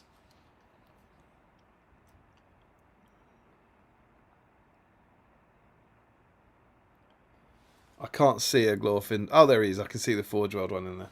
I was going to say I think Richard's trustworthy, but yeah, I can see Forge World one rearing up. And we've got an update. Didn't get as far as I hoped. Converting him is putting it in the freezer. A good idea to get the super glue to crack. I've heard that. I've never done it. Joe? Same. So, please. I'd also like to say how much I don't envy his poor fingertips. Yeah, it's too much Dol Guldur. Yeah. Got some ruined green stuff though, which was awesome. Insane amount of Dol Guldur terrain. Yeah, I did one set, and that's more than enough. Anyway, I'm trying to follow Dave Frederick conversion pictures. Have no idea how he got the Gil-galad shoulder thing on Glorfindel. I don't know, I'm afraid. You can always reach out to him. Richard Clammer is in. That's cool. Gary George, 4 L's primed. Here we go. Awesome work from Gary. Gary was asking which one we painted. We said Glorfindel on foot. And he painted Glorfindel on foot. Woo woo, he listened to us. My base coat's done. Can't decide what colour to do with sash belt. Well, we can tell you. Lavender. I can't tell you because I've lost the magazine. Do you remember before we started the stream and I said I was trying to figure out what colour purple to use? Yes, leech what purple. the colour of leech purple was. Yeah. Because it was, they recommended shadow, what's basically the Fang now, and leech purple mixed. Okay. Yeah, it's here. It's a pale lilac, which is achieved by mixing leech purple with shadow grey. So that's the Fang is shadow grey. And did you work out what leech purple was? I used cacophony purple. Cacophony purple. And then so I don't know if that is the equivalent, but that's the one I used. So we're going for a mix and of then kind add a bit of Fortress Grey in for the highlights. Yeah, you're going for a mix of like purple and blue as a base colour, and then you're adding in pale grey. Yeah. And then finally the string that lies on top of the belt can be painted chainmail, apparently. That's weird. There you go. I hope it helps, Gary. I mean, it probably would have helped him more a couple of hours ago. Well, he only posted that 19 minutes ago, so I think there's a chance. Okay. Larry Miller posts a picture from the Helm's Helm reveal. Note the Helm's Helmless and Helm's Helmed options. I've never seen that. I don't know if I mean maybe I missed it. I remember that face. I don't remember ever seeing him on foot in helmet. I think that foot model looks better helmless. Yeah, well, I'll definitely. Thanks for this, Larry. It's really interesting. I'll definitely do him helmless because whenever I paint these models up, I'm primarily doing it for the magazine, and so you're thinking about where, when they're going to be in their most iconic shots, and him in armor on foot is pretty much when he's like shouting down the Hornberg at Wolf, right? He gets knocked off the horse with arrows and then rides to Helm's Deep. So the only time you'd actually want him in a shot from the film, he wouldn't have his helmet on. Other people won't want to be doing it for that. They'll just want him to look cool. He'd also be full of arrows, though. Are you going to put them in? I think the arrows are out of him by that point, aren't they? But maybe. But I also I just like the face, I think. I often go for that. I have the mounted one in helmet and the foot one helmless. Larry's just put a link in the Patreon chat to the article with that picture's from. I believe him. And followed it up with just the single word Damien. I'm not suggesting he's photoshopped it. Larry Miller is late getting started, but here we go. Have you found all the bits? Larry Miller. Is that all the bits? Or are you missing something? That was a horrible mug of ice. Nice looking biscuits though. Nathan died, not on theme, but working on this. Oh, check out that big boy. Don't know if he's still in the chat, but let us know how you're finding the experience. I suppose, yeah, holding even the gate ons are sensible. Is quite sensible, isn't it? Well, that's interesting. Yeah, I don't think I ever would have thought of that. No, I wouldn't. I would have cut that off instantly and probably regretted it. Is it strong enough? I mean, obviously Nathan thinks it's strong enough, but I'd be worried it'd snap as well. Good tip though. Mark Greentree, not on theme tonight, as I'm basing some trees. I did splash out on a couple of beavers this week though. I mean, do you think that's what's breaded there? Some cracking beavers. What? He's got some cracking beavers. Is it the breaded stuff on top of the chips, do you think? It's in the second picture. Oh, shame, disappointing. Shame he's covered all his food in mushrooms as well. Eesh. I mean, they are in the first picture as well, actually. They're next to the plate. Oh, yeah. Also, look, he's just got conkers on his desk. Everything about Mark's stuff is so wholesome. He's just got conkers hanging out. Oh, look at the little beavers. He's got a pair of beavers and his conkers are hanging out. Who was off to date night? Was it Frederick?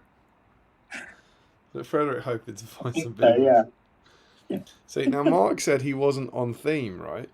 But those pictures were posted an hour ago. Is it too late to? Is it too much to hope that there's a crenellated spine from Greentree in our future?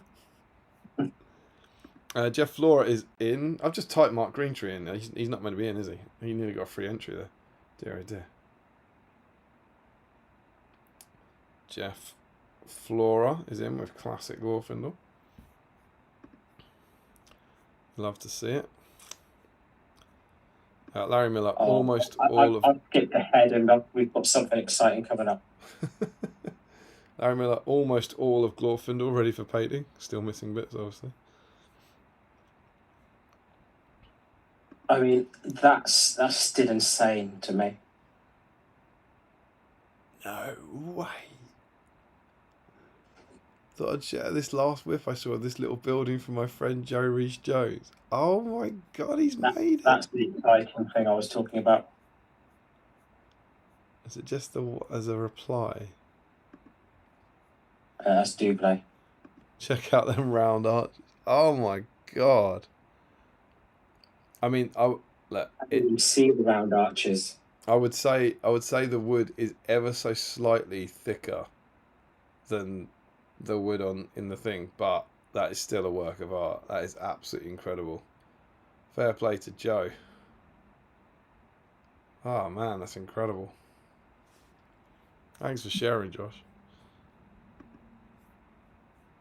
Are you allowing Joe Reese Jones, who doesn't know his stuff's in here, in with that crenellated spine?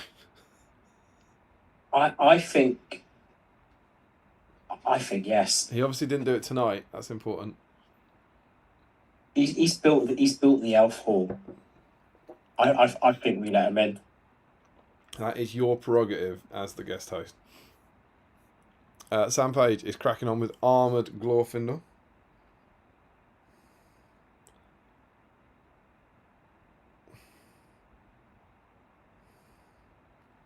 Very nice, very nice, very nice. And we've got an update. Oh, and the mountain. Oh, lovely use of green, Sam. That's some nice work. And it's Joe Holzman. Do you want to talk us through your table, my friend? Well, I've got the mag, and I've got Glorfy on a painting handle with beaver. And then in the background, you can see 3 wild wargs, which are the 3 that I haven't needed to use in my army yet because I fill out on trolls and chieftains and werewolves, and footer-mounted King Alisar from that I still haven't finished from when it was his stream that I was working on last weekend, and then just general mess. What's the colours for models and miniatures box? Where's that? Under the desk. Oh, that is some Vallejo airbrush paints. Oh, okay. And that how I very rarely was the use Biscoff because I donut? don't really get on the airbrush. Yeah. How was the Biscoff donut? Very good. I did have to wipe it out of my beard because the cream just exploded. I've been on some of the Biscoff dairy milk. Interestingly, Yeah, how was that? it's all right, but which is dairy milk with Biscoff. The Biscoff chocolate, it's not dairy milk branded chocolate, but Biscoff branded chocolate was better, which is quite unusual, I think.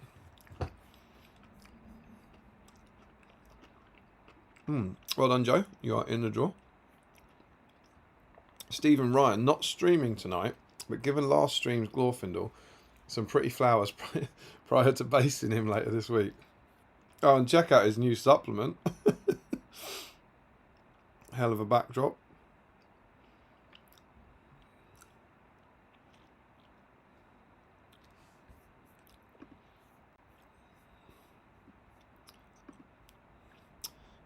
Me and Warwick Griggs have had a great time playing Cirith Ungol 3 years after I built the castle and subsequently misplaced the massive cliffs. Oh, good old massive cliffs and massive bridge. It's incredible. I presume that's tonight. I've had a great time playing it. Looks awesome, man. Such a good build.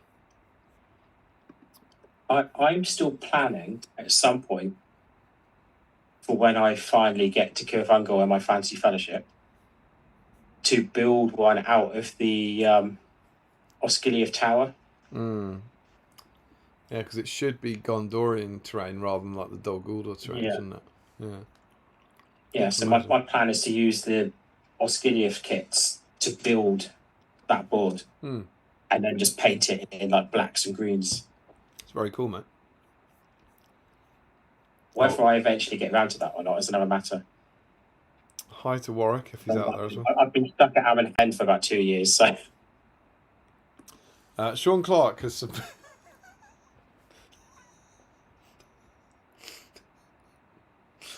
what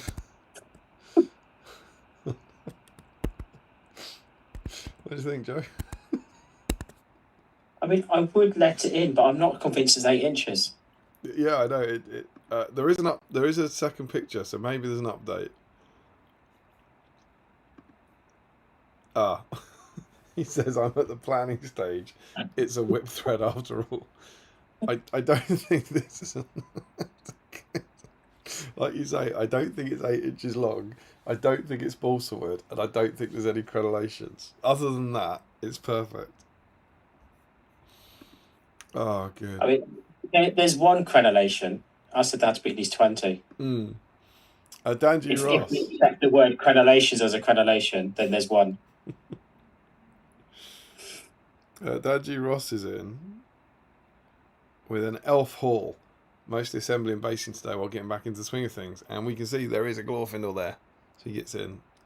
It looks like he's had to. Is that just my eyes, or has he had to green stuff that Gilgalad's spear? He has, hasn't he? Yeah. Because he's got a different spear. He's got like a rod through his hands. Yeah. Gets you in there. Yeah, it must be a eBay save or something. Oh, here it comes. Here comes Crosby. Right, so we're measuring with a cattail. So there's your 8 inches.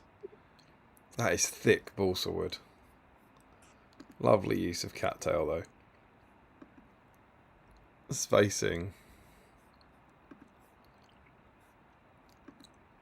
Oh, look at that. Look at that. That is next level from Josh Crosby. Look at those crenellations. Do you know, mate, is it too much to say that maybe we overestimated how hard it is to make a crenulated spine? I just think there's some very talented people in the chat. Yeah, let's go with that. That one's positive. He's done that very quickly. Two fantastic crenulated spines we've seen. Incredible work. Larry Miller still desperately trying to pin the bits of his Glorfindel that he's found together. Now actually ready to... I can't believe he's doing this. Why did he pin both feet on Glorfindel? He hasn't even got him, as he's still missing bits. I mean, I only ever pinned one foot. Fingers crossed it goes better than the last time I tried to prime him. And that is that. I'm going to refresh. I was on 53 comments.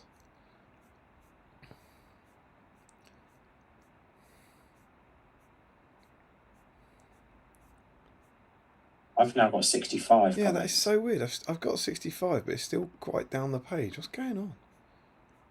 Right, let's just scroll to the bottom. Obviously, a lot of them could be comments. They're all comments, aren't they? Comments on other things. But there's nothing else new underneath Larry's. So that is that. Boom. Do you want to catch up on the chat while I figure out what we got? Yeah. Press gang. I've got trouble finding the whip thread. Man, Joe. Thanks, Joe. Sean Clark. I think Joe put a taste of class and professionalism to BSIME. Ouch. Ricky Jinx Paints. Thank you, for Joe, for being a good host and saving the day. James Wilson. Yeah, top job to Joe for jumping at the last minute. Found it. Yeah. Ricky says it is giant. The angle in the photo made it look small. That's what I always say.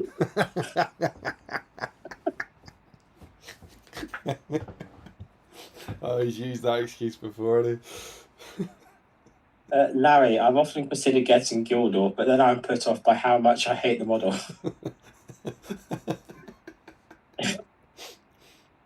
Dan G. Ross, Elf Hall uploaded with a crenulated crock pot, making sure there's no glass in the food. Sam, an elf who doesn't even have an elven sword? What an idiot. Yeah, that's a classic. And Larry confirms what I thought. Unarmoured are the ones they call monkey twins. I quite like the armoured ones. The one with a sword in one hand is the cooler looking one. No, he's not. He's the worst. See, this. I think he's the one that looks most like a monkey out of all four of them.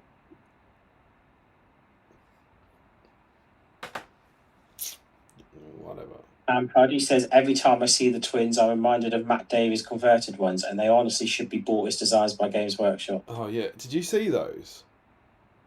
I probably have, but I can't remember them. He did them for 7 stones, and honestly, they were things of absolute beauty. They were models, just like you said, they were models that you would pay for. They were just, you know, like he did the Nazgul at Dol Guldur that we always have at Ardacon. It was like that. It was like they were built out of Games Workshop models, but to a degree that you would never recognise any of the parts, and they looked absolutely stunning. Got updates from Larry. I can't find my paper clips. Found them. A mini adventure. Ryan Pickering, I wouldn't mind if they resculpted the twins to look more like they did in the War of the North game. I don't know how they looked in the War of the North game, so... Neither do I, my friend. Sam Huddy, there will be a Crosby crenulated spine in our future. Makes him sound like he's a predator. And then he says there's no rules in a dice-off. Jack Brown says it is. 2 pieces joined together. Need to put that somewhere for an eventual haul now.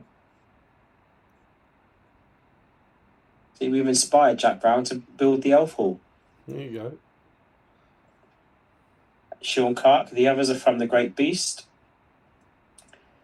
Larry, I put a video of the dice in the chat, rolling on my tray, so not as good as on a big table, but you can still see some bounce. That'd be the squid dice.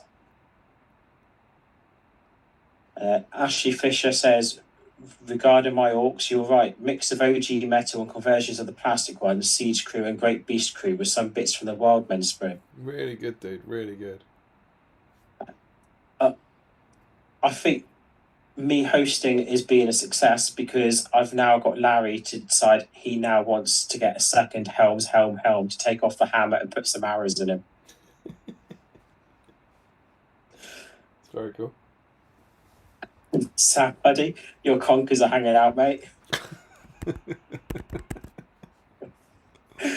Larry, just missing the mounted version sword. Josh Crosby says Joe Rees-Jones shouldn't be allowed in. He hasn't worked on that shabby hall for months. That just makes me want to let him in more. What now? Crosby doesn't want you to let him in. Yeah. Well, let's be fair, Josh. You put it in the chat. Yeah. We wouldn't have known about it. You got yourself to blame. Larry Miller, being stuck at Aaron Head is still better than some people manage. I feel seen. Sam Huddy, not convinced it's 8 inches. Fights have started for less. What was that? Sam says, not convinced it's 8 inches. Fights have started for less. Larry, and at least you aren't disappointing your fans. That's still about Aaron Head and Fantasy Fellowship. I think it might be. Sean Clark can't believe it. I think that must be about not letting him in.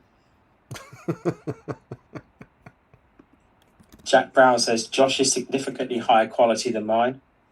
I don't think it's significantly higher quality. I think they were both excellent.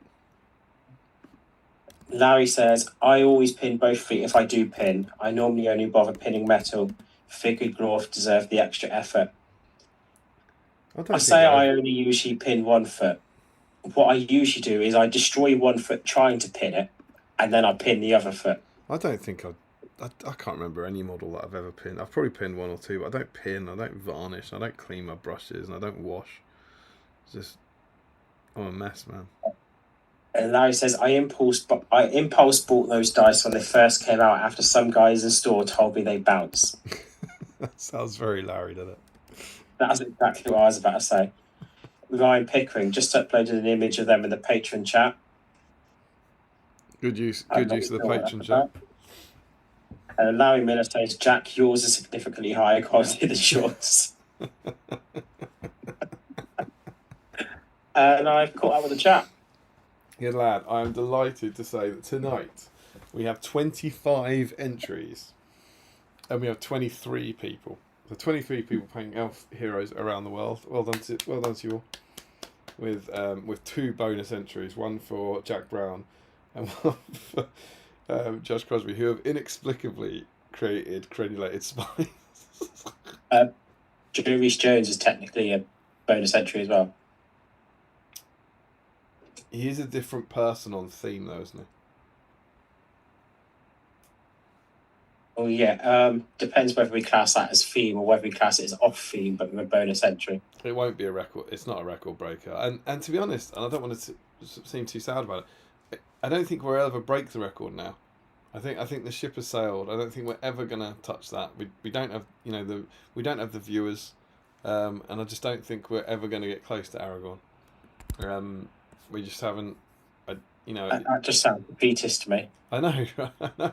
It sounds bleak. It's like the slow defeat of the elves, but Aragorn was 51. We had 46 in October 23.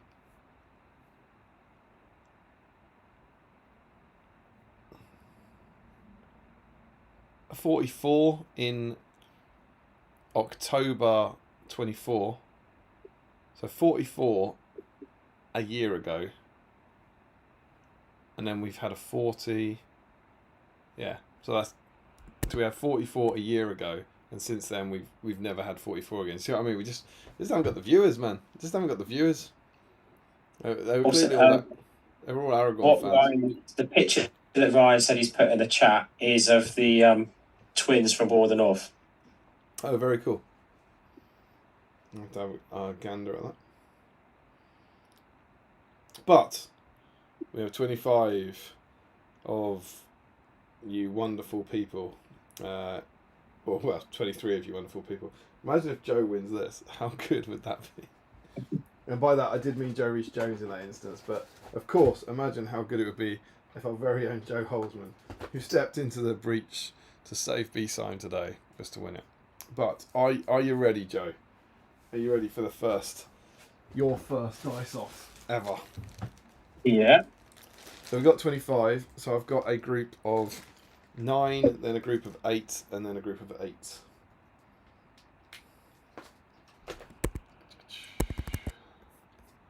Is this the rare occasion when I'm in one of the smaller groups?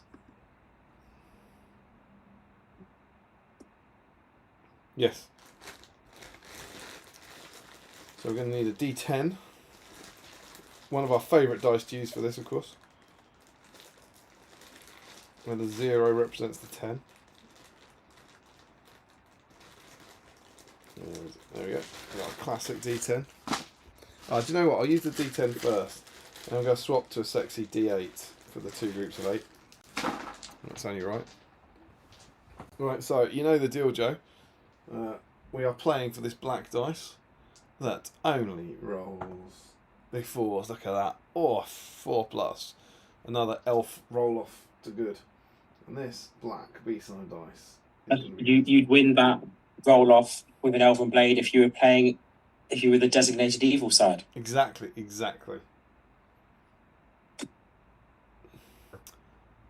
Oh, that didn't help, did it? Wait, there we go. Just nudge you down a smidge.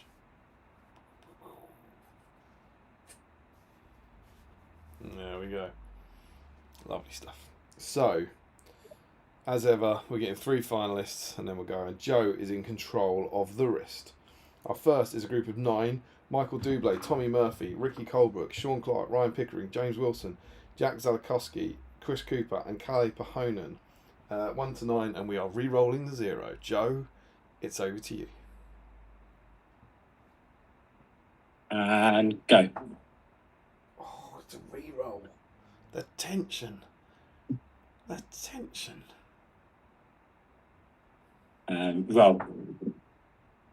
The tension.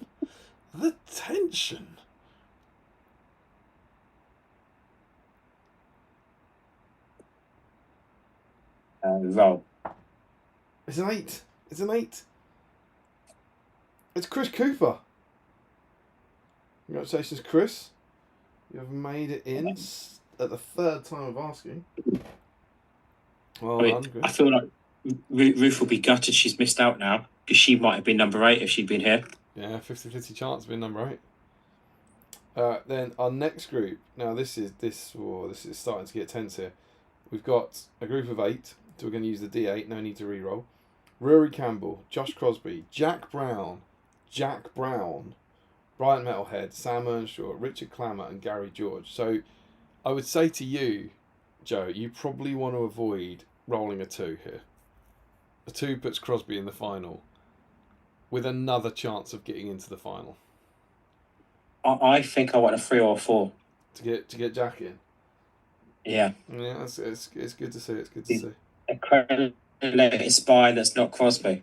The crenulated spine would be 4, I think. I think 3 was his model. Yeah. Go. So 1, you've dodged Crosby, but you've also dodged Jack. It's Rory Campbell. Lovely to see. Now here's the real one. Can you dodge Crosby and put yourself in the final? I had the pleasure of playing Rory at Ardicon this year, actually. Very lovely gentleman. It was in the doubles. It was our BSIME off that you were on the table next to us on. I remember with Chris Murphy. Yeah, I was with Murphy and Rory was with, I can't remember his name. It was never Scott. I want to say Dave. 3/4. But I might have invented that. This is a group of BSIME names. Are you ready for this? Larry Miller, Jeff Flora, Joe Rees-Jones with his elven hall and crenulated spine, Sam Page, Joe Holzman, Stephen Ryan, Dan G. Ross from the Mists of Time, and Josh Crosby with his crenulated spine. Now, obviously, Joe, you can't call this one because you can't be seen to be influencing the vote as you're in it yourself. I'm hoping for a 3. For Joe Rees-Jones' Elven Hall. Yeah, just because it will annoy Crosby. I feel like it will annoy Crosby more than if it's me. Well, Joe Holzman is on a 5, and Josh Crosby is on an 8. The other names are also in there, but those are the big ones. Those are the names to watch, right? So Joe Rees-Jones, Elven Hall is on a 3. Joe Holzman is on a 5. Josh Crosby is on an 8. Oh, it's a 2. We've dodged them all. It's Jeff Flora. Jeff Flora, congratulations, has stormed into the final. And we've avoided the Crosby. So let's have a look at our stats to see what we're all playing for here.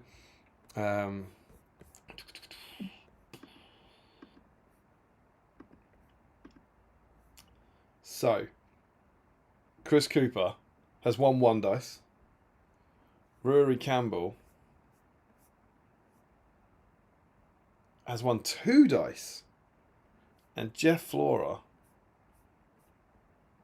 has won no dice. So Jeff Flora has just sat up. I feel like Jeff Flora has got to be the people's favourite now. It's Jeff Flora People's Champion People's champion. for his first dice. And Chris Cooper we want to avoid because it will cause huge political drama with him and Ruth. And Rory's sitting on kind of 2 dice mid-table obscurity. He's got dice, so he hasn't got the joy of winning his first, but he's not challenging for the big titles with 2, is he? So, not yet. Yeah, slowly, catchy Crosby. So Chris Cooper is on 1, Rory Campbell is on 2, and Jeff Flora is on 3. Joe, it's over to you to decide the fate of this black dice. And go. It is Rory Campbell. Oh, he's after a 3 dicer. That's an elite club, the 3 dice club. Rory Campbell 1. Go. Oh, Rory Campbell isn't here messing around, is he?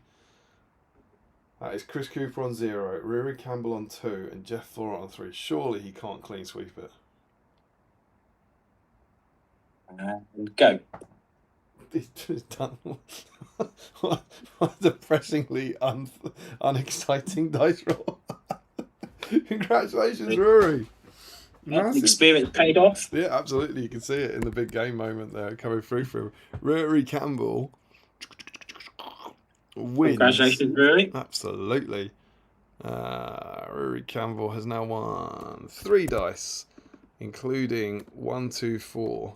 He's also played himself into form a bit because he's won 99, 108, and 124. So he's won 3 in the last 25 streams. That's pretty good. Yeah. And if we now sort by total number of dice, Rory is now one of 4 people in the world with 3 black dice, alongside George Galloway, Sam Earnshaw and Scott Newman. So massive congratulations to Rory. Incredible work. Oh, I'm still on the dice tray, I see. I shall change that. And then clap you again. Well done, Rory. Incredible scenes, my friend.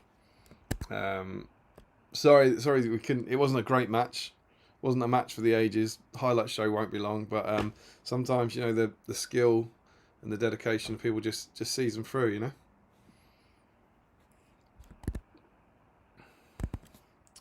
I don't think Rory will mind that it wasn't an exciting final. No, Rory certainly won't, no.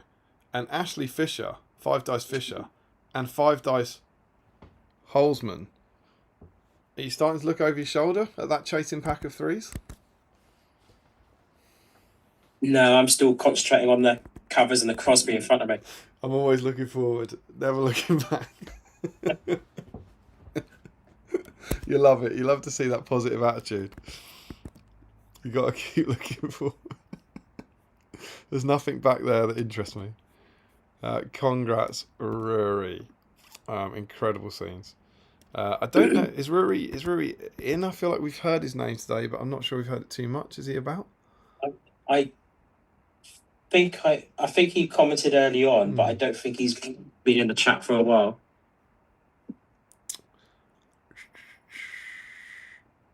Right, where did we get to with the comments? Was it Larry saying, Jack, yours is significantly higher quality than Sean's? I believe so, yeah. And then you also don't finish any of your projects. Who's that? Who doesn't finish any of their projects? Could be any of us, couldn't it? Yeah. Destro says, you don't wash. that was a humorous joke at the end of my little rant, rather than actually being the case. I do wash. Josh Crosby says Silladan will beat that. Sean Clark, to be fair, we didn't have the viewers back then either. People were waking their children up and thrusting models in their hands. That happened like once or twice. I think That's how Rivendell started. yeah. I think this is about Joe winning. I think if he did win, Crosby would unleash hell. Larry, to be fair, I'm surprised Josh didn't specifically have kids to get more entries. Jack Brown, chance of a 2 Crosby final. Sneaky split entries. Oh, he plays the game well, see? Jack didn't. It's the thing. Jack seeing how the professionals play. He put his two next to each other. Sean Clark, I wonder when Winston the cat is making a Facebook account. Larry Miller confirms it is Winston Cat, both capitalised. And then he says, we still haven't verified he's a cat. Sam, I haven't decided on today's Dice Off sport yet. I think that's for his commentary. Sean says, huzzah! Off you put. Oh, you don't like to see that. He's celebrating Josh not getting in. That's nasty. That's nasty. I mean, when I'm not on camera, I do the same every time. Larry, he's still got a chart short. Sean, I'm manifesting. Larry says, pretty sure you haven't invented Dave. Joe. What does that mean? I said Ruri's partner in the doubles might have been a Dave, or I might have invented that. Very funny stuff from Larry. I've met several days before. I would like to be in the draw. How do you know, though, Larry, that I didn't invent Dave and then lots of people copied that Dave? Yeah, for sure. There's definitely no Daves before you could speak. Sam is going to commentate through the medium of diving for us. Big Jeff from Sean. Joshua Crosby bemoans the stupid spine. Okay, here comes Sam. Are we going to get a dead crenulated spine? No, I think a work of art like that doesn't get broken in half. But you know, Crosby lives for the dice, and he lives for the moment. Just Josh. Sam says participants are going up, ready for their dives. This will be tense, as I know bugger all about diving. Rory rushes to the front and dives first. A beautiful double somersault. Chris feels cheated, and Jeff has made a wild and desperate attempt at a dive, landing on the tiles below. Both are awarded a 0, while Rory wins with impressive 4. Grats, man. I believe that's back, and I think that's it. I think that's the commentary. He really didn't know much about diving. Ricky Drinks Pate says congratulations. Sean says well done. Larry says congrats. Sean Clark, I think we can agree we all won because Crosby did all that work and we managed to fend him off. Jack Brown, half of the last 10 streams have been won in straight dice. So that's why we need Jack Brown with the stats. What an absolute legend. Sam says, I believe that's back-to-back clean sheets for the dice off. Jack confirms it is. And Joshua Crosby says, can you see that far ahead, Joe? I think that's you chasing him, I think he's saying. Can you see that far ahead? I'm not rising to it. No, I think it's nasty comments late at night, yeah, for sure. It's a shame to see at this level of sport. He's obviously, you get it. He's annoyed and upset. He's put a lot of effort and he hasn't got into the final. It's the emotions talking.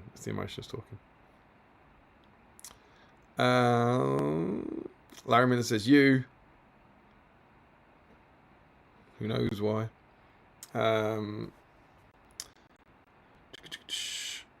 And Larry says I also celebrate him not getting in.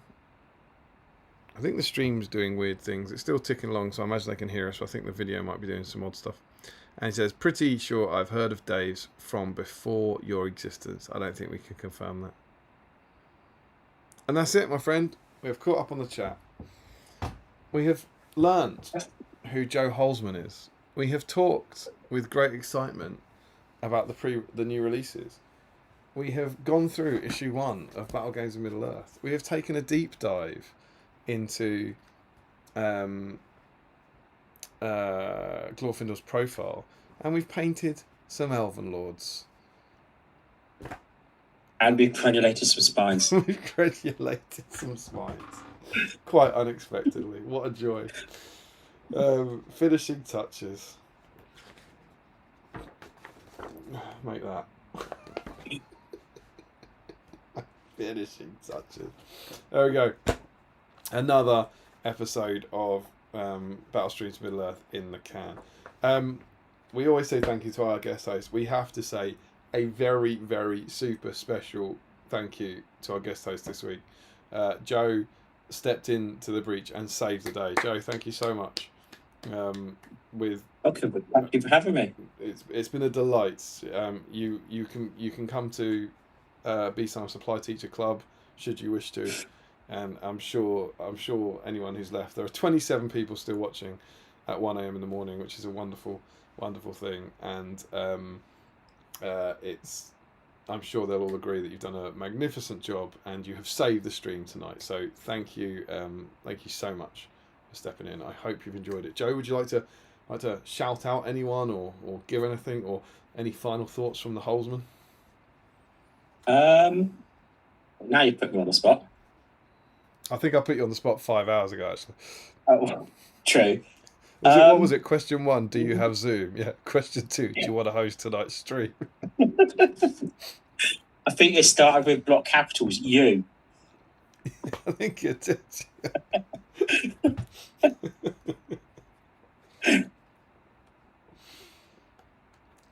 No shout outs. I think most people I would shout out to are probably watching. Nice bit of back and forth in the Devon Doublé fighting, I noticed. Oh. Yeah, although he's abandoned us for Somerset. Clearly some fierce rivalries over there. I mean, it's almost as bad as being Cornish. It's like, any final thoughts? Well, actually, yeah, I've got some mean things to say about some mean people. Yeah, thinly veiled racism. Absolutely, yeah. What a cracking way to end. Is it like having Harrison back? No, you good? No, I'm good. Oh yeah. Thank you so much for coming in. You've been an absolute star. Great having read the magazine. What a treat. But yeah, you did great, and I'm sure everyone will be delighted to have you back. Let's check. Sean Clark had a brilliant evening with everyone as always. Lovely to see the gent Joe Holzman inducted as a guest host. Sam says, cheers, Joe. Great stream as always. Crosby says, annoyed to say that Joe did a great job. I'll deny this comment later. Joe Colesman, another brilliant stream as always. Thank you, Joe and Damien. Sean Clark, any warm words for everyone, Joe? Any warm words for everyone, Joe? Yeah, I hate Somerset and Cornwall. Oh, that's me. Any warm words for everyone? Yeah, I hate Somerset and Cornwall. Larry doesn't think that Tom Harrison ever thinly veiled his views and feelings. Of course, what we must do is look ahead. And on the back of this issue, looking ahead to issue 82, the Mordor Shamans answer Sauron's call to arms. Thank you for the mad cam there, Joe. Excellent work. Learn about Orc, Goblin, and Uruk-hai Shamans and their powers. Elrond must defeat the forces of Mordor and stop their evil rituals. That's an interesting jump. Paint your Orc Shaman ready to use his vile sorcery against the forces of good. Build a broken Gondorian statue desecrated by the forces of Mordor. And it comes with a metal Orc miniature. That's the next issue. But it's not the next stream. You've got him ready. I've got him ready. That is not what we're doing next. But we have to preview that now because we won't be able to preview it when it's coming up because we won't have that issue out. So instead, the next stream is going to be our War of the Rohirrim supplement special. I've looked ahead and I've now got a really busy few weekends. I don't know when it's going to be. Need to figure out a date or something, but we're hoping for 1 or 2 or 3 weeks like normal. It's going to be War of the Rohirrim supplement. Now, Joe, I'm quite happy for you to help decide. My gut feeling is it should be anything from the new releases, which is like the 6 models and Helm, but then do you allow Theodred? But then you could also So then it makes it very much a new release stream. But you could have effectively a War of the Rohirrim stream and say any model that features in any of the narrative scenarios in the new supplement. They feel like the two options to me. I'm happy to take your input. If anyone's out there in the chat, there's still 26 people watching. You can give us some views on it. What do you think? I think I'd go for any model that appears in the scenarios. Mm-hmm. Nice and broad, but it makes sure that we catch the whole War of the Rohirrim theme. Gets more people in. Yeah, dilutes the pool more. Yeah, I kind of feel, and it also gives you potential for people to do Riders of Rohan that they might have lying around, Mumuk, Harad warriors. It definitely allows more people in. Could be converting a rabid Mumuk. Yeah. Which actually, speaking of, having read that guide, do you want to guess how they build the bit of his back in? It's missing because obviously you don't have the howdah. How they build the bit of his back in? Yeah, because he's got the top of his back's missing because you don't have the howdah on top. What would you use for filling that in? Oh, I see. Because there's because he's flat at the top. Well, you have to build that up. Yeah. Yeah. What do they use for it? Well, I don't think you'd ever guess. Okay, the logical answer I would say would be green stuff, but I'm going to suggest that they suggest that you should use like the body of Smaug. Somewhere in between. Cut and sand away all of the elements of the howdah with the exception of the rope. Then using aluminium foil. Recreate the shape of the Mumuk's back before then applying putty over the top to create a foundation. Hang on, I'll get to the foil in a minute. Cut and sand away all the bits of the howdah. Yeah, I think there's parts of the howdah on the main body of the Mumuk. The bloody are. I'm looking at them, and there's tons of them. Yeah. Cut or sand all this away? Yeah.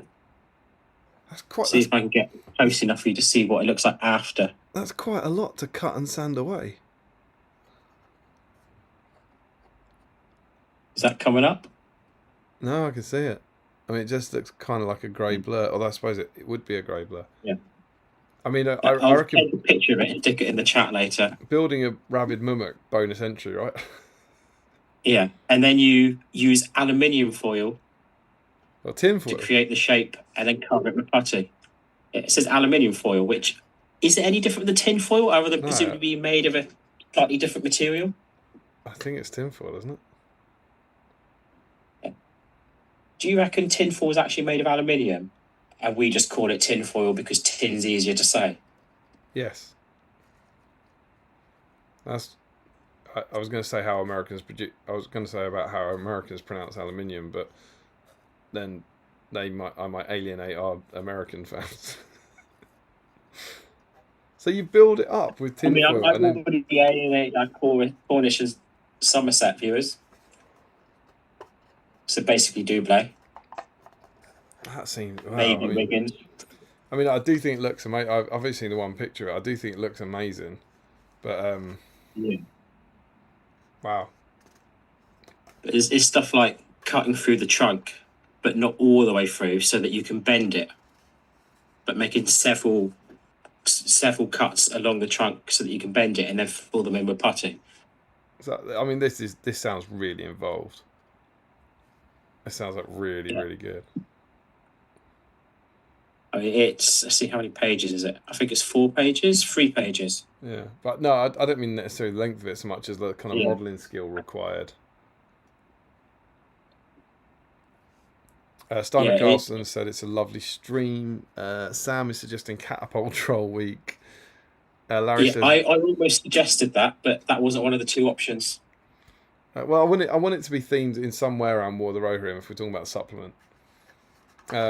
Larry says, will it be the next stream? It will. If Damien's busy, the next one will probably end up being Battle Screams. Remember that old tradition. Camel's got a pack for us later on. And he says, like the time Damien redacted and the whole stream carried on like normal. Hey, I'll have you know, if you go back, there's at least 3 Battle Screams in Middle Earth in a row without any form of issue. Sean Clark suggests new releases. Sam says build it with balsa wood. Jack Brown, I would too, Joe. Feels more War of the Rohirrim than new releases. Larry Miller, do they put a mummock mounting it? Sean Clark is suggesting balsa wood. And then Larry says that you've got to give the mummock a crenellated spine. Dan G. Ross, build the mummock with a crenellated spine. Balsa wood is a much better idea. Tinfoil is an awful medium, trust me. Crosby says that's a great bonus entry. Larry says... tells me he's already working on a rabid mimic. You what? Something tells me he's already working on a rabid mimic. Josh says, great bonus entry. Larry says, it's always aluminium. People just call it tinfoil for some reason. Steiner Carlson, tinfoil is made of aluminium. Josh Crosby, there's also the terrain from the book for bonus entry. Yeah, I think that as well. I'd like that. If you're doing, if you're making a ruined Rohan village, or you're making a Dunlending hut, I think that gets you in.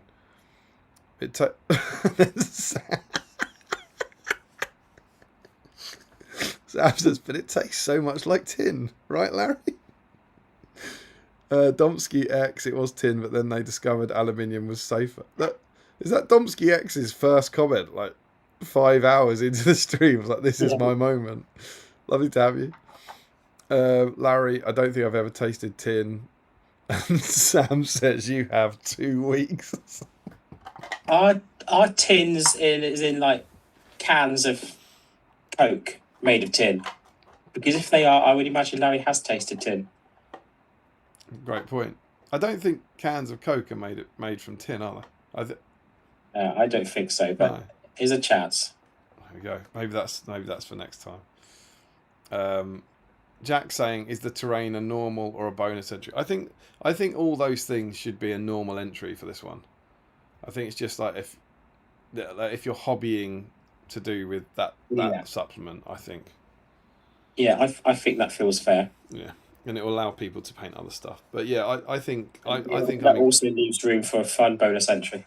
Yeah, and I think it also it means that you don't have to have bought either of the 2 new releases, and we'll just have a big War of the Rohirrim themed special. Agreed? Now Larry has stumbled across a very important point, which is the stream after that ain't going to be Orc Shamans either. Because the stream after that, if I manage to get one in 2 weeks, 2 weeks after that, it's Halloween. Which I'm not going to lie, is also problematic for us dates-wise. But the Halloween falls on a Friday this year. So, yeah. I'm also planning a cinema trip on Halloween. Well, you might have to. I mean, fitting with a comment from earlier, my local cinema are showing the Beetlejuice double bill on Halloween. Oh, very cool. There you go.